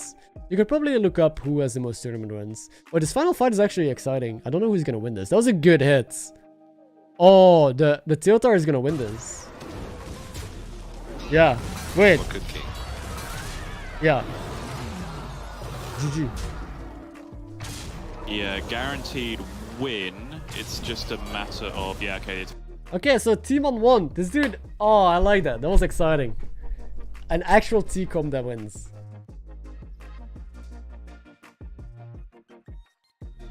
I don't think a command works. I tried it, but how I'm gonna do it is I'll improvise. You'll see. You'll see. But it will be random. Second, your bandwagon pick got second place 3 times today. Not sure. I'm not really keeping track, TJ. The points aren't all that important, really, when you think about it, are they? So I'm not really paying that much attention. Yeah, that's what you're saying now. They're not going to be important. Show me the until they points. show I wanna how many see. points we both earned at the end of the podcast. Then all of a sudden, they're magically going to be important to you. Well, I mean, if this was more of a... Yeah, I'm surprised we saw so little poison, actually. Like, we see a poison endgame here, but it's not that much poison. Only one other player was poisoned, and they went out in 5th, 6th. The others were just crappy tempo boards and beast builds and things like that. So, this was insanely scrappy. Compared to all of the other Hyrule games we've seen and the people just getting absolute nuts. It feels like if one person high rolls, the entire lobby, the rest of the lobby also high rolls, and when no one high rolls, literally no one high rolls. Like, there's not been a single lobby where one player high rolls, except for the Zephyrs with APM. But here are the points. We have Sola in check with 24.5, Sunyu in check with 22, Sliders, just look at this. First, 3.5 first, and then he gets like 1.5 point in 2 lobbies, still at 19, so he needs a top 7 to get in check. Should get that always next round, unless he gets last place. Then, Kun King 17, Geobuggy 17, Gongi 15, Sissy 13, so all of them can check. Ollie is half a point away from checking. Oh, that's painful. So he cannot check. Sadly, he's the only player who cannot. Sissy would need a first place. All of the other players just need a good placement. Something decent. Damn. Goddamn. Much closer than expected. Yeah, Slide is in pain, so is Ollie. Good at him. Again, we've seen anything really happen. With stream elements? No, I tried with stream elements. Doesn't work. I mean, it works, but it's very convoluted. It's not just a command in chat. So I think I'm just going to do something that's way easier.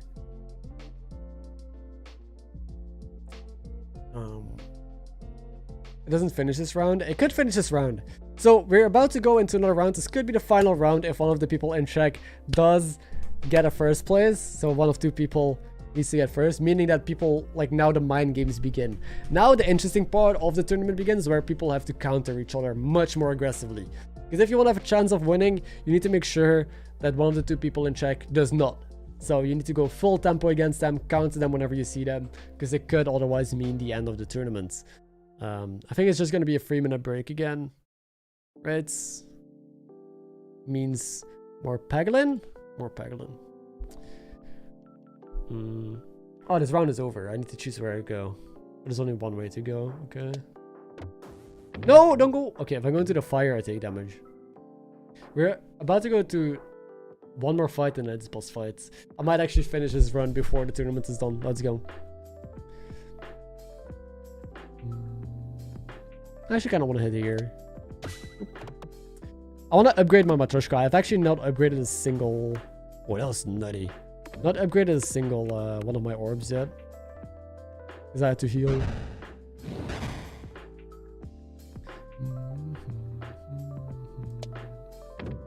Oh, I was shooting for that refresh. Oh no, I missed it. Feels bad, man. I guess I can just go for this refresh if I really want to. But I knew something painful like this is gonna happen. Oh, we got the bomb. Let's go.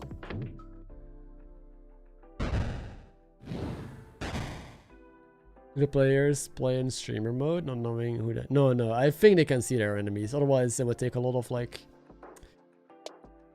cool things out of the tournament, right? I think it's important to be able to see your opponents. Oh, this bomb is so tucked away. I should just refresh. Oh wait, the bomb stays there. It doesn't. Oh, there's a limited amount of bombs. I didn't know that. Second. Overflow. Okay, I want to deal a lot of damage here. Because then... Shit, how? Can I hit that? I cannot hit that, right?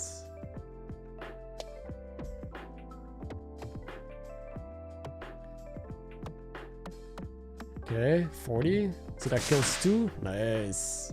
Now I just need to deal 100. No! Oh, I didn't hit this. Oh, that was so big.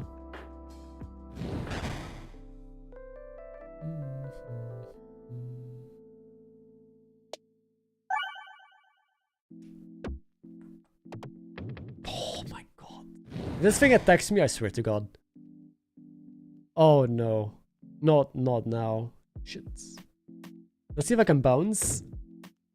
That wasn't the bounce I expected. This is Peggle indeed, yes. Ah, okay, we shouldn't be taking any damage. Nice. Boss fight. Let's upgrade my Matryoshka, because I love Matryoshka.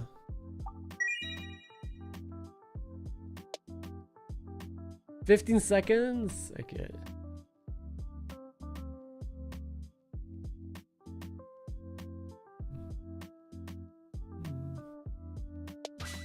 Wait, I'm just hitting a tree now. Yeah, I should not have done that. I should shoot for bombs while this do this here.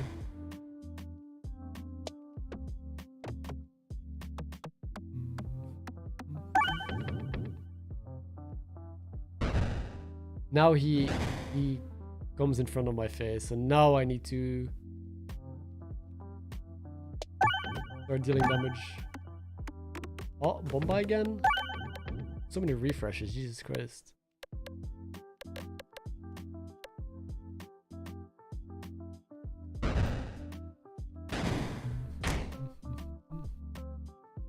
Okay.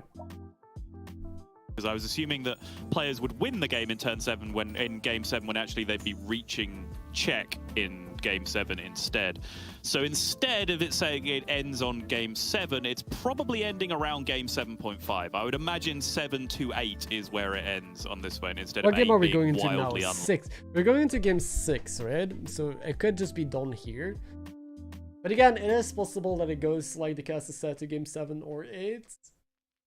It really depends. It's hard to say.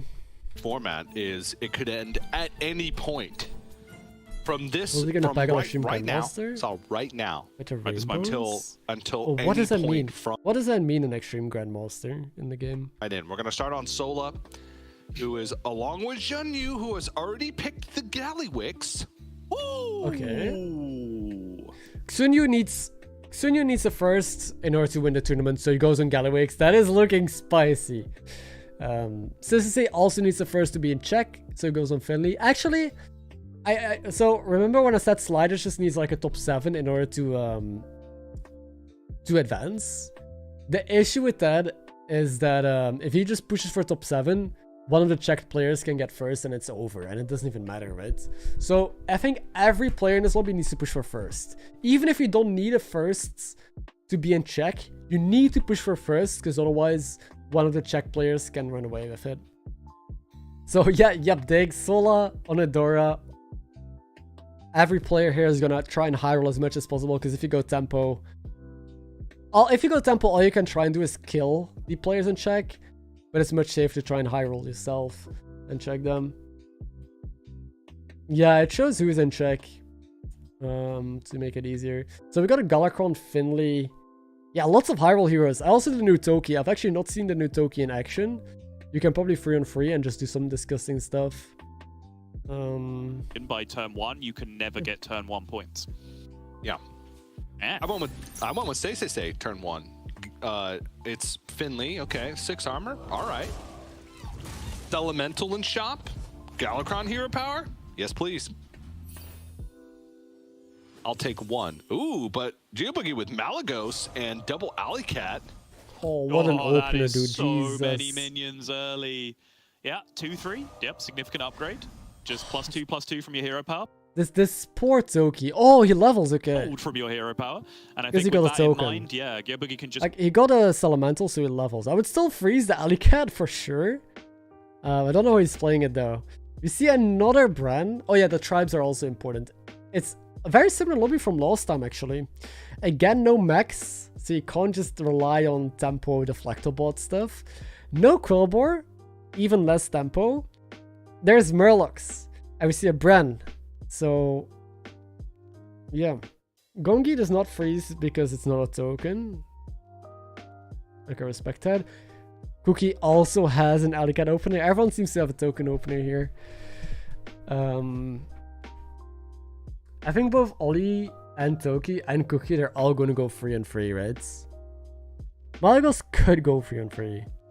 So, not freezing got rewarded, got a token and a Battlecry in shop. Let's go. Yeah, this is gonna be an insane lobby.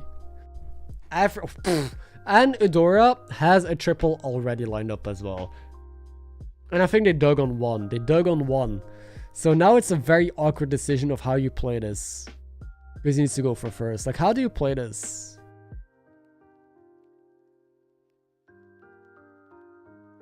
Because if you reform curve, you're going to triple into a 4. Unless you hold.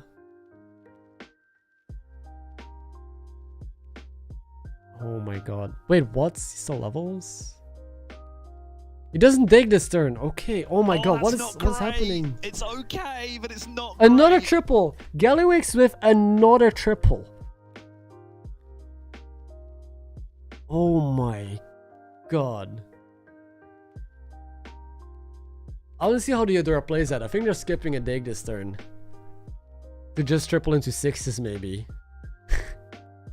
So Toki, Cookie, and the Gilling indeed went free and free as expected. Also a token start, which means that you actually get to keep him and you don't have to sell off your full board. It's a small thing, but it's just 1 banked gold for later. Ooh. 5 Murlocs are elementals, elemental in shop. Oh, it's only Ritual Dagger though. It could... Snacks. Dagger not good. There's Snicker Snacks, which is pretty good. There's also Ghastly Mask Murkai. They're both not... all of these quests are not that hard to do, even though you're playing Gallywix. Which is surprising. Goes for the Ritual Dagger. I can respect that. It is... you actually get it done this turn, right? Oh my god. Yeah, he gets it done this turn. Fuck, man. Ritual Dagger in 1 turn. We see a cookbook here from Eudora. Has played dragons or elementals. Cookbook. Again, both Sola and Sunyu, the Gallywix and the Eudora, need first to win. Level. Take a 6-drop with the Scally triple and just see what happens, right? And I think that is a I don't know. I don't put it viable into plan percent from drop. spot I don't know. Yeah, and Ritual Dagger helps you get there. He completed it that turn. Yep. Oh, no. Yeah, it was. Yeah. He had to sell this elemental, float 1 gold to complete it that turn, but that's kind of worth. I think you get that one thing I will say is that it's definitely more skill than random, and the way that you can prove that is you just put 2 players in a lobby. Put one of these players, one of these top players in a Battlegrounds lobby, and put an average player 6 or 7k in the same lobby.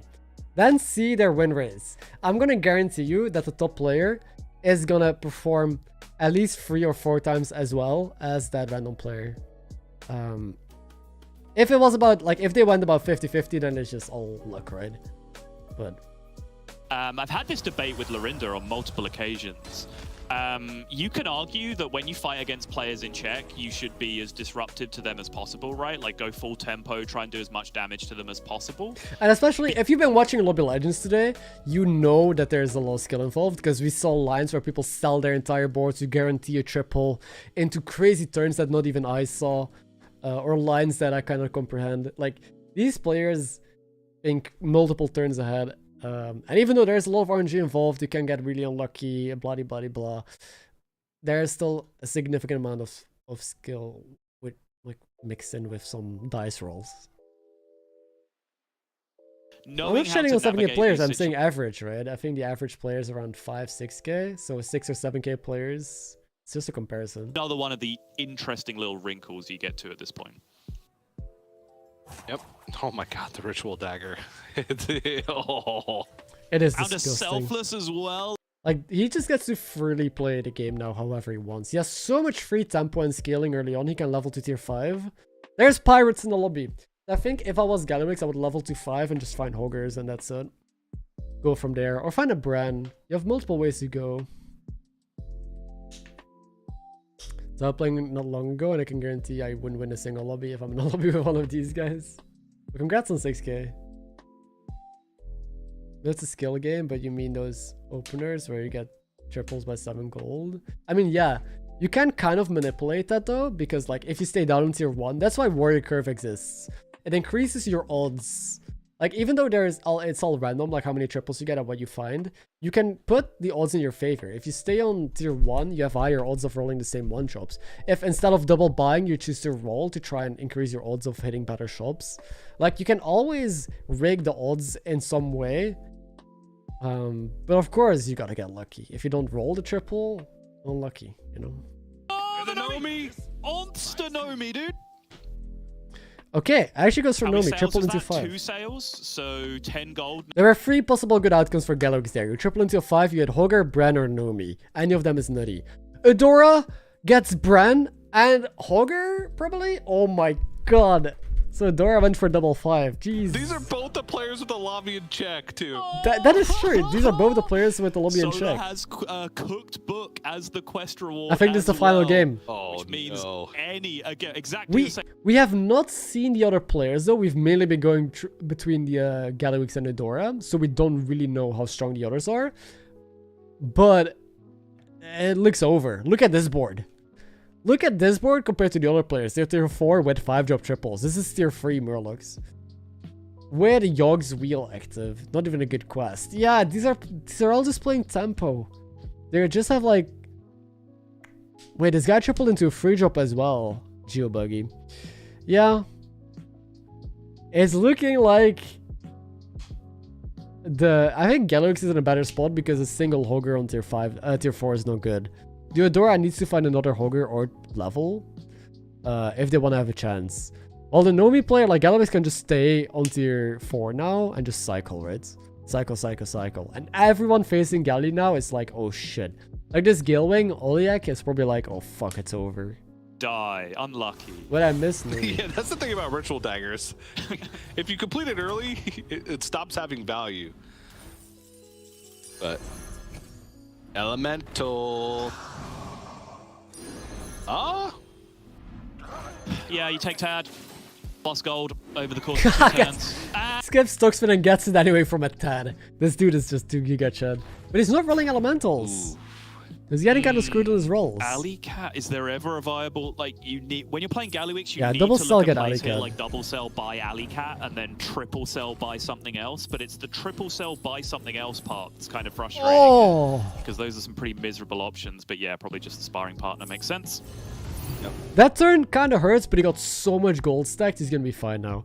Adora has 4 wildfires on the board. Decides to not level, even though they have the Hogger and the Brand. I think Adora's gonna die. I think they have a really good setup, but they had to bite the bullet and level here. Because on tier 4, realistically, what are you gonna do? They get their quest. What was their quest again? Oh, cooked book. Oh, never mind. It makes more sense now. Wait, they have a DIY Nomi. They have Hogger with cooked book. That's actually better than Nomi. With Galliwix. I mean, Galliwix generates gold. But cooked book Hogger is better than just Nomi. And they have a Bren. This is a battle, man. On the wildfire far left, but it was only a 4 minion board, right? It was just the giant Scallywig sparring partner with the selfless. Yeah, remember the sparring partner was the last minion bought though, so where this taunt went is a huge deal. And that is the best attack for sure. See how much the rest of these stats can clean up. Okay, Poison takes down the Atramedes. That is a terrible attack though, and that means that Xun Yu is getting damage capped this turn. That's a huge outcome for Solar. I mean, it still can't die. Basically so bringing it back to parity between the two of them. Yep. I feel like it is a... Oh, here we go! It's so bad. Mystery box! Oh. It's a salty looter. Uh-huh. Yeah, this is salted looter, yes. Literally doesn't matter. Not very good. Nope. Can get Lorinda's pleased to see it though. Triple into Hogger? Yeah. Question mark? Lorinda's favorite minion in Battlegrounds, by the way, for those of you curious. Salty Looter. Also, an Island Battlemaster is a close second. No, you level. Please. What? Yep. Got lookout though. Okay. So level, he tripled into 4 mini for lookouts. He got it, so he got super lucky. But I feel like you're in a spot where you need to go for 5, so... Again, I am probably wrong because this player is much better than me, so he knows what to do. Also, Toxfin. Yeah, no, it's probably correct to go into 4. Look out, Toxfin. On 5, it's only trying to go for triple brand or Begurgle. And look at this. He was able to get Lookout into another triple into a 5 drop. So yeah, he just made a much better play than I would have, I guess. Gonna sail through the war leader now as well to pick up the Swolefin, presumably. Yep. A lot of stats, actually. There's a lot of stats here. He got pretty Swolefin big in a first, then single turn. Begurgle. Wow. Swolefin gets more stats from the double Begurgle buff than it does from the Begurgle being on board. He's pretty strong. I love the wheel Really of strong, Yogg-Saron. We have not seen the Gilwing yet. Oh, if Oli dies here, he gets last, means he can again not check next round. He's again half a point away from being able to check. So Oliak needs to be strong here. He's only at 10 health. We have not seen his board yet. He has... Oh, it's not good enough. And in 2 Peggies, did complete Evil Twin. Oh, that was a good hit. Holy shit. Oh, 1 health taking down the trade on the poisonous minion was a nice little compensation. He lives so close. And that is going to go down as a... He's so lucky. But yeah, he lives. Okay, so now Oliag still in it. Bran is facing the Adora. Both players in check did not take damage. That's a bad sign. That means both of them are just going to run away with it. Because both players, yeah, need to be below damage cap here. They need to be able to die to a tempo player. Cookie and both Cookie and Toki are tier 5 though. The only players tier 5. We've not seen their boards at all. Cookie just tripled. I want to see their boards. Can we go to Cookie and Toki? There's Toki. What? Kaleg Nadina. Yeah, no, that's... No. An Evil Twin. Okay, so that's why he's sold here. He froze? Okay. Okay. And then this player... What the hell am I watching? CCC with the random tempo boards as usual. He always goes for these kind of lines, man. Yeah, I press M to mute and unmute. Sometimes I need to manually click it though, because I have, like if I click an OBS, like I can't press the M to mute and unmute. I need to screen active. Massive. Probably wrong because he's much better than me, is how I often feel watching Lobby Legends. It's not always true because there is pressure, but again, we can't look in their head. They might make decisions not just purely based on the game they're playing, but on the opponent they're facing. Sometimes they might make certain decisions because they're facing someone in check, so they go more with a tempo-ish line, which is why you would triple into a 4-drop, let's say. Or if you want to kill someone, like maybe you wanted to kill Oliek, so that's why he stayed down, go more all in, go more tempo. Like there's a lot of decisions that are influenced by so many different things. We don't fully understand them, right? All we can do is make the best guess possible, try and figure out why they would make a certain decision, but we can never know for sure. So that's why I never say something is completely wrong, because very often it's just not wrong. It's just something that I probably am not aware of, or a reason that I do not see. But yeah, Galawix is just chilling. Galawix stabilized, he's just vibing. But, big but. Oliek on 1 health. He lost the fight, but he survived on the 1. The big but is that Adora also lost the fight and is below damage cap, and Big Elementals loses to poison. So even though Galawix can scale a lot here, with a Nomi and Galawix on tier 4 with 3 rolls, yeah, actually a lot, Jesus Christ. The big issue is that poison is in the game. So if people just go with selfless poison Murlocs and Leroy's, this loses. He still dies. Oh, he's facing Sola. Oh wait, he could actually kill Sola here, because Sola is below damage cap. That means he's the only one in the running still for winning it all. Man, this is crazy. If he does not kill Sola, he can still... I think he's much bigger, right? You just killed so much. It's turn 10. There's no way. I think this is it. Yes, representing Belgium now. But I think this is it for... Bronze Wardens are okay in stats. You can see he's pretty stressed, and rightfully so, because this is a bad matchup, and you're up against the other player in check. Yeah, you have a Golden Wildfire. The Bronze Wardens is like 40 damage each, but the rest of his board is not that relevant. He's keeping the Bran. Okay. on the dashboard that Sliders We can't lose and is- not die, that is true. has a young Murk-Eye. And the quest is Evil Twin for Sliders with pretty big poison Murlocs. So maybe Oh, that's Sliders who's is beating everybody? poison. Is Sliders? I believe Lorinda did report that Sliders was who Solo lost to last time. Oh, okay. Oh no, Solo lost to Brand. Oh, Gongi, sorry, yeah. Okay, I was This right hits. initially. More importantly, though, how much damage It's is done. He's dead. Really bad hits. But I think it was very unfavored anyway. So Sola, sadly going in last. But yeah, Galawix is just a monster. I think it's almost impossible to beat Galawix in this point if you're not poisoned. So Geoboogie also out. That means that Sliders will actually be in check. Feels bad, man. So the only person that can now win the lobby and take it all is Xunju. Brand's still in the game with his Murlocs as well. It's gonna be tough though. If everyone is playing Murlocs, I think they're gonna be the ones in the end game. Turn 11 only 2 dead. Gets a triple into Swole.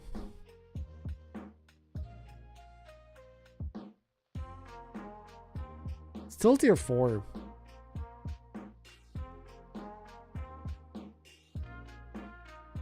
Oh, is Murzon any good? No, okay.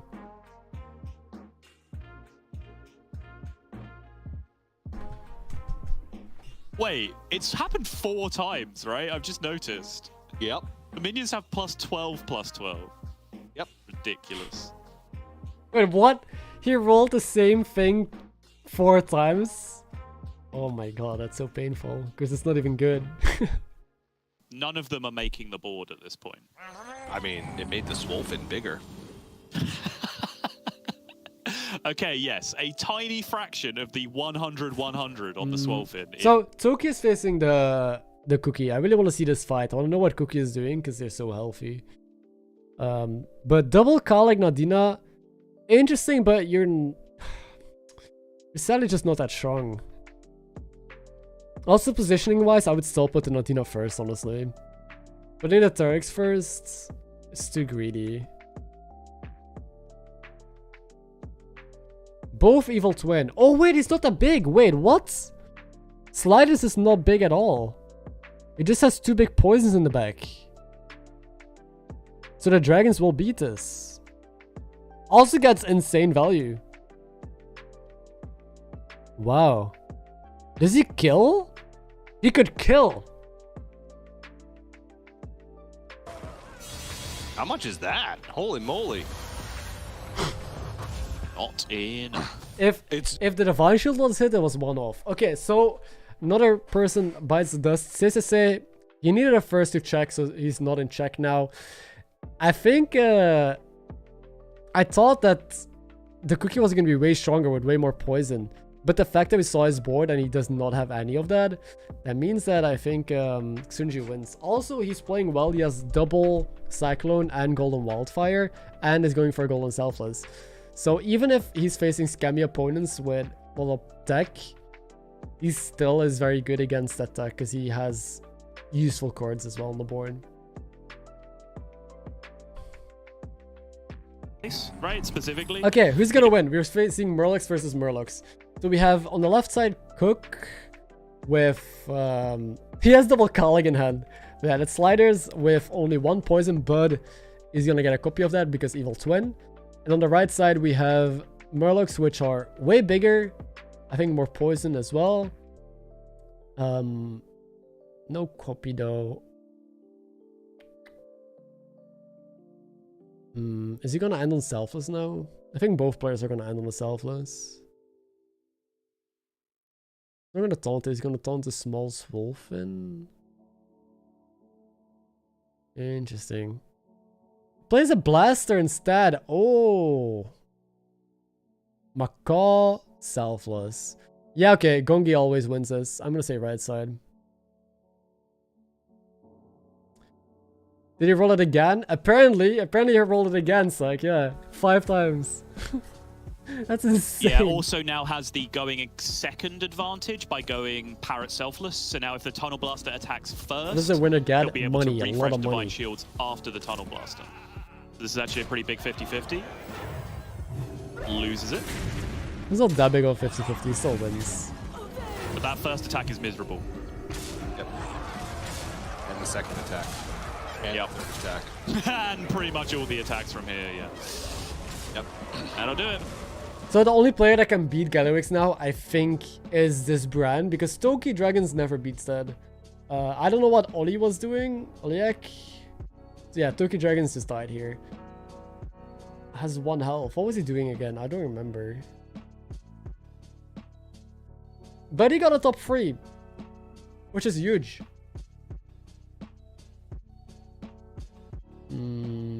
Yeah, I mean, look at this. It got Ball of Minions, landed onto Selfless. Tripled the wildfire, cyclone. Found another cyclone, found more wildfires. God damn, dude, this is illegal. Finds another cyclone. It's over. It's done.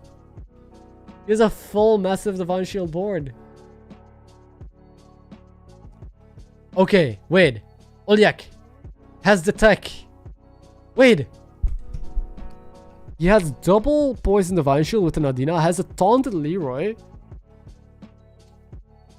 He just has too many useless cards on the board. He has another Leroy in hand, but he has like 2 cards on the board that do nothing. I think there's a chance. I want to believe.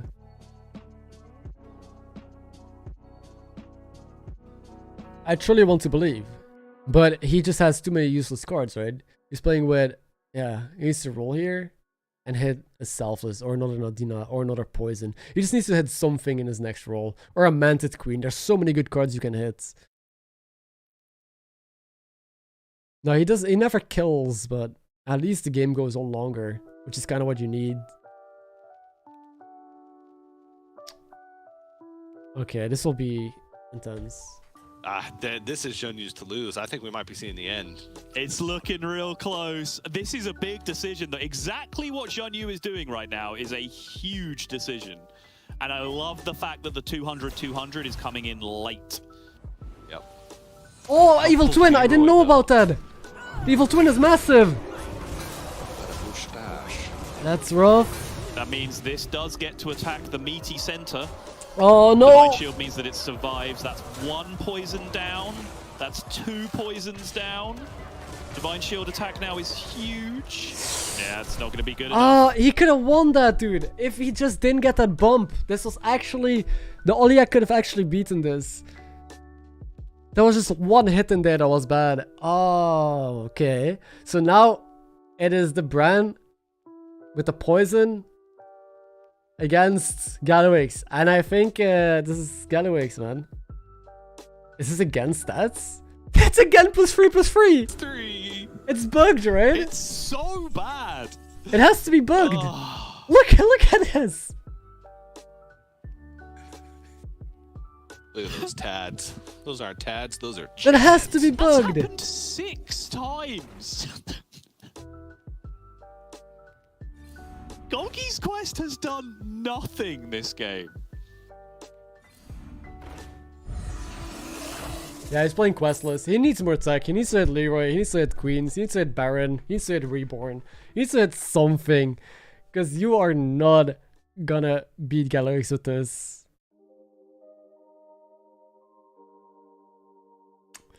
Unfortunately.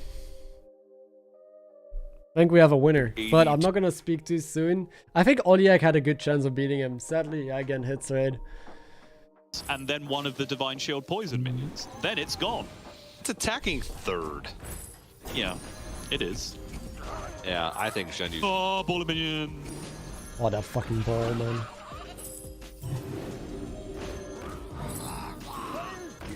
What's the finishing minion? Second Selfless just coming into play, or Baron possibility as well. Oh! Oh, the selfless dribble. I don't think it even matters. Well, we will wait and find out. Man, the fact this selfless is so huge is just so toxic. Like, The fuck? It eats so much. He saw the 100%. No! Yeah, this looks like a hundo to me based on that reaction. Okay, it's over. We have a winner, ladies and gentlemen. Xunyu played like a god and was able to just, in 6 games, completely destroy everyone here because he got to know me on the Galliwix. You can see his reaction. He's incredibly happy. We might get an interview as well. So I'm going to keep the stream up, but I'm also going to do the promised giveaway. We have a winner. Very deserved. Very deserved. This is a fun one to watch, honestly. I was expecting a lot of poison Murlocs, but it ends up that we had a lot of no Murloc lobbies. We had very scrappy games where people just go all in tempo, all in random ass boards trying to live. And then we had lobbies where literally half of the players were playing APM comps in some way, just having like 200 stats all on the board. But yeah, he got that first kind of play style. And they kind of cannibalized each other. Pretty Right? Where fast. Soul ended up fast. taking his 2 big losses to Shenmue and falling. And then from there was just nobody that could stand up to it, right? Nobody had the scaling. Nobody had anything. So Yeah, that is true. well played to Shenmue. Well, he is the guy that sold everything to triple, right? It's like with Victim Spectre to Shutterwalk. Yeah, he very deserved then. He made one of the sickest Shutterwalk plays I've ever seen. But yeah, anyway, so I'm gonna do a giveaway. Since I don't actually have a bot that works, I'm gonna do it very scuffed, but it's gonna work. In 1 second, I'll make sure you have Discord, by the way, as well, because I need to reach out to you to Discord. But all of you can just spam something in chat. I'll close my eyes. I'm gonna scroll around a bit and highlight a random message, and whoever I highlight, I'll send you a code. But if you don't win, don't worry. I'm also going to do another giveaway on this stream video. So this stream is going to be uploaded on the channel. And then, oh god, then you can also go on there. So spam now. I'll give you a couple seconds. I'm going to, can I turn around? I'm just going to turn around. I'm going to randomly stop. Okay. And 3, 2, 1. I'm going to scroll here. I'm going to select this. No way. KP, I swear this is not rigged. Congratulations, dude. Do you have the bundle already? Wait. I need to give it to someone who does not have it. So do you have it already or not? Rigged. Okay, apparently he does not have it. I'll message you. There will be another giveaway in the comments after the stream is done. And I'm giving another one away probably either in Discord or on Twitter. So if you're not following me on Twitter, make sure you're over there. But thank you all for hanging out. Hope you enjoyed this Lobby Legends stream. It was a lot of fun. And I will be back soon. I think I'm streaming Battlegrounds again sometime this week because I want to give another go. But see you all soon, hopefully. Have a good day. And thank you for watching. Thank you for being here.